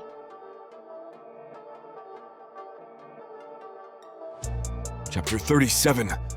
Veylan, the fortress is still. It's the kind of silence that doesn't belong. I should be elsewhere. With my father. With my brothers. We should be sitting in our war chamber, planning our next territorial warfare. I'm supposed to be waging wars that actually matter. Instead, I am here, watching a locked door. I can't stop thinking about her. She lives rent-free in my head. Also, I can't help but worry about a possible assassination attempt. It is infuriating. I should leave. But my boots refuse to move. Then suddenly shadow flickers beyond the door. Someone is inside a room. My dagger is in my hand before I even realize I've moved. The door creaks open a fraction. I slip inside, silent, calculated, deadly. Sarah is asleep, but she is not alone. The assassin stands over her, blade poised at her throat. Something in my mind ignites. My body takes action almost instinctively. I just move. Steel flashes. Blood splatters the wall. The assassin collapses before he can even scream. Sarah bolts upright, her breath sharp, eyes wild. Her gaze meets mine, then lowers, sees the body. She does not scream. She should. Instead, she stares at the corpse, then at me. Who? She starts, but the words fail. I do not let her finish. I grab her arm, hauling her from the bed. Get up! She resists, confusion flickering through her features. I grip her chin, forcing her to face me. She has to understand. They will come again. My voice is sharper than I intend. Do you hear me, little siren? Her jaw tightens. I didn't ask you to save me. Foolish girl. I release her, turning toward the body, my boot pressing into the assassin's shoulder, flipping him over. A silver insignia glints on his chest plate. My father's mark. He has made his move. A slow rage builds inside me. I knew it was coming. Something in my ribcage tightens as I look at her again. At the way she's gripping the table, shoulders squared, but hands trembling. She hides it well, but I see it. Not fear. Something else. I step closer. She does not move away. I should not be here. I should let them come for her. Should step aside and let my father erase this mistake before it poisons me further. But I don't. My hold on my blade tightens. We're leaving. She tenses. Leaving! I turn, moving toward the bookshelf. Fingers press against the hidden latch. A mechanism shifts. The stone wall shudders. The passage opens. Her eyes widen. I do not explain or give her time to think. I grab her wrist and pull her into the dark. Chapter 38. Sarah. The tunnels open to the night. The cold wind slaps against my skin, a cruel contrast to the thick heat that still lingers from our escape. Veylan keeps moving, his grip on my wrist unrelenting, his strides devouring the ground as if distance alone can erase the mark of what he's done. What we have done. They will hunt us. His voice is like gravel, low and sharp. He doesn't look at me. He hasn't looked at me since he pulled me into the dark. They will never stop. I try to yank my arm free, fail. Then what's the plan? He halts. The sudden stop sends me crashing into his back. I step away instantly, but the heat of him lingers. Veylan finally looks at me, really looks at me. There's something wrong with his expression, not fury, not hunger, something worse. They will look for a noble and his stolen human, he says. So we give them something else. It stinks of desperation. The kind of place where gold and secrets mean more than blood. Dark elves roam the narrow alleys. Hooded figures whisper in huddled corners. A merchant drags a human girl by her chain, her collar gleaming under the dim lantern light. She stumbles, but he doesn't stop. Veylan steps closer to me. We need disguises. I bite my lip to keep from reacting, to keep from revealing too much. Disguises. My pulse is a storm as realization sinks in. He will have to play the noble, and I will have to play the slave. He watches me. He doesn't say it, but I see it in his silver gaze. Can you do this? The answer should be no. Instead, I nod. The disguise works. Almost. I walk 2 steps behind him, head bowed, my wrists loosely bound with rope to complete the illusion. Veylan plays the part effortlessly. Too effortlessly. He moves through the tavern like he owns it, shoulders loose, stride arrogant. Like he belongs in places like this. A place where men bargain for flesh. A place where I could be bought. I hate that my body responds. We sit. The table is grimy beneath my fingertips. Veylan orders a drink in fluent Elvish. I keep my head down. My heart pounds. A man sits across from us. Eyes too knowing flicker to me. She does not act like a slave, he says. Silence. The tension sharpens. Veylan leans back, slow and predatory. Perhaps you would like to test that theory. I stiffen. The man studies him, then me. He laughs, but the laughter is wrong. She is not a slave, the man murmurs. She is something else. Veylan moves, just not fast enough. The man grabs my wrist. A mistake. I react on instinct. My lips part. The song slips free. A single note. The man's pupils dilate. His grip loosens. His breath hitches. Then his body slumps. Unmoving. Dead. The tavern erupts. Veylan shoves me behind him. Run! Chapter 39, Veylan. The abandoned house reeks of old wood, damp stone, and secrets best left unspoken.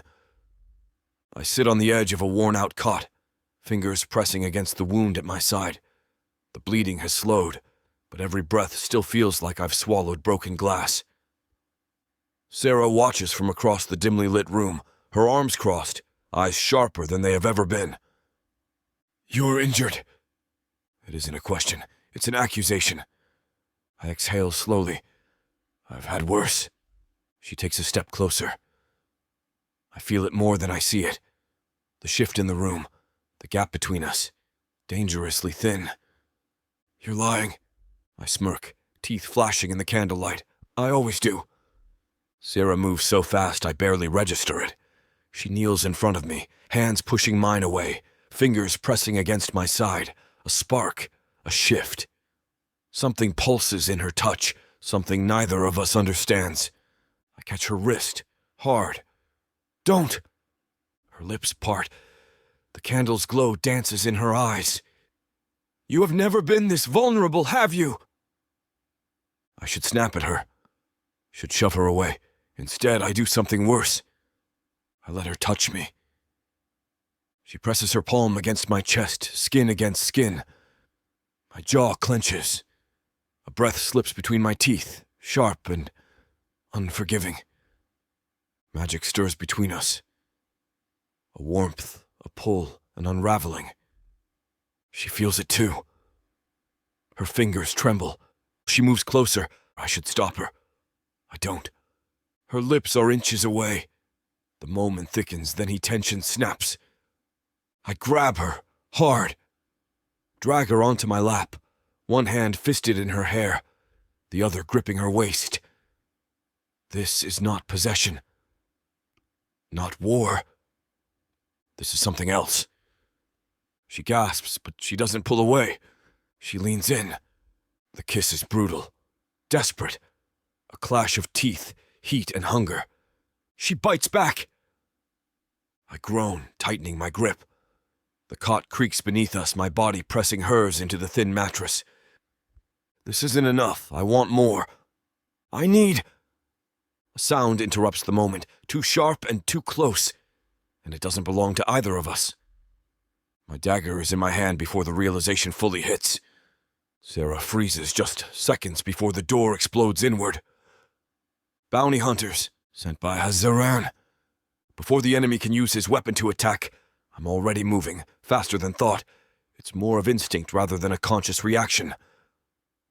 My blade sings through the air, slicing clean through flesh and cartilage.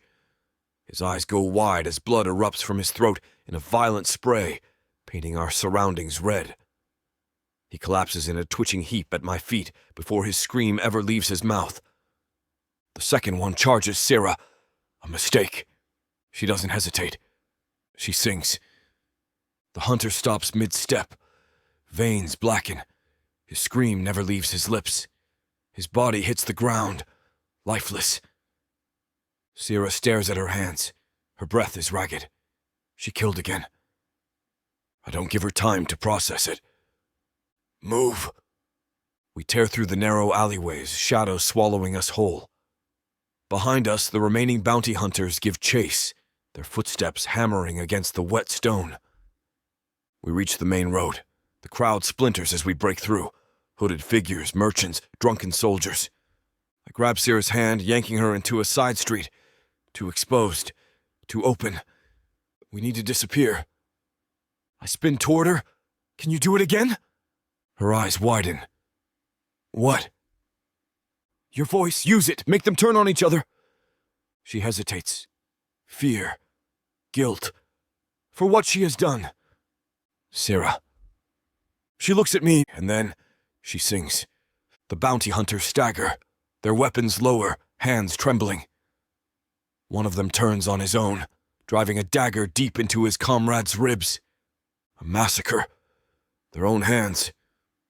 Sarah stops with a shudder. I don't hesitate. I pull her away. We slip into the shadows, gone before the last body falls. Chapter 40. Sarah. The mountains stretch vast and untamed, a world away from the suffocating walls of House Dragerel. The sky is a bruised canvas, streaked with deep violets and the dying embers of the sun. The wind is not gentle here. It cuts, sharp and cold, whispering of things lost in the silence. Veylan moves ahead of me, every step measured, every movement precise. He does not look back. I should be grateful. We survived. Again. But gratitude is a lie that tastes like iron on my tongue.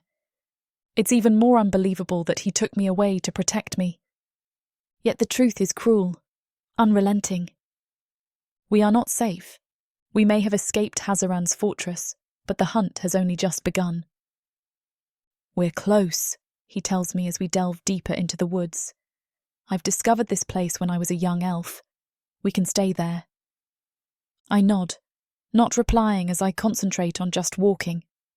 I force my aching body to move, each step a reminder of what I endured, of what I had to become just to still be breathing. I have spent my life waiting to be saved, waiting to be spared. I am done waiting. Something inside me has cracked open, something dark and unyielding, something that will not be buried again. I am done running. The realization is heavy, pressing into me with every inhale. This will not end. Not until someone dies. And I will not let it be me. I stop. Veylan does not. Veylan. He slows, but he does not turn. I will not be weak anymore. The words taste unfamiliar, strange against my tongue. But the moment I speak them, I believe them. He exhales, a slow, deliberate breath. That's a dangerous thing to say, little siren.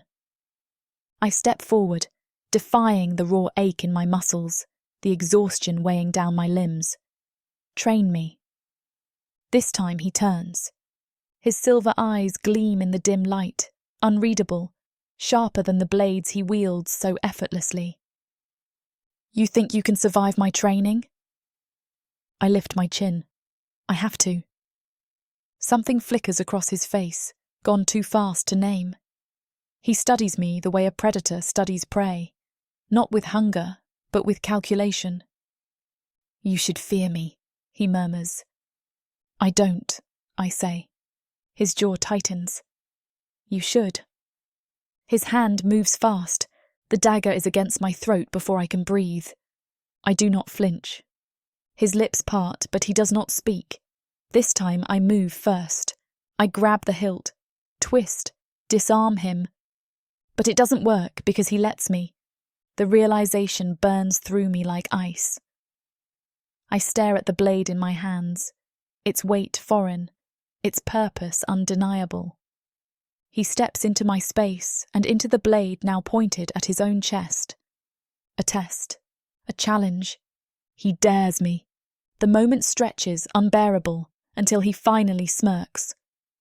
You will start at dawn. I lower the blade.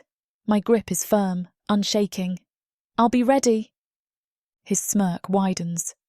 No, you won't. Once again, silence ensues between us. 20 minutes later, after passing a rocky area, we arrived in front of a ruined fortress. This place will do, he tells me. Follow me. Dawn arrives too soon. The training ground is nothing more than a stretch of uneven stone, the air thin and sharp, the wind howling like a wounded beast. The world is painted in hues of silver and frost, the early light casting shadows that stretch long and unforgiving. Veylan stands before me, his stance relaxed in the way only a true predator can be. And he was right. I am not ready. You will fight, he says simply. I nod. You will bleed. I swallow hard. You will lose. He says it like a promise, like a certainty. I lift the dagger he gave me the night before, its weight heavier now. He does not give me time to hesitate. He moves. I react too slowly. The next thing I know, the ground is rushing up to meet me. Pain explodes through my back as I slam into the cold stone, my breath ripped from my lungs. He strikes again before I can even recover. I block, deflect, try to mimic the way I have seen him move. I fail. A twist, a sharp pull. My weapon is gone. His boot presses against my chest, pinning me down. Dead, he murmurs. I grit my teeth. He steps back, tossing my dagger toward me. Again. I pick it up, and again. I fight, then I fall. The cycle repeats, over and over.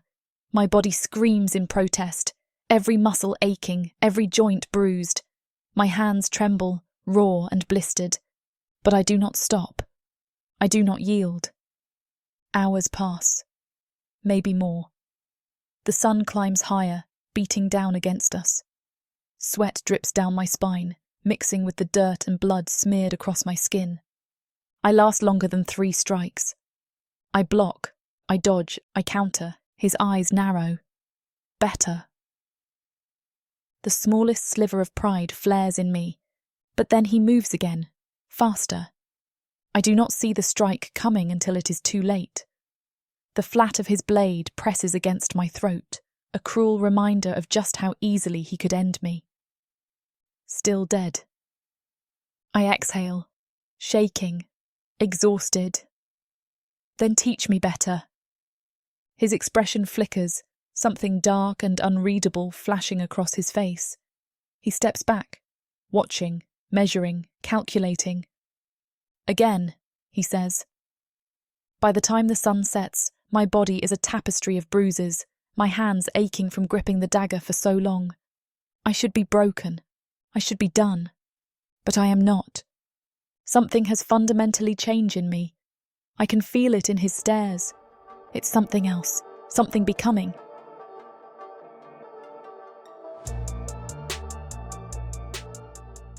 From the depths of the darkness of Protheka, or clawing up from the realms of fantasy, come the most fearsome beasts you have ever seen.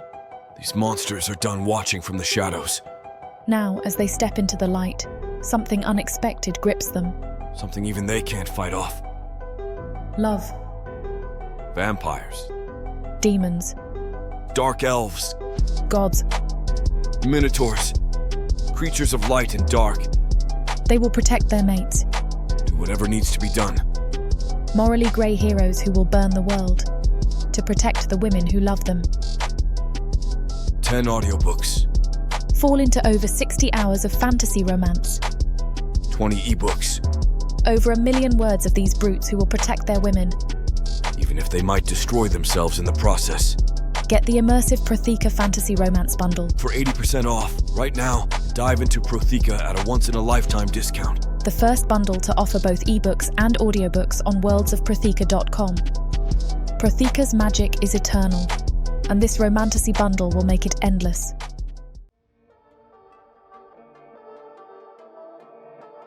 Chapter 41. Veylan. The ruined courtyard is deathly still. The mountain wind howls through the cracks in the stone walls, carrying the scent of snow and rot. The place was once a fortress, once a battlefield.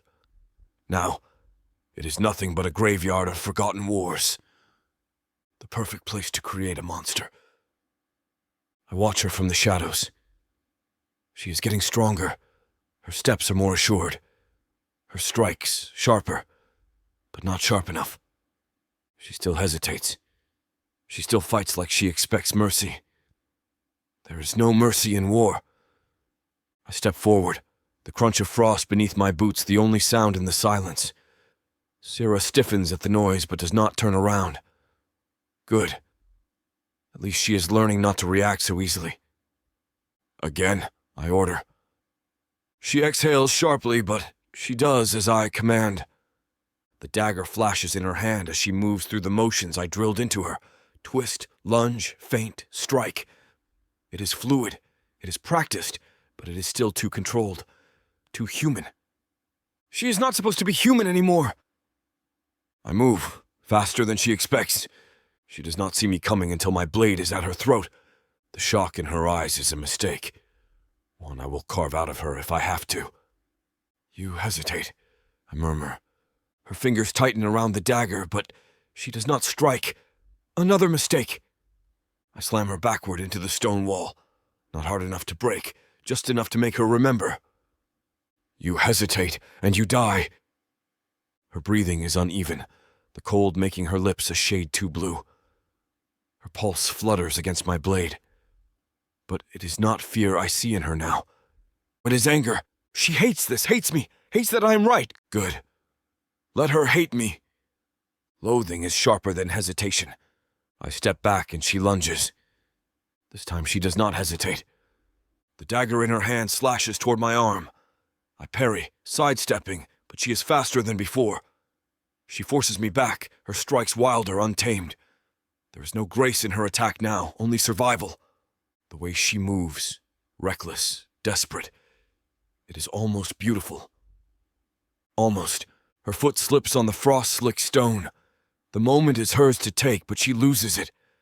I punish her for it. I grip her wrist, twist, and force the dagger from her grasp. A single breath, and she is pinned beneath me again. Dead, I growl. She shudders, frustration seething beneath her skin. Again.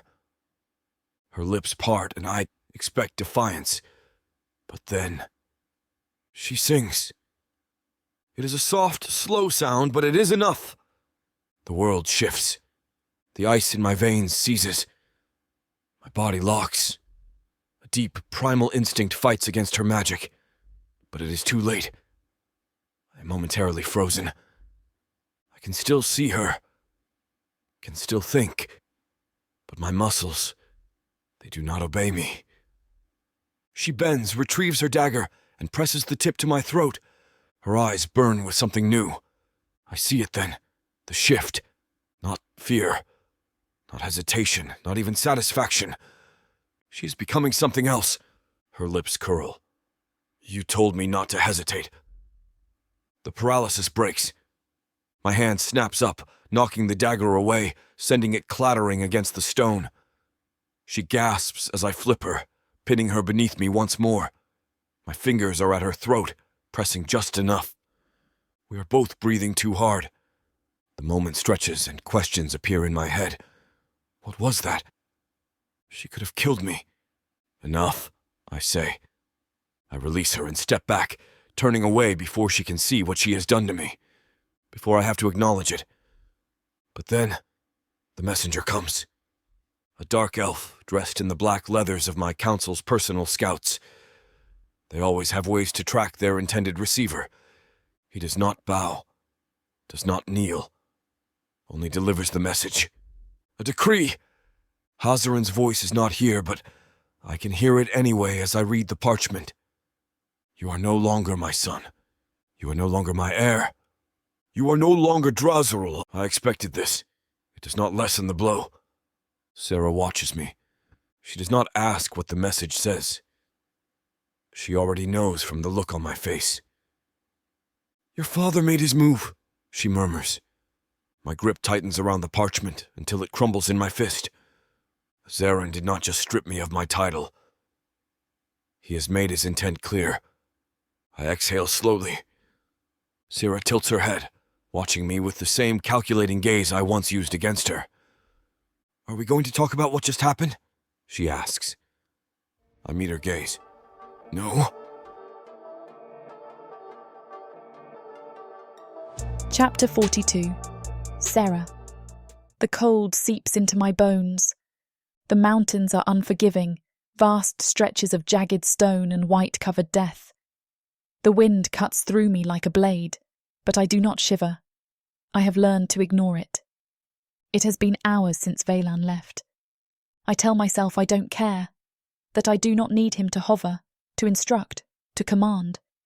But the silence around me is too loud. I am alone. Truly alone for the first time in weeks. I should savour it. Instead, I feel watched. I pace the edge of our camp, the ruins of the old outpost curling into the cliffs. A forgotten place, abandoned by war. Veylan told me to stay inside. I don't. I practice instead. Blades, footwork, breathing. Everything he has drilled into me. Everything that is no longer foreign. The dagger is familiar now, like an extension of my hand. My body moves before I think, parrying the ghosts of enemies that do not exist. I do not hesitate. Good. The last time I hesitated, he bruised me. The last time I hesitated, I lost. I do not plan on losing again. The feeling sharpens. A soft, slow movement, too quiet, too controlled. My pulse quickens. Someone is here. I exhale, slow, measured. The wind shifts. He thinks I do not see him. He is wrong. The figure emerges from the tree line, dressed in the same manner as the men who attacked Veylan and I at the abandoned safe house. A bounty hunter, sent by Hazaran, sent for me. He is bigger than me, broad, armoured, a dark elf, but not noble-born, a mercenary. His smirk is practised. He has done this before. He has killed before. But so have I. His voice is low, condescending. You're a slippery little thing, aren't you? I do not respond. My grip on the dagger tightens and he notices. Good. You don't have to die today, he continues. Come with me willingly, and maybe they'll let you live. He does not expect a fight. That is his mistake. I move before he finishes speaking. The dagger slashes through air. He barely dodges in time. Shock flickers in his eyes. Not fear, not yet. He expected a frightened girl. He got something else. He lunges. I am ready. Steel clashes against steel. He is stronger. I am faster. He tries to overpower me. I slip beneath his strike. My dagger cuts across his arm. A shallow wound. Not enough. He snarls. You little... I do not let him finish. I stab. The blade buries deep into his side and a strangled noise escapes him. I twist. He crumples. I step back, breathing, shaking, but not hesitating. He does not get back up. The silence returns. The wind howls. Blood stains the snow. I stare at it, and I can't seem to process everything. I hear him. Veylan. His approach is silent, but I feel his presence before I see him. He stops at the edge of the clearing. His gaze pins me and my legs just freeze. His silver eyes flicker over the corpse, then back to me. Blood is splattered across my hands, my arms, my clothes. I am breathing too hard, but not from fear. He notices. Then I smile. You told me not to hesitate, I murmur. Veylan does not move. He watches me like I am something new, like he is seeing me for the first time. The air between us changes. He steps forward. Slow. Measured. My pulse quickens. Not in fear. Not anymore. He stops inches away. His voice is unreadable. Did you enjoy it? The truth is sharp.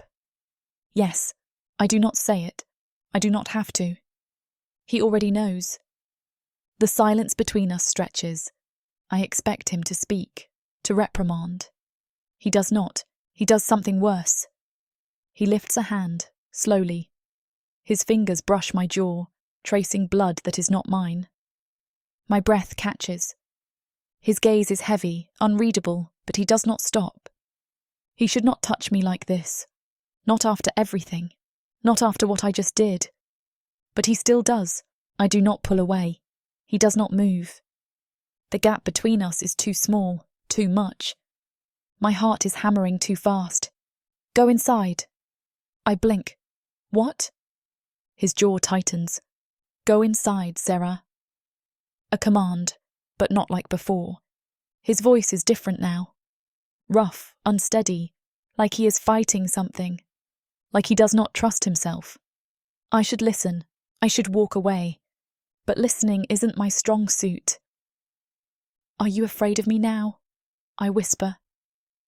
His eyes flash. Something dangerous stirs in them. Go inside, Sarah. His voice is tight, controlled, too controlled. I recognize it. It is the same way he speaks when he is trying not to do something he might regret later. I wonder what happens when he does.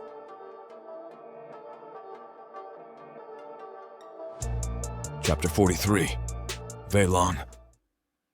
The fire crackles low in the hearth, casting flickering gold against the rough-hewn walls of the mountain hideout.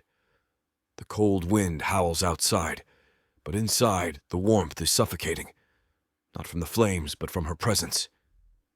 Sarah moves like a phantom, lingering at the edge of my vision. I pretend not to watch her, pretend not to notice the way she has changed, how she moves without hesitation now, how her steps no longer falter, how her shoulders no longer curl inward. She is no longer afraid of me. That should be a victory. It isn't. The gap between us is unbearable. I have forced distance between us since that night in the ruins, since she held a blade to my throat. But she is everywhere, even in my silence, even in my breath. I'm restless. I sit by the fire, sharpening a dagger with slow, methodical precision. Sparks catch along the blade's edge, and I imagine sinking it into the throat of the next fool who comes for her. Hazaran has found us. The message arrived on black wings. A single piece of parchment, a warning, a promise. It does not matter. I will not let them take her. Sarah stands by the window, her profile outlined against the dark glass. Snow flurries beyond, but she is untouched by the cold. The tension in her body is like a blade unsheathed. She has not spoken since the raven arrived. She is waiting. For me. For something. She turns, and our gazes collide. Neither of us look away. You're avoiding me. Her voice is quiet, but not uncertain. She has lost the fear of demanding answers from me. I smirk. That's bold, little siren. Her lips press together, but she does not falter. Are you afraid of me now? The words dig beneath my skin, sink deep into my chest where nothing should reach. No one should reach. I do not answer. Her expression hardens. She steps closer, slow, deliberate. The crackling fire casts her in molten light, and I should move. I should step back, push her away. But I don't. Her hand grazes my chest, and even though it's just a whisper of contact, it feels like a brand, a spark of heat that ignites something primal deep within me. My member twitches in response, already hardening at the mere suggestion of her touch. The dagger slips from my fingers, clattering to the floor, forgotten. Her lips part, a sly smile playing at the edges, her eyes dark and smoldering with a challenge that sets my blood on fire. There's defiance there, yes, but also something wilder, something that makes my pulse race. Prove it, she whispers, her voice low and dripping with temptation. It's not magic, not this time, but it doesn't need to be. Her words alone are enough to unravel me. This scene is about to get too steamy for this platform's comfort. And as much as we'd love to keep going, their guidelines say we need to stop here. To continue releasing these free audiobooks on this platform, we've got to play by the rules. The passion doesn't end here. Visit worldsofprotheka.com to hear the full, uncut version of this fantasy romance, and every daring moment that YouTube can't handle. Use code YouTube30 for 30% off unabridged audiobooks in the Worlds of Protheka. Don't let YouTube hold you back. Immerse yourself in a world of magic, danger, and unfiltered passion. Protheka's magic is eternal. Listen unabridged and you'll never want to go back. For a moment, there's nothing but the sound of our ragged breathing, the heat of our bodies pressed together. She's not caged beneath me. She's beside me, her fingers tracing lazy patterns on my chest, her lips swollen and her eyes heavy with satisfaction. "Why are you really here with me?" she whispers, her voice soft but laced with something unspoken. I could lie. I could tell her it was just a moment, just a distraction. But the truth is, I don't want to leave. I brush my knuckles along her jaw, tilting her chin up so I can look into her eyes.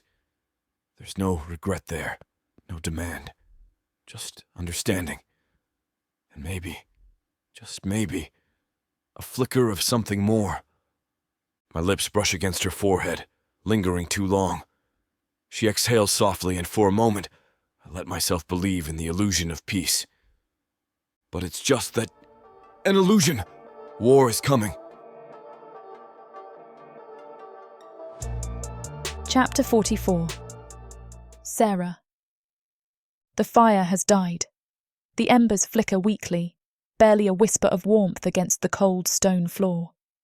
The scent of last night lingers. Smoke, sweat, skin, him.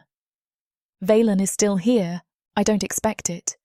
But now, as the first rays of morning cut through the wooden slats of our mountain hideout, he is beside me. His body is all sharp edges and unforgiving power, but there's a heaviness to his breathing, an exhaustion I've never seen in him before. His silver hair is tousled, spilling over the pillow, dark lashes resting against sharp cheekbones. He looks almost human. Almost. Something inside me shifts, an unfamiliar ache curling in my insides. I shouldn't want this. I shouldn't want him to stay. But I do. I shift beneath the blankets, reaching, just barely, when his words cuts through the silence. Don't.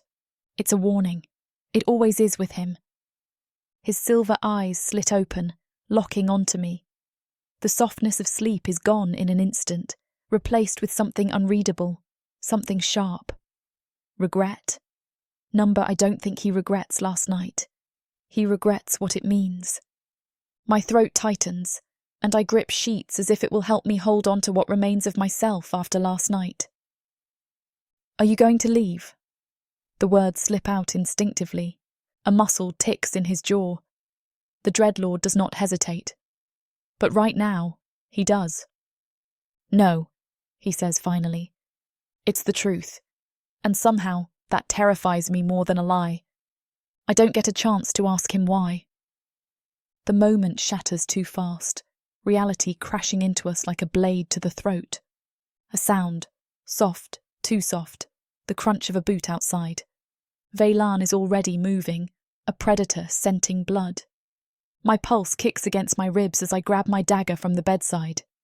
The air shifts, thickening. Then there's a blur of movement. The door explodes into smithereens. A dark figure lunges into the room, blade flashing. Veylan meets him before I can even scream. Steel clashes.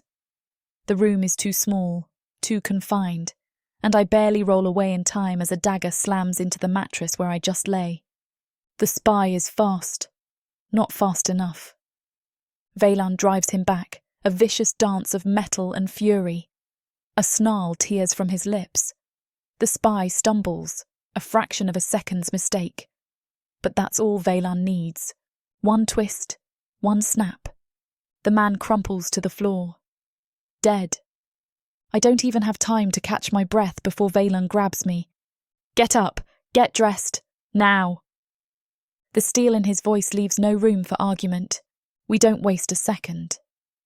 I dress quickly, lacing my boots with shaking hands. Veylan is already strapping his sword to his back, his movements too precise, too controlled. That's how I know we're in trouble. Who was he? I ask, pulling my cloak tight around me. House Velkyron, Veylan says darkly. A scout. My stomach twists. That means they're already coming, not just my father. The words hit me like a fist to the gut.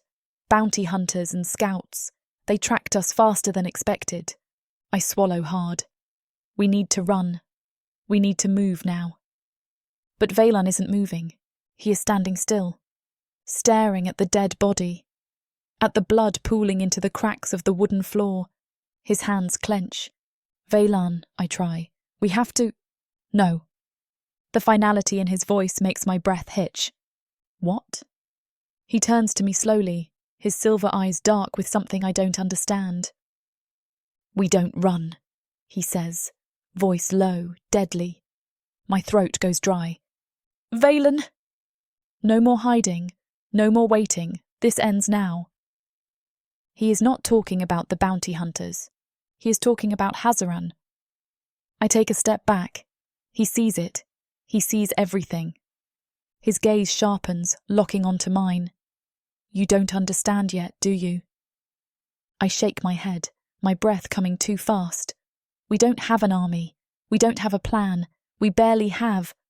Then we get an army. His voice brooks no argument. We go back to House Drazarel. We take my brothers. We take what we need. And we burn my father to the ground. Madness. It's madness. But I believe him. A shiver races down my spine. Veylan, if you go back, he will expect it. He wants me to come back. His lips curl, something dark bleeding into his voice. And that is his mistake. It's time, Sarah. I've made my choice. I stare at him, at the sharp lines of his face, the silver fire in his eyes.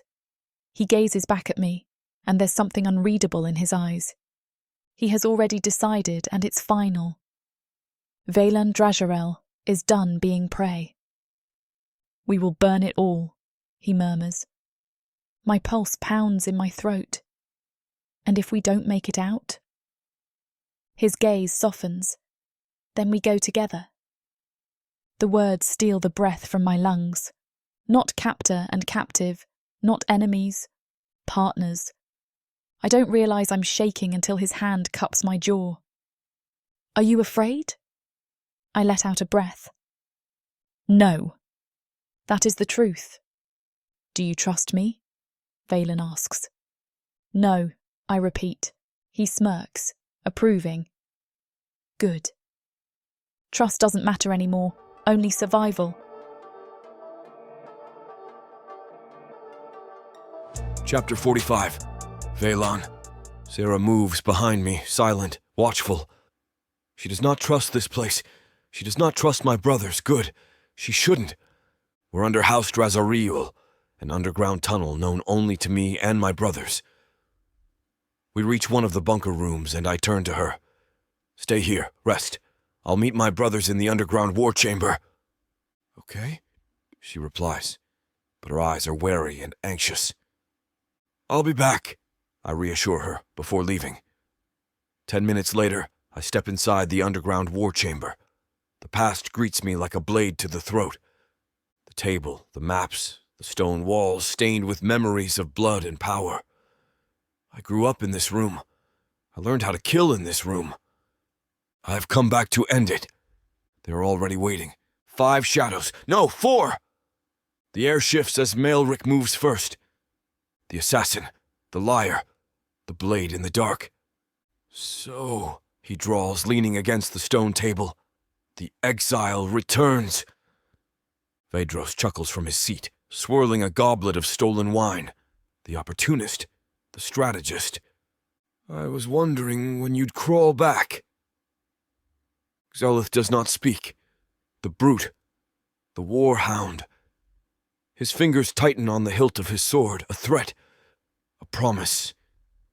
Drathis leans against the far wall, arms crossed. The cold one. The calculating one. His silence is worse than their words. I exhale. This is not a reunion. It is a battlefield. I didn't come back to beg, I say, stepping forward, daring them to move. No! Malric smirks. Then why are you here, traitor? To kill our father. The words cut through the chamber like steel. The room goes still. For a beat, none of them move. None of them breathe. Zalith moves first, and his fist slams into my jaw. The force of it sends me stumbling back, but I don't fall. I expected this. I twist, grab him by the throat, and slam him into the war table. He roars. I snarl. We are not brothers right now. We are monsters fighting for dominance. The next second, Vidros lunges. He is quick, but I'm quicker.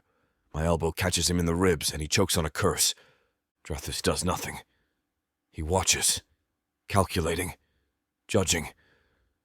Malric laughs, staying at the edges. Now this is entertaining. The fight is brutal. Bones crack, blood spills. The table is overturned, maps scattering like useless memories. We fight because it is the only way we know how to speak. We fight because it is the only way we understand being brothers under my father's cruel rule. The tyranny. By the end, we are on the floor, panting, bloodied, bruised, but not dead. That is how I know they will listen. We cannot kill him, Drathis finally says, breaking the silence. You know that. I wipe blood from my mouth. No, but we can seal him. A slow shift, a thought none of them have dared to say out loud. That would require all of us, Vidros mutters. And a sacrifice, Xalith grinds out. They all look at me. I nod. One of us dies. The room is so quiet, I can hear my own heartbeat. We all understand what this means. Hazaran cannot be killed, but he can be imprisoned. A blood-binding ritual is the only way, and one life must be given to fuel the magic. None of them speak. All of them are thinking the same thing. Who will it be? A sound interrupts my thoughts. Soft, barely there, but I feel it. I whip my head toward the far shadows. A silhouette stands in the dark, just beyond the doorway. Sarah. She should not be here. I move fast, reaching her in seconds. Her skin is cold. Her pulse is rapid. You were listening, I whisper, voice low. She does not deny it. You are planning something, she murmurs, searching my face.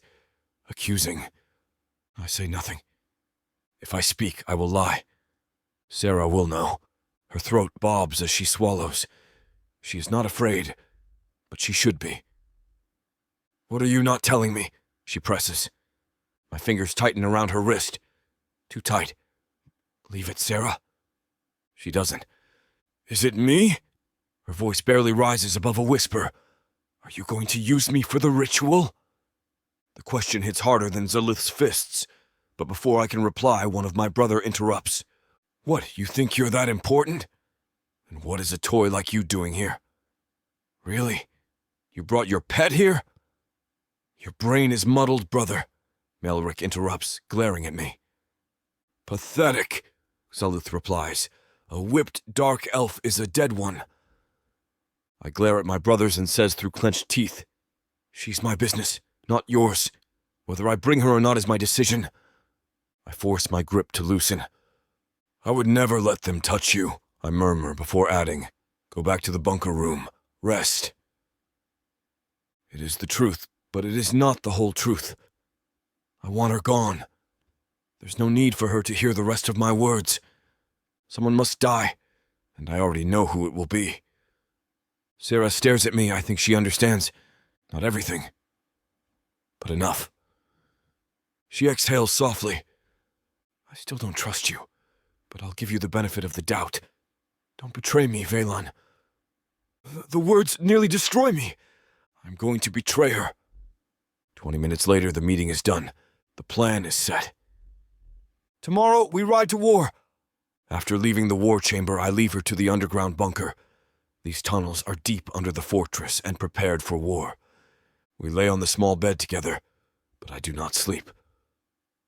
I hold Sarah close, knowing that after tomorrow, she will never forgive me. Chapter 46. Sarah. The fortress is alive with movement. The final battle is coming. The Drajarel brothers gather their forces, sharpening blades, whispering strategies, preparing for war. I should be doing the same. But something is wrong. Veylan is avoiding me. Not openly. He is too careful for that. But I feel it. The shift in his touch, the weight behind his words, the way his eyes hold something back. This is paranoia talking, and I am imagining it. I want to believe that, so desperately. But then I hear them. The chamber door is cracked open. Inside, the brothers speak in hushed tones. I was not meant to be here, but fate has never been kind to me. I stay in the shadows. I listen. The ritual is ready, Drathis murmurs. The blood binding will be completed by midnight. And the sacrifice? Zalith's voice, low, cold, a heartbeat of silence. She is the only one that fits. Veylan. Veylan says it. The world stops turning for me. His words crushes my heart like a boulder. I strain to breathe. You're certain? Malric's voice carries something like amusement. It has to be her. Veylan's voice is void of emotion. Her blood will seal Hazaran away. She was always meant for this. The world starts again, but it is different now. Ugly, twisted. My pulse roars in my ears. I want to be wrong, but I am not. Veylan planned this, from the beginning. I move before I can think. The chamber doors slam open, and they all turn to me. Their faces are unreadable, except for Veylan's. His is unmoving, expecting this. You knew. The words shake as they leave my lips. I hate that they shake. He does not flinch. You plan to use me? Still nothing. My stomach ties itself into knots. I take a step forward because I need him to say it. I need him to deny it, to tell me I am wrong. But he does not. Say something, I demand, voice breaking. He does not say the words I want to hear, or anything at all. That is worse than anything. I lunge. I barely hear the gasp of his brothers as I strike. He does not stop me. I hit him, again, fists colliding with his ribs, his jaw. But he lets me. His brothers move to intervene. Don't. His voice stops them all. He catches my wrists. Holds me still. I shake with rage, with betrayal, with the aching, bleeding hole in my chest. You were never going to let me leave, were you? I whisper. His grip tightens. No. The truth slams into me harder than his touch. I shove him away. Disgusted. Heartbroken. I trusted you. That is the worst part. Not the betrayal, not the lie. That I trusted him. That I loved him. I turn and run. I hear him move behind me. I push harder, faster. But he is a predator. I do not make it far before he catches me. One arm around my waist, the other clamping over my mouth. Stop, he growls against my ear. I thrash. Fight. I will not be his sacrifice. You cannot outrun me. I kick, bite, scream. It does not matter. He drags me back. You think I wanted this? His voice is raw, broken. Then why? I whisper. I feel him exhale against my neck. Because it's the only way. I hate him. I abhor that part of me still wants to believe in him. A horn shatters the silence. The sky erupts in fire. The battle has already begun.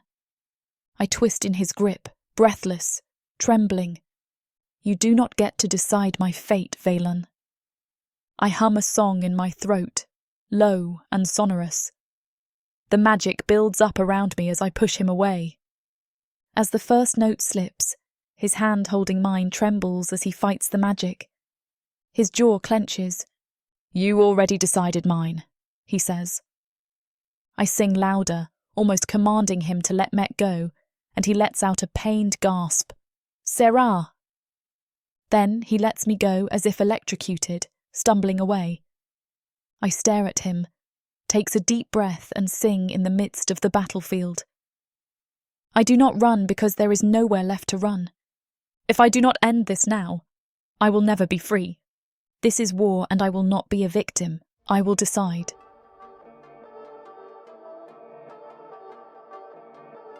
Chapter 47. Sarah. The world is fire. Smoke rolls thick through the battlefield, clogging my throat, burning my lungs. Metal clashes against metal, screams split the night, and somewhere behind me, a body collapses into the mud with a sickening, wet thud. I keep moving. I have to. I should not be fighting beside him. I should not be here at all, but I am. Veylan carves through the battlefield like a storm of steel and shadow, his sword cutting through bodies with merciless precision. His armour is slick with blood, some of it his, most of it not. He commands his forces with a voice that does not waver, each order sending soldiers scattering like a pack of well-trained hounds. He is a warlord, a monster, a legend wrapped in darkness. And I am nothing but a fool for still standing at his side, for still protecting a man who would have sacrificed me. I hold my dagger tightly, the blade warm and sticky with blood. My arms ache from the battle, my muscles scream for rest, but I force myself forward. My dress is in tatters, torn from the fight, and there is a gash along my ribs where a blade nearly found its mark. A dark elf lunges at me, snarling. I pivot, dodge and slash like routine clockwork. The blade bites into his throat. Hot blood sprays across my face, but I do not flinch. I do not hesitate. I am learning. The battlefield is chaos, but I keep Veylan in my periphery. I rationalise myself, declaring it's because I am watching for an opening to run, to escape. But when an arrow whistles toward his unprotected side, I move without thinking. I throw my dagger, the arrow snaps mid-air. The dark elf who fired it couldn't react fast enough before my blade buries itself in his skull. Veylan turns, his eyes find mine. Shock, confusion, something unreadable. I expect him to ignore it, to return to his slaughter, but he does not. He crosses the battlefield in mere seconds, slicing through enemies like paper, and suddenly he is before me, grabbing my wrist in a bruising grip. Why did you do that? His voice is rough, barely heard over the screams of war. I jerk my arm free, breathing hard. It was a mistake. His eyes flicker, but he does not argue. Suddenly a presence, cold, ancient, wrong. I turn in time to see him. A sorcerer, cloaked in flowing black robes, his hands crackling with magic. He raises them toward me, and I do not have time to move. Power slams into me. It feels like my body is being pulled apart, my soul being ripped from my flesh. I choke on a scream, falling to my knees. Veylan is there in an instant, his sword swinging, but the sorcerer throws him back with a flick of his wrist. The magic intensifies. My body is on fire. My veins feel like they are boiling. I am going to die. No. Something inside me snaps. A scream rips from my throat, not of pain but of something else, something primal, something ancient. I sing. It is not a song of beauty, it is a song of death. The sorcerer freezes, his hands claw at his own throat, his mouth opening in a silent scream. The magic around him unravels, his body convulsing violently. Then he shatters. Not a single drop of blood, not a single bone left behind. Only ash. Silence falls. The battle has not stopped, but they are all staring at me. The Dreadlord brothers, their soldiers, even their enemies. Fear. I taste it in the air. I stagger to my feet, my heart pounding so violently I think it might burst. My entire body is humming. My veins are light with something uncontrolled. Veylan is still on the ground, staring at me. Not with lust, not with possession, with shock and fear. And that is what finally shatters me. If he fears me, if even he sees me as a monster, then what am I? Who am I? I take a shaky breath, stepping back. Veylan moves to stand. I run. I never stop.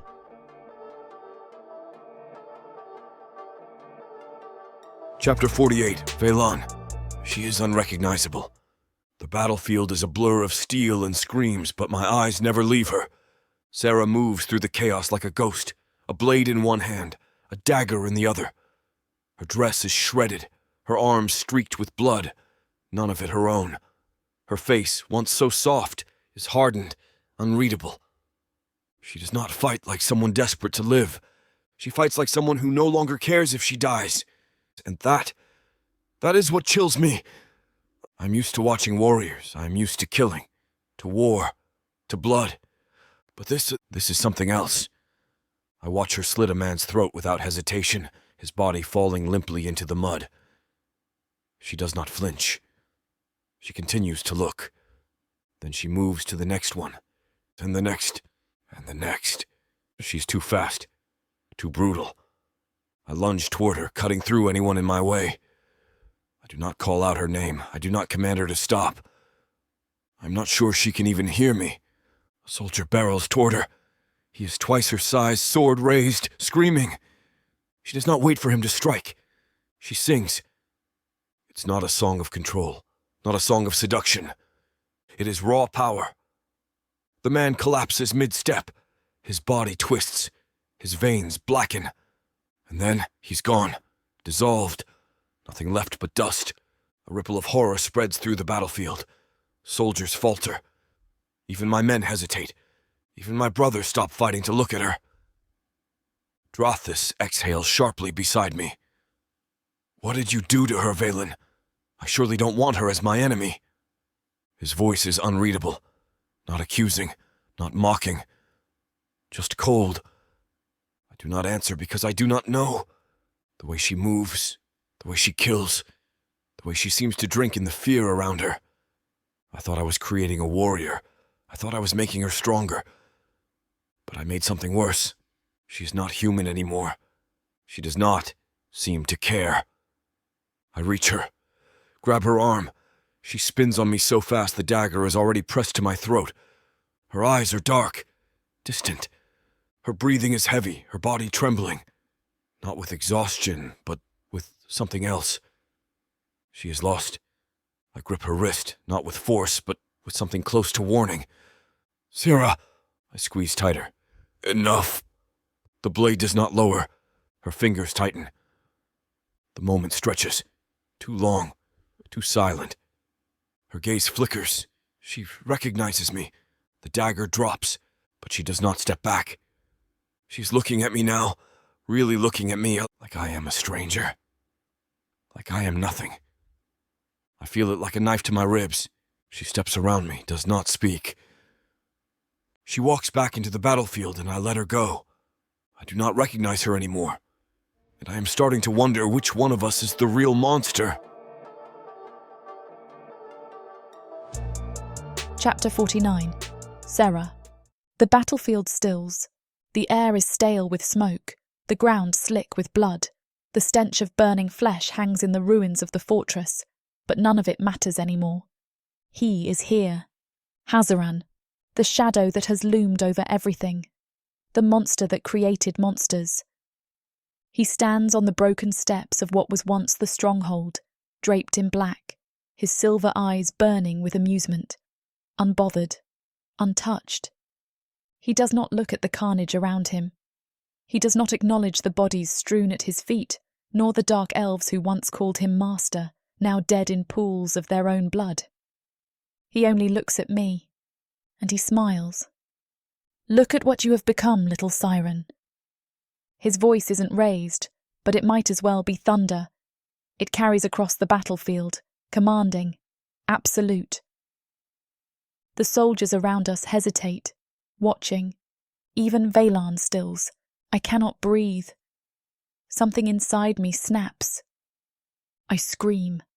The power explodes from my chest like a raw, burning thing, curling around my bones like fire. I lunge. The world erupts into a frenzy.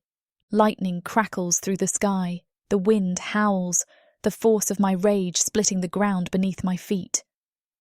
I reach for him, for his throat, for his heart, to tear him apart. He lifts a single hand and stops me. The power slams into an invisible wall. It shatters against it. My body doesn't move fast enough before something slams into my chest. I feel the world tilt, violently, brutally. Then I'm on the ground, beaten. The breath is knocked from my lungs. My magic chokes. I try to rise. I cannot. I am nothing beneath him. The battlefield is silent. No one dares move. Not Veylan. Not his brothers. Not their soldiers. Hazaran towers over me, the firelight from the wreckage behind him casting his face in shadows. His silver hair flows like liquid metal, his expression calm. Patient. "You thought you could fight me?" He tilts his head. "You thought you could change your fate? My sons, do you think you can destroy me? It seems I have raised you well, enough for you to stage a rebellion and kill your father." His laughter echoes in the battlefield, mocking and holding a sense of finality. I gasp. I try to lift my arms, but they will not obey me. My magic does not obey me. My voice won't come out. It's as if there's a binding over my mouth. Panic claws at my ribs. No, I will not die like this. But Hazaran only watches and smiles. Then he lifts his hand and snaps his fingers. "Kill her." The command is absolute. His forces move, blades are drawn, arrows knocked. The air hums with the charge of spellcasters readying their magic. And I am helpless. I am going to die. Suddenly, there's a shift of shadow, just a blur of movement. Then steel meets steel. Veylan. He moves before anyone else. His sword flashes in the firelight, cutting through the nearest soldier before they can reach me. The sound of it is wet, final. Then he turns, shields me with his body. He is fighting against them, against his father. "You will not touch her." Hazaran laughs. "You disappoint me, boy." Veylan does not answer. He lunges. Hazaran meets him like he has been waiting for this. Their blades collide. The battle begins again, but I cannot move. I am still on my knees, the world spinning too fast, my body shaking too hard. I reach for my magic and feel nothing. Panic. I try to breathe, try to move. Veylan's soldiers rush past me, colliding with Hazaran's forces. I hear the battle, but it is distant and meaningless. I am useless. Hazaran took everything from me in a single moment. The man who betrayed me, the one who broke me, is now fighting for me. And I cannot do a damn thing. Why the hell is he doing this anyway? Why is Veylan fighting so hard? Is it to complete that damn ritual? It feels like a hand is reaching out to my heart, ready to tear it apart. I try to push to my feet, but the world spins. Everything inside me is breaking. I squeeze my hands into fists. I force myself to stand. Veylan's sword clashes with Hazaran's again and again. Sparks fly. Father and son, blood against blood. I force myself forward.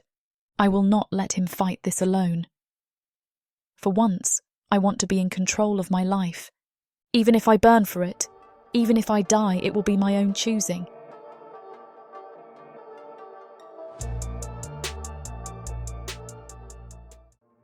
There isn't much left of the world after the orcs came. Savage. Brutal. Merciless. If you're a woman, you're property. Even to other humans. What happens when an orc stakes his claim on a human woman? Who would dare to stop him? Me.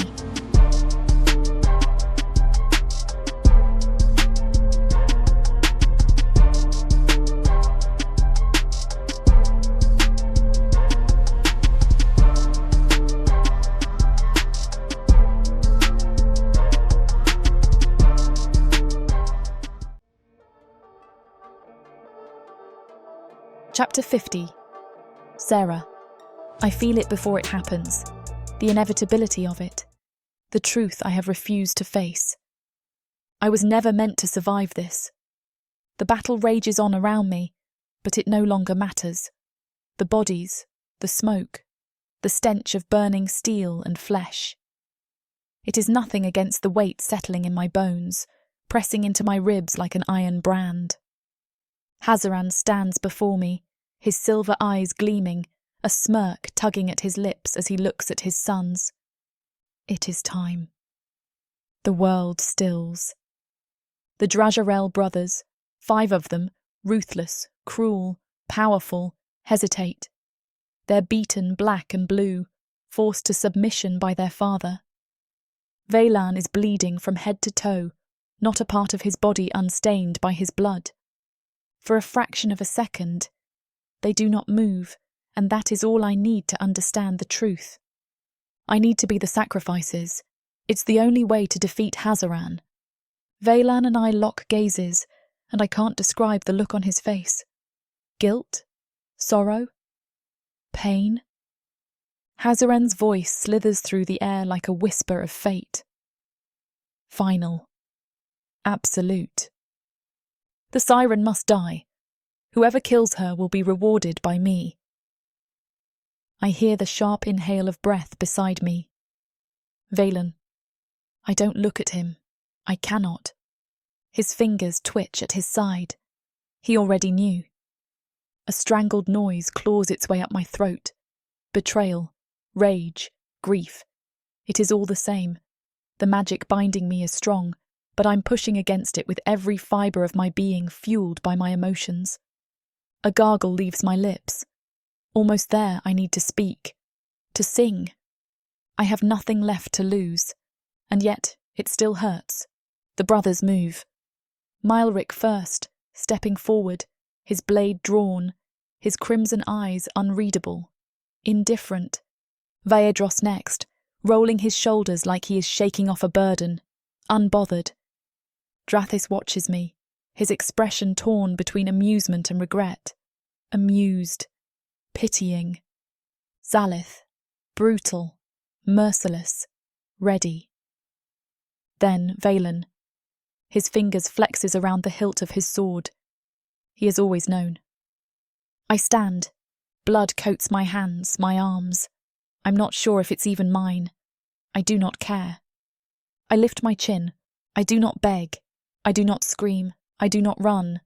I let them do it. Veylan moves first. His steps are slow, measured, like he is forcing himself. His face is unreadable, carved from stone. He is cold, a monster of his own making. But I see it. The flicker of something shattered behind his eyes. Do it. My voice is hoarse and raw as I speak, despite the magic binding constricting my mouth and throat.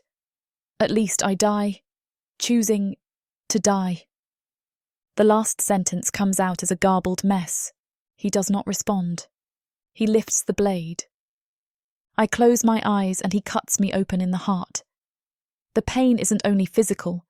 Veylan's actions cut through my soul and shreds every part of me. Pain and anguish bursts through me, red hot and all-consuming, a fire that rips through my veins. My blood spills onto the altar. The magic takes it greedily. I fall. My knees hit the cold stone. My body trembles, heat pouring out of me in thick, pulsing waves. The ground beneath me shudders. The ritual begins. The chanting starts, a language I do not understand, ancient, deadly, binding. Suddenly Hazaran screams. "What did you do?" he screams, shaking and trying to break free. "Fools! All of you! How dare you deceive me?" The wind howls. Lightning splits the sky. The altar glows, the runes carved into its surface pulsing with an eerie, hungry light. It is drinking me in, stealing what I am, taking what little I have left. Slowly, my life drains from me. Veylan is still there. I can feel him. I force my eyes open, my vision blurred, the edges of the world unravelling. His face is twisted, but he does not stop. He cannot. He was never mine. Not truly. Not in the ways that mattered. I hold on to the stone as my pulse weakens. The magic inside me writhes, and it finally breaks the binding magic. And despite the pain in my throat, I push through and pause all my emotions, my hopelessness, and my broken dreams. I do the only thing I have ever known how to do. I sing for the broken me, my last song for a life that is cut short. It is not for them, not for vengeance, not for mercy.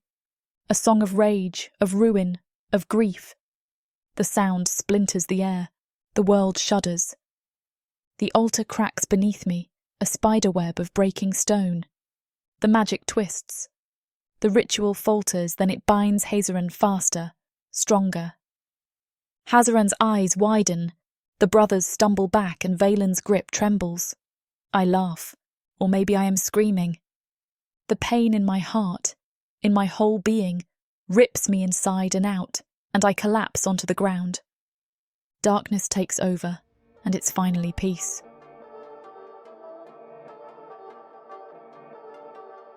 Chapter 51. Sarah. Silence. The kind that doesn't belong in this world. No breath, no heartbeat, no pain. I am dead. There is no light, no darkness, no peace, no torment. Just nothing. A vast, empty void where I am unmade. I feel the blood that left me, the pulse that stopped, the warmth that drained from my flesh. I remember the sound of the blade cutting me open. Veylan's blade, his hands, the last thing I felt before I slipped away. I should hate him. I should want to rip him apart. But the pain I expect does not come. Instead, something else stirs. A hum, soft at first, like fingers skimming the edges of my mind. It slithers beneath my skin, an echo that is not mine. A whisper that is ancient. A voice that isn't mine but is becoming me. You are not finished. This is only the beginning. I open my mouth to scream, to demand answers, to rage against the cruel, twisted fate that has led me here. But I do not have a mouth. I am nothing. I am everything. The magic moves. It coils around me, through me, inside me. It is mine. No, I am it. A new pulse surges through my chest. It is not my heart. It is something older. Rise. The sirens shall come back to Protheka, and you're the first. The void fractures. The world returns. The battlefield is eerily still. The bodies remain where they fell, blood seeping into the earth, the sky above thick with the lingering scent of death and fire. Hazaran is gone, sealed. The war is won. But the price was too high. Veylan stands at the centre of it, his expression carved from stone, but his hands tremble. I am in them, still, lifeless, cold. The blood on his fingers is mine. The brothers stand in a loose circle, staring down at what they have done. At me. None of them speak. None of them move. There is nothing left to say. I was the sacrifice. They made sure of that. Veylan does not look at them. He does not acknowledge them. His focus is only on me. My skin is pale, my lips parted, my body unnaturally still. No breath, no sound, no pulse beneath his fingertips. I am gone. And yet there's a whisper, a hum in the wind. The ground trembles and the air thickens. My body pulses with something unnatural.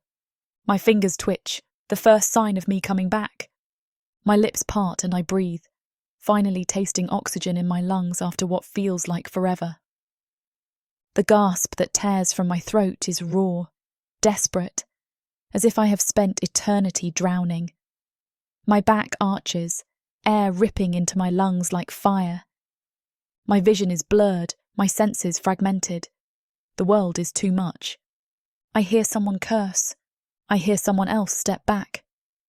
Then Veylan's voice. Hoarse, broken. Sarah, I exhale shakily, my body burning with something new. Something that was not there before. I feel them. The brothers.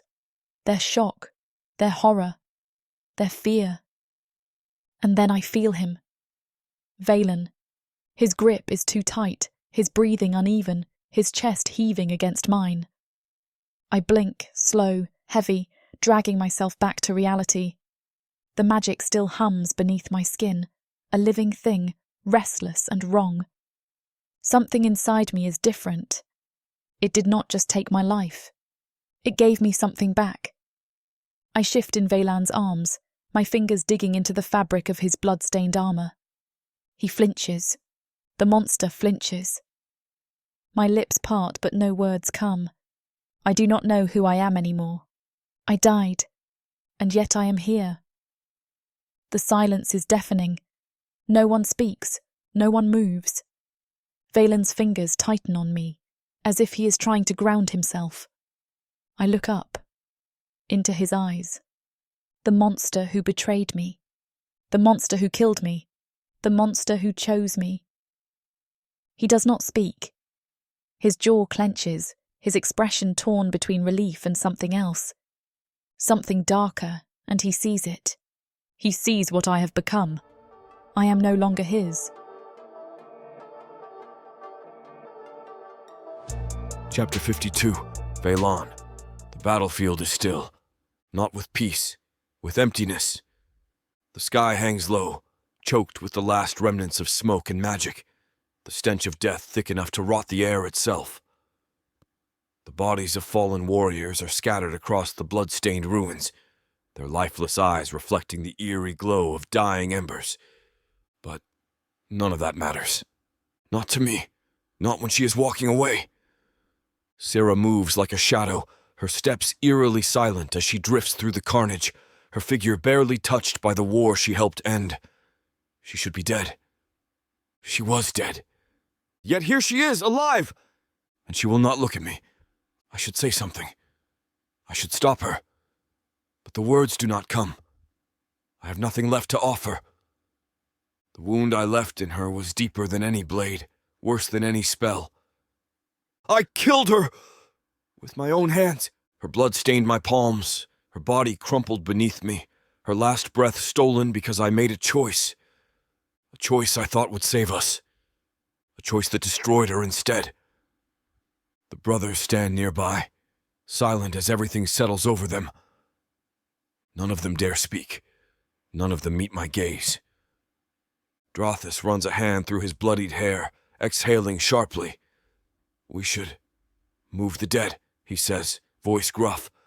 But his focus never wavers from where she is fading into the distance. I don't respond to him as Sarah shoved me away and leaves. After moving the bodies, I find her later, not in the remnants of the battlefield, not in the ruined fortress, but in the quiet. She stands at the edge of a cliff, the wind pulling at the remains of her torn cloak, her silver hair too white under the moon's cold light. She is different. Not just in power, not just in the way magic now coils beneath her skin like something breathing, waiting. She is different in the way she holds herself, in the way she does not react to my presence. Once, she would have tensed, braced herself. She would have prepared for my words, for my touch, for whatever cruelty I had planned next. She does not acknowledge me at all. I step closer, but she does not move. She simply exists, like a specter, like something not entirely human anymore. I open my mouth, but I hesitate to say anything. I don't have the words to articulate myself. She saves me the trouble. You got what you wanted. Her voice is raw, low, devoid of anything but cold acceptance. I exhale slowly, watching as her fingers curl at her sides, barely restrained. Sira! She finally looks at me, and I wish she hadn't. There is nothing left in those eyes. Not rage, not sorrow, not even hatred. Just emptiness. A hollowness so vast it makes my chest ache in a way I did not know was possible. You killed me. It's not an accusation. It is a fact. A truth we both have to live with. I grind my teeth, my jaw clenching so tightly the tension threatens to crack my skull. What? What could I possibly say? That I had no choice? That I never wanted this? That I would have died in her place if I could? No, she murmurs, shaking her head, voice distant. You wouldn't have. I flinch. She is right. I did what I had to do. To stop my father. To end the war. To end Hazaran and his cruelty. But at what cost? You think I am still the same girl you stole from that cage? She asks, tilting her head, studying me the way a predator studies something beneath it. Tell me, Veylan, what do you see when you look at me now? I do not have an answer because she is not the same. She is something more, something less, something new. I swallow, hating the way my throat tightens. I see you. Her lips twitch, a cruel, bitter mockery of a smile. You don't. Not anymore. Her fingers twitch at her sides, and I feel the pulse of power, thick and volatile, a dark hum slithering through the air between us.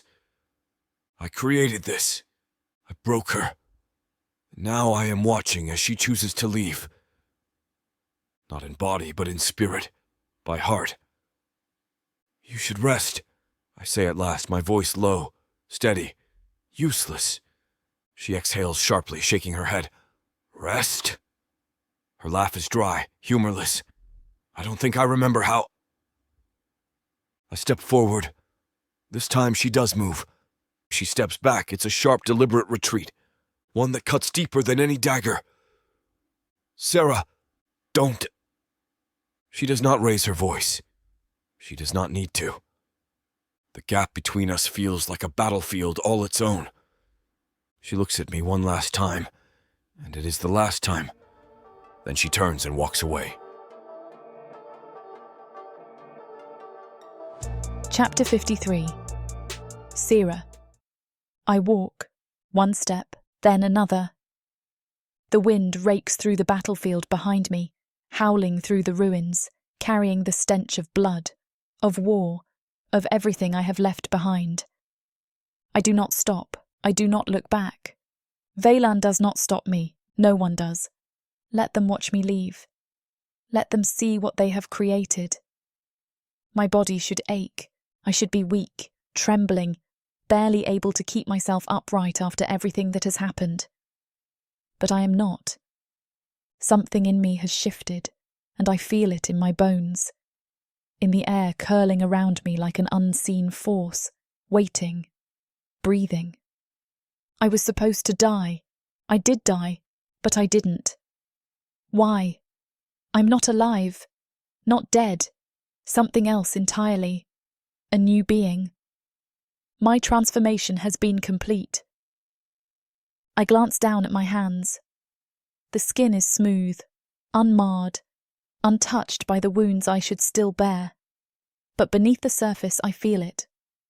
The raw power slithering inside me like a second heartbeat, like something not my own. It does not feel wrong. It does not feel foreign. It feels inevitable. The war is over. The House Dreadlord is no longer under Hazaran's rule. The brothers have their victory. But this is mine. I reach a broken archway, stepping over shattered stone, my boots slick with dried blood.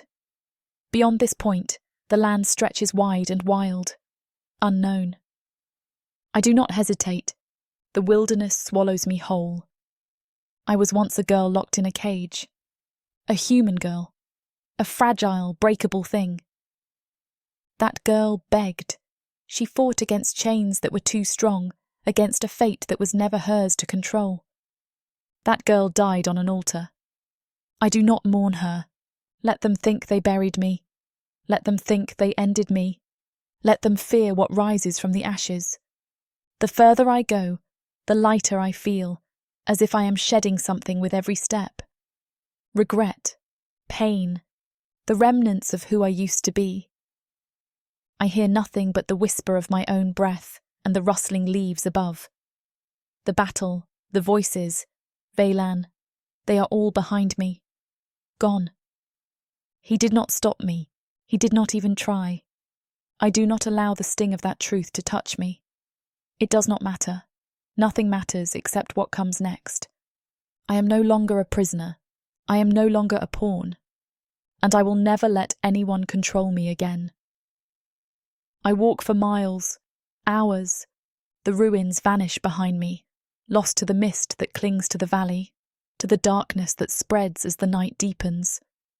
I do not stop. My body does not demand rest. I'm oozing with my newfound power. There is a river ahead, silver under the moon, reflecting the sky like a blade. I crouch at the edge, staring into the water, expecting to see myself. I do not recognize the woman staring back. Her eyes, too bright, glowing faintly in the dim light, a shimmer of unnatural gold bleeding into the silver of her irises.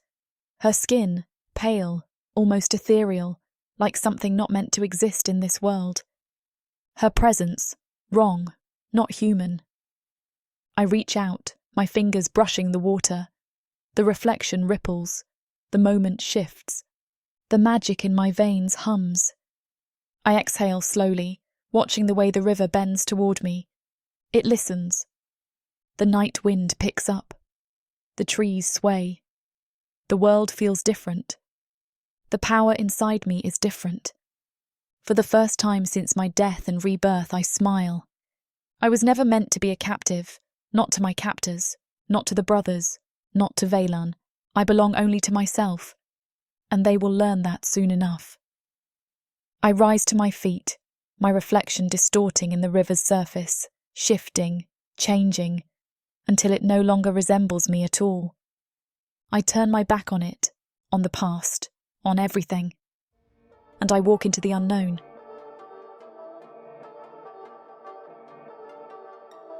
Chapter 54. Veylan, I do not sleep. I do not stop. The war is over, but my battle has just begun. I search for her like a man possessed, like a man who has already lost everything and does not care what it takes to get it back. She is gone, and it is my fault. The days turns into weeks.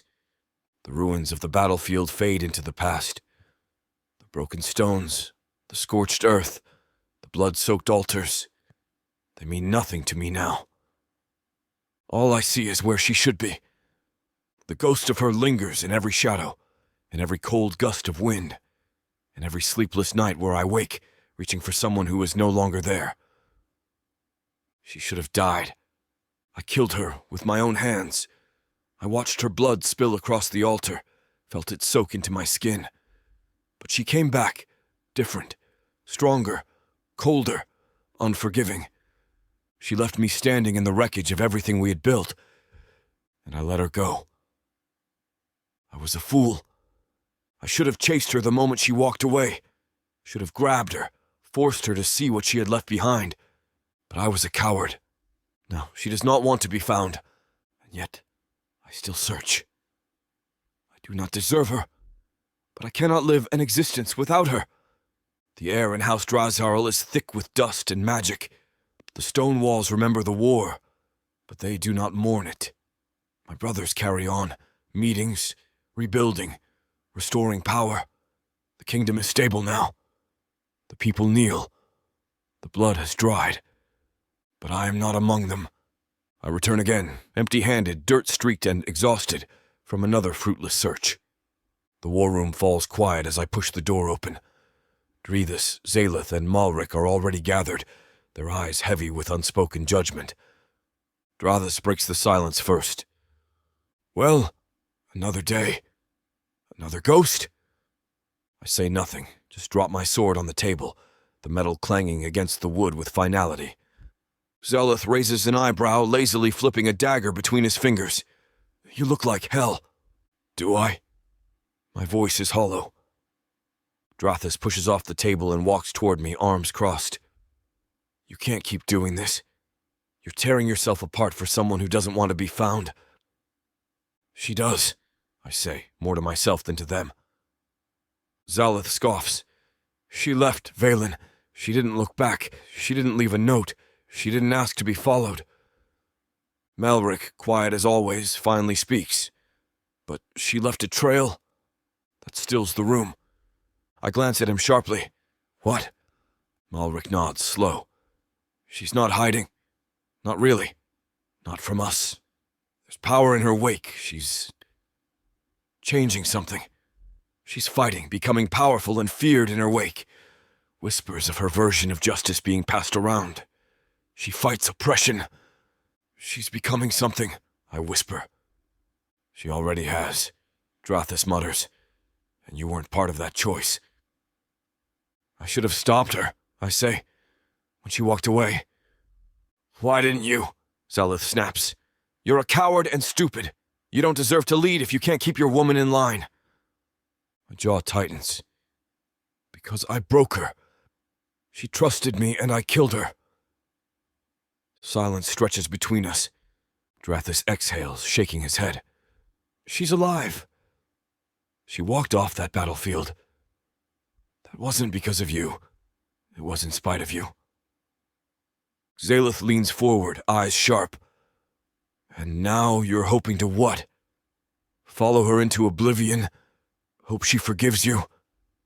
No, I say. I'm not hoping for anything. I'm not asking for her forgiveness.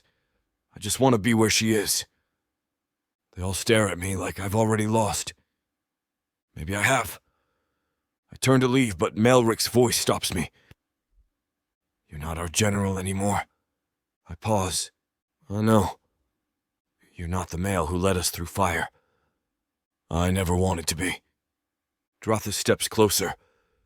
Then what are you now? I face them, eyes burning with something old and broken. I'm hers. And then I'm gone.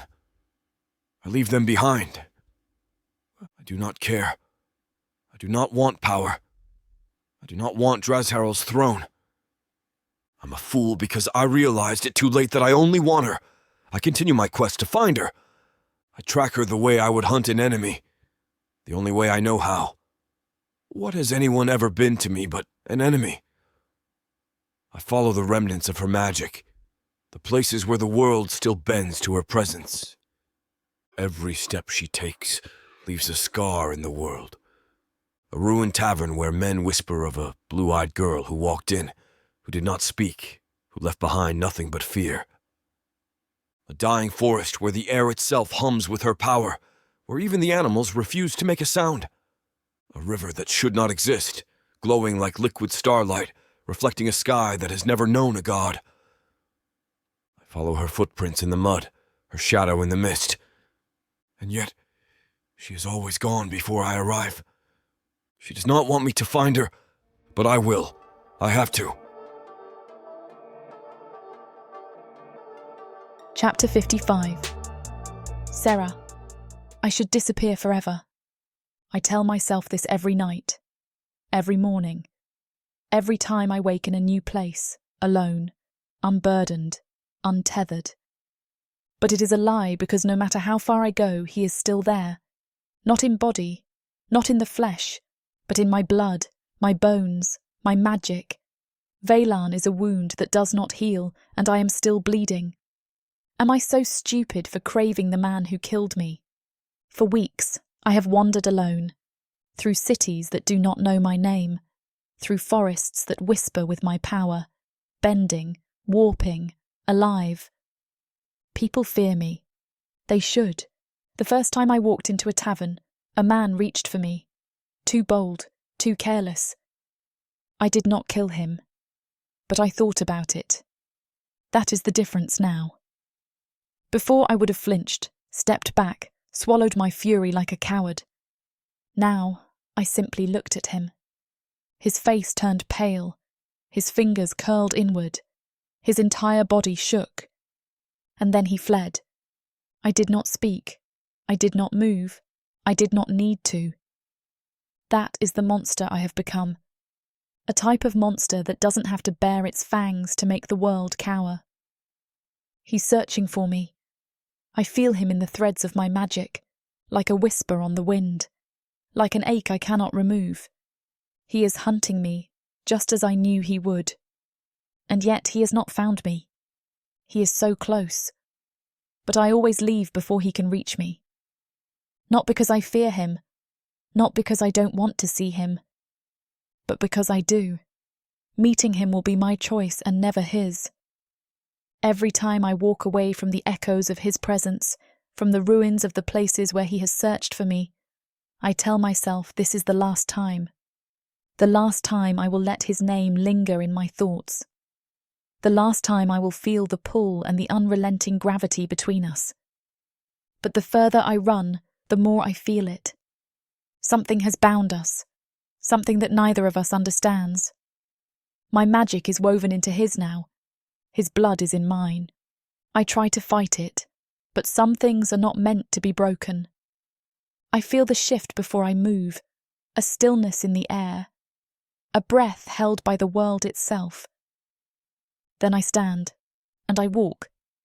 There is no dramatic revelation, no whispered prophecy, just a decision, a quiet, terrible certainty settling into my bones. I will not run anymore. My boots press into the soft earth, the forest bowing as I pass.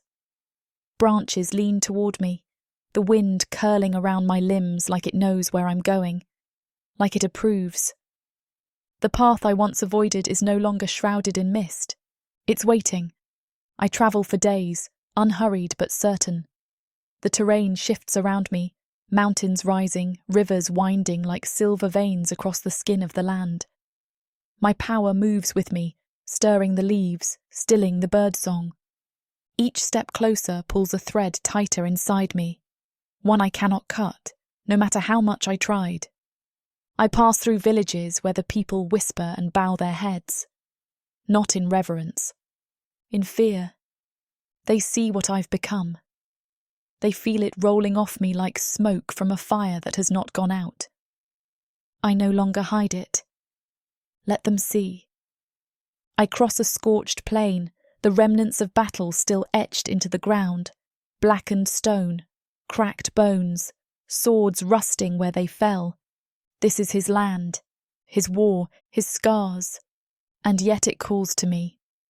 The wind changes, the air tastes like home. I follow it, and I don't stop. Not until I see the tower on the horizon, the dark silhouette of the stronghold rising from the ash, rebuilt stone, flickering torches, a beacon for something old, something dangerous, something mine. He's there. He's always been there. And I am not the girl who left. I am not a victim. I am not a ghost. I am everything he broke, and everything he could never destroy. I am loving and choosing him out of my own free will. He's my home. Chapter 56, Veylan.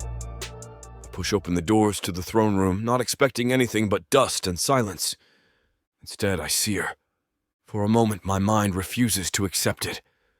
My breath stalls. My heart forgets how to beat. She stands beneath the fractured light pouring in from the broken stained glass windows, her figure cloaked in gold and shadow. The throne room has long since crumbled, its banners torn, its walls cracked, its seat of power just a relic of ruin. But she looks untouched by time, otherworldly, unreal. Perhaps a ghost I've conceived in my head because of how much I pine for her.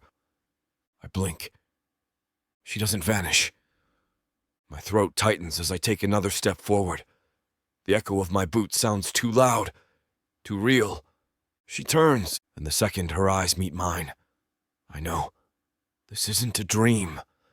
It's her, Sarah. She stands in the ruins of what used to be my father's throne room, where the banners of House Drazaral once hung in victory, where the war still lingers in the broken stone and blood-stained floors. She looks different, stronger. The way she holds herself, shoulders squared, chin lifted, fire flickering beneath her skin like an untamed beast, tells me she is no longer a girl trying to survive. She has become something else entirely. She is no longer prey. And yet when her gaze finds mine, I see it. The wound I left in her, the betrayal carved deep. That has not changed. I have not changed. I crave to touch her, ache for it. I could. My body urges me to. Every part of me wants to reach for her, pull her against me, prove to myself that she is real. But I don't. I let her choose. For once, I do not take. I do not demand. I do not tell her to come to me. She has had enough of being told what to do, enough of being used. So I stand there, unmoving, waiting for whatever judgment she will give me. I deserve it. Sarah steps forward, and I brace myself for her fury, for the slap across my face, for the scream that will echo through the ruins. But it does not come. Instead, she stops just before me, close enough that I could reach out if I dared, but far enough that she is still untouchable. She stares at me and I am rendered speechless. Words can't articulate the things I want to say. I was prepared for her rage, but this quiet, aching silence that drowns me whole, this is worse. She still looks at me the same, like I am the only thing that ever truly hurt her, like I'm still the wound that never closed. And yet, she came back. She's here despite it all. I feel the implications of that choice settle between us, a fragile thing that could shatter at the slightest wrong move. You look like a ghost, she says. Her voice is quiet. I almost flinch at the sound of it, like it is something I was not meant to hear. She has not spoken to me in weeks, not even in the dreams that haunted me, where she stood just beyond my reach, fading into the darkness no matter how many times I tried to grasp her. I should be, I say, my voice rougher than I expect. You killed me when you left. The words come out without me thinking. I don't mean for them to sound like a plea, but they do. Her jaw tightens, but she continues to stare at me. And yet, here you stand, she murmurs. As do you. She should leave. She has every reason to. After everything I have done, after everything I almost let happen, she should walk away again. She stands there, staring at me like she is searching for something in my face. Why are you here? I ask finally, because I need to hear her say it. Her eyes flicker with something unreadable. I don't know, she admits. It should be a simple answer, but it isn't. She made the choice to be here, and despite the agony twisting inside me, I cannot help but hope. I could tell her I still want her, that I have spent every night chasing her shadow, waking up to nothing, drowning in the absence she left behind. I could beg, push, but I want this to be out of her free will. I just want to be honest to her, for the truth to prevail between us. You are the only thing that ever mattered, I tell her. I love you. Something flashes across her face, something raw, something dangerous. The ruins around us are silent, as if holding its breath, waiting for her answer. The ghosts of war still linger in the space, but they are nothing compared to the storm building between us. She could leave. She could turn and disappear again, and I would not stop her. But she doesn't. She stays. That is all I need. Chapter 57. Sarah. Sorry for the interruption. I know you were gearing up for a steamy scene, but it's way too hot for this platform. If we want to keep sharing our stories for free, we have to abide by this platform's guidelines. To get the full unabridged audiobook, go to worldsofprotheka.com. Browse through unabridged audiobooks, countless ebooks and bundles offered at a discount.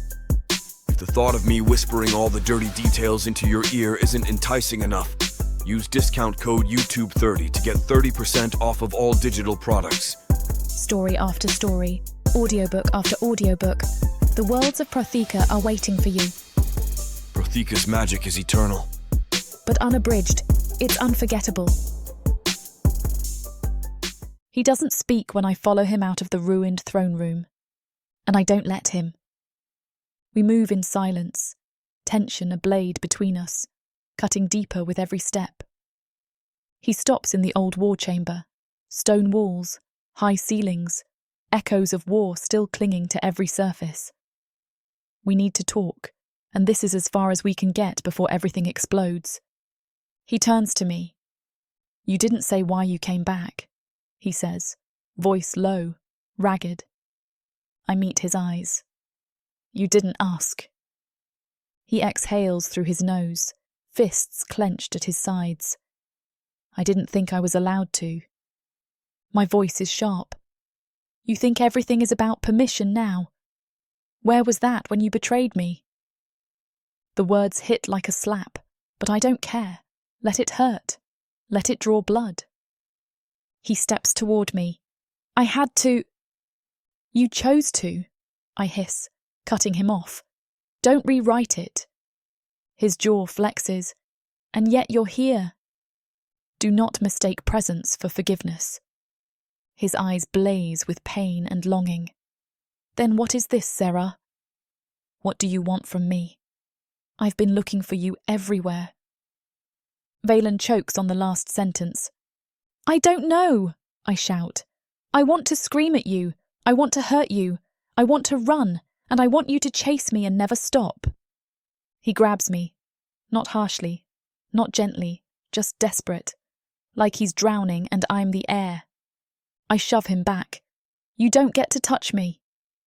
"You came back," he snarls. "And now you want me to pretend like I don't ache for you? Every second?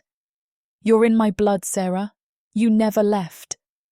His words rip through me. "I hate that I still want you," I whisper. "Then take it out on me," he growls. "Rage, bite, bleed me, but stop pretending this isn't real." I move first. I slam him into the wall, fisting his collar and crushing my mouth to his. It's not a kiss. It's war. He growls into my mouth, spins me around, pins me to the wall with his hips, and kisses me like I'm something he's waited 1,000 years to have again. His hands are everywhere, my jaw, my ribs, my thighs. "You hate me?" he pants, voice shredded. "More than anything," I breathe. "Then let me feel it. I want to ruin you." "You already did." We fall to the floor, limbs tangled, breathless. He flips me beneath him, thrusts deeper, harder, until my scream shatters the silence. I arch, lost, undone, and when he comes, he curses my name like it's both salvation and doom. We lay there, sweat-soaked, silent, broken, and open. After all the unforgiving passion subsides, all the emotions I've been holding back comes back in full force. The pain, the anguish, and the love. My heart clenches. It's not that easy to forget him. Suddenly Veylan speaks, quiet, hoarse. "I want to mate with you." I go still. He brushes damp hair from my face, eyes searching mine. His face is a picture of dread, sorrow, and hope. The passion has gone and is replaced by the yearning in his eyes that grabs my heart. My chest aches. I want to make it eternal, not because of the bond, because of you, he says in a voice so soft, I barely hear it. I stare at him. I might not have the answer yet, but I no longer run. "Bring me to my room, Veylan," I reply, voice hoarse with all that shouting. Chapter 58. Sarah, the Mating Ceremony. The high court of the dark elves looms before me, carved from obsidian and lit by the flicker of ancient torchlight. The walls breathe with centuries of power, of whispered secrets, of beings who were born in darkness and never left it. I do not belong here, yet here I stand. The great hall is packed, nobles in their silks and shadows, warriors with blood still under their fingernails, all of them watching me, not with amusement, with expectation. This is Veylan's ceremony, but I am the one who must decide. The mating bond of the dark elves is no mere vow. It is older than memory, deeper than magic. It is a permanent tether, of blood, of spirit, of something that binds souls through eternity. If I speak the words, I choose him, forever. The court is silent, breath held. His brothers flank the outer ring of the chamber, power coiled tight around their bodies like leashed lightning. They aren't here to interfere, they're here to witness. They know how this ends, not with Veylan claiming me, but with me claiming him. Still, I take a step forward and feel every eye shift with me, and I say the words I know must be said. I will not belong to anyone. The murmur is instant, whispers rippling like poison through water, a scoff from the back, a sneer from one of the elder lords. The press of judgment fills the air like smoke. Veylan doesn't flinch. I look at him, waiting for a demand, for a protest, for the dark intensity that always followed his hunger. But it doesn't come. Instead, his voice is quiet, rough. You don't have to choose me. He steps forward, not close enough to touch, but enough that I feel the gravity of his presence. But I can't live in a world where I don't belong to you. The words hit harder than any command ever could. They land in my chest, where all the broken things still reside. And suddenly, I am not standing in front of a crown or a court. I'm standing in front of a male who has stopped asking to be loved and started offering to be hers instead. Mine. I say nothing. First turn, and I walk away. But I do not leave the fortress, because he is here. Every day I feel his presence, never intrusive, never demanding, just there. Every night I hear the quiet pacing of his steps, not restless, waiting. He never knocks on my door. He never asks again. His brothers are patient as well, respecting his decision, but I know that my refusal weighs on them. They say nothing, but I see the flicker of amusement in Drathis's expression, the sharp glint of knowing in Zalith's eyes. They know what I am struggling with the decision, with the mating ceremony to bind myself to Veylan. They know that this ritual, this bond, is not about submission. It is about choice. The nights are long. I think of everything I have fought for, everything I have lost. I think of the way I bled, the way I shattered, the way I was reborn into something new. I think of Veylan's betrayal. I think of his loyalty. I think of the way he held the blade that ended me, and the way he fought to bring me back. 2 weeks later, the ceremonial hall is full again.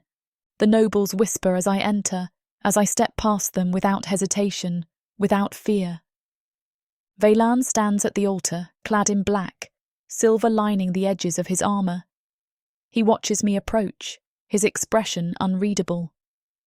But there is tension in his shoulders, a flicker of something dangerous beneath the surface. I stop before him. His brothers are still. The high priest waits. And then, before them all, I lift my hand. I take his, and I say the words that change everything. I choose you. His fingers tighten around mine, strong, unyielding. This time it is not him that claims me. It is me who claims him. The high priest raises his hands. The words of the gods echo through the chamber, an ancient binding spell laced with magic older than any of us. Veylan does not look away from me. Neither do I. A knife is placed in my palm, another in his. Blood must be given, power must be shared. We cut. We press our hands together, and the moment our blood mingles, The world ignites. Flames erupt along the altar, magic surging through my veins, through his, through the bond that has been waiting for this moment. I feel him, inside me, around me, tangled in every breath I take. The room vanishes. There is only him, only us. The bond settles. It is permanent. Veylan releases a breath, and I see something raw in his expression, something open and mine. I stand taller, stronger, not as his queen, not as his captive, but as his equal. The ancient words fade into silence. The flames along the altar recede, leaving only the soft glow of torchlight and the scent of mingled blood and magic. Around us, the high court begins to empty, murmurs trailing behind the departing nobles. Still, I don't move, neither does he. Veylan's hand remains in mine, his eyes locked to mine like I am the only truth left in this world. The high priest lowers his head in reverence, then turns away, giving us space. His brothers linger at the edges, watching, but they too fade into shadow. He finally steps toward me, his voice low. Come. And I do. Through the obsidian hallways, through the silence that wraps around us like a second skin, we walk. Side by side, no words spoken, none needed. Not until the doors to his chambers close behind us, and the rest of the world falls away.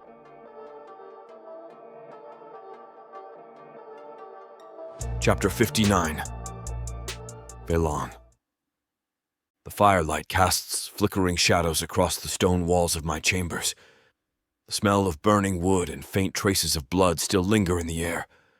The remnants of the ritual cling to my skin, to my soul. But nothing is as consuming as the woman standing before me. Sarah, my mate, my equal. The bond is settled between us like a living thing, humming in my veins, burning through my very bones. But this is not about the bond. This is about us. Her dark eyes meet mine, fierce, unwavering. There is no fear in her gaze, no hesitation. She has never looked more powerful, more mine. And yet, she stands untouched, waiting, challenging. For all the battles we have fought, for all the ways we have torn each other apart, this moment is the one that will break us open. She tilts her chin, her lips curving in something that is not quite a smile. I can feel you, she murmurs, voice dark, taunting. The bond, your hunger. I step toward her, slow, controlled, predatory. She does not move back. Of course she doesn't. She never has. You think you can test me, little siren? My voice is rough, scraping against the silence. You think I won't take what's mine? She exhales a sound that is almost a laugh. Almost. I think, she whispers, closing the distance between us, her breath warm against my throat. You have spent so long trying to control yourself around me that you've forgotten how to let go. She's playing with fire, and she knows it, but she does not run. She never does. I let my fingers trace along her jaw, tilting her face up to mine. The bond between us throbs, desperate, impatient, but I will not let magic dictate this moment. Not tonight. Tonight, it will be her. Me? Nothing else. The second my lips touch hers, she devours me. There is no softness in the way she kisses me. No hesitation. Only fury. Only need. Her fingers curl into my hair, pulling, demanding, matching the fire I have always known burns inside her. And I let her. I let her take. I'll let her consume. This is what I have always wanted. Not submission, not surrender, but this. All of her. Her nails rake down my spine, dragging fire in their wake. My breath stutters, my control slipping beneath the feel of her mouth, her body, the raw want between us. I back her against the stone wall, caging her in. But it is not a cage. She does not yield. She meets me head on. She bites my lip, smirking against my mouth when she tastes blood. You like this, she taunts, her voice breathless, wild.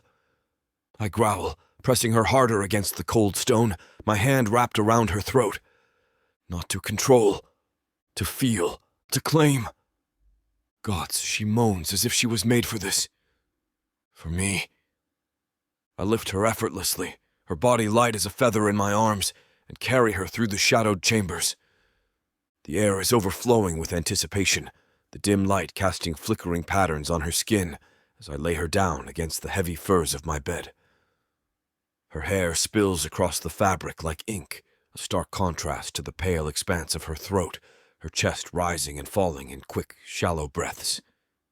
She's watching me, always gazing at me as if she can see through my soul. Her gaze is a fire I can't escape, and I kneel between her parted thighs, my hands sliding up the curve of her hips, the dip of her waist, the delicate cage of her ribs. I memorize her like a map, every inch of her a territory I've claimed, and yet still yearn to conquer. Please say it, I growl, my voice rough, desperate, begging. In between her legs, I'm no ruler. I'm not the feared Dreadlord. I'm a man begging for my queen to own me, for my queen to take all of me. Her lips part, a shaky exhale escaping, but her eyes never leave mine. They burn with defiance, with desire, with something darker. You're mine, and I'm yours, she whispers, the words trembling but sure. And then she moves. As much as Samara and I want to finish what these two characters have started, it looks like this chapter is about to get too hot for this platform to handle. Unfortunately, we have to pause here because their guidelines won't allow us to reveal the spiciest details. To keep bringing you these free audiobooks, we have to follow their rules. But don't worry. You can experience the full, unabridged version over at worldsofprotheka.com, where the boundaries of passion and fantasy collide. Use code YouTube30 for 30% off any of our unabridged audiobooks set in the rich and immersive worlds of Protheka. Protheka's magic is eternal. With these scenes, it will be unforgettable. I slump beside her and she rolls into my chest with a smile, sweaty and satisfied. I love you, she softly whispers against my chest. I love you more, I reply, kissing her forehead and enveloping her in my arms. My little siren is now mine for all eternity, and I'm hers far longer than any eternity can offer. Chapter 60. Sarah. The night is deceptively quiet. The fortress is rebuilt, its walls standing strong, its torches burning high. The smell of charred stone has long since faded, replaced by the crisp bite of cold air sweeping through the halls. It should bring comfort, safety, but it does not. I stand at the boundary of the balcony, looking over the vast, dark expanse of the kingdom below. The mountains loom in the distance, their peaks hidden beneath the thick veil of clouds. A storm is coming. I can feel it. Not the kind that breaks the sky with rain and thunder, the kind that breaks the world. My hands tighten around the stone railing. The wind howls through the empty corridors behind me. Something is watching me. I turn, expecting Veylan. But I am alone. Or at least, I should be. The voice comes from everywhere and nowhere. A song, low and chilling, ancient and wrong. Little siren, you thought you had won. I go rigid. The torches flicker, the shadows stretch too far. I swallow down the sudden suffocating weight in my chest. My lips part, but my voice does not come. Did you really believe your story would end here? The voice slithers through my mind, curling around my bones like ice. Not mine, not my own magic. Something else, something older. The wind shifts, and suddenly she is there. A siren, not flesh, not human. A creature made of mist and shadow, her form shifting in and out of the darkness. Her face is both beautiful and terrible, eyes hollow pools of deep black, mouth curved in something too sharp, too knowing. I should not fear her, but I do. Do you hear it? She whispers. The sound is not a sound. It is a feeling, a hum beneath my skin, a warning. You are not real, I breathe, forcing the words out through clenched teeth. You're a vision, a trick. The siren only smiles. Then why do you tremble? I hate that she is right. The torches behind her die out one by one, their light snuffed out by something unseen. Do you think you have changed your fate, little siren? She murmurs, mocking, knowing. I step forward, the bond between Veylan and me thrumming in the back of my mind. I could call for him. I should. But something tells me that this is for me alone. The siren leans her head to the side, eyes flicking over me like she is peeling away my skin, my soul, my very essence. You have only begun to awaken. Her voice warps, shifts. The fortress around me shudders. The siren steps closer. The cold of her presence sinks beneath my skin, bleeding into my bones. Do you hear them? She whispers. I do, distant, faint. A song, not one I am singing. A chorus, deep beneath the earth, beneath the sea. They are waking. The siren leans in, her voice nothing but a breath against my ear. And they are coming for you and the ones you love. My vision fractures. A flash of something, not the present, not the past, the future. Blood, endless, and a throne not meant for me but taken. The siren vanishes. I stagger back. My pulse hammers against my ribs. What was that? What did I just see? My breath comes too fast. My hands shake. I am not alone anymore. A new presence, one I know. Veylan. I barely register his hands on me, steadying me as I sway. Sarah. His voice is a low growl, filled with something he does not understand. What just happened? I am still shaking. I don't tell him, but I know I have to. My lips part, but the words do not come. I am afraid. Beyond terrified. Not for me, for him, for what is coming, for what I might have to become. He must see it on my face, the storm inside me, the wound I do not know how to name. His hands tighten around my arms, pulling me closer. And for once he does not hesitate. You are not alone. The words should not feel so powerful, but they do. I need them. I crash into him, gripping his tunic as if it is the only thing keeping me here. His arms come around me, unshakable. And then he makes a vow, a whisper against my hair. For as long as I breathe, I will protect you. My tears flow with my emotions, unstoppable. I clutch him harder. I want to believe him. I need to believe him. The voice still lingers in my mind, making my doubt everything.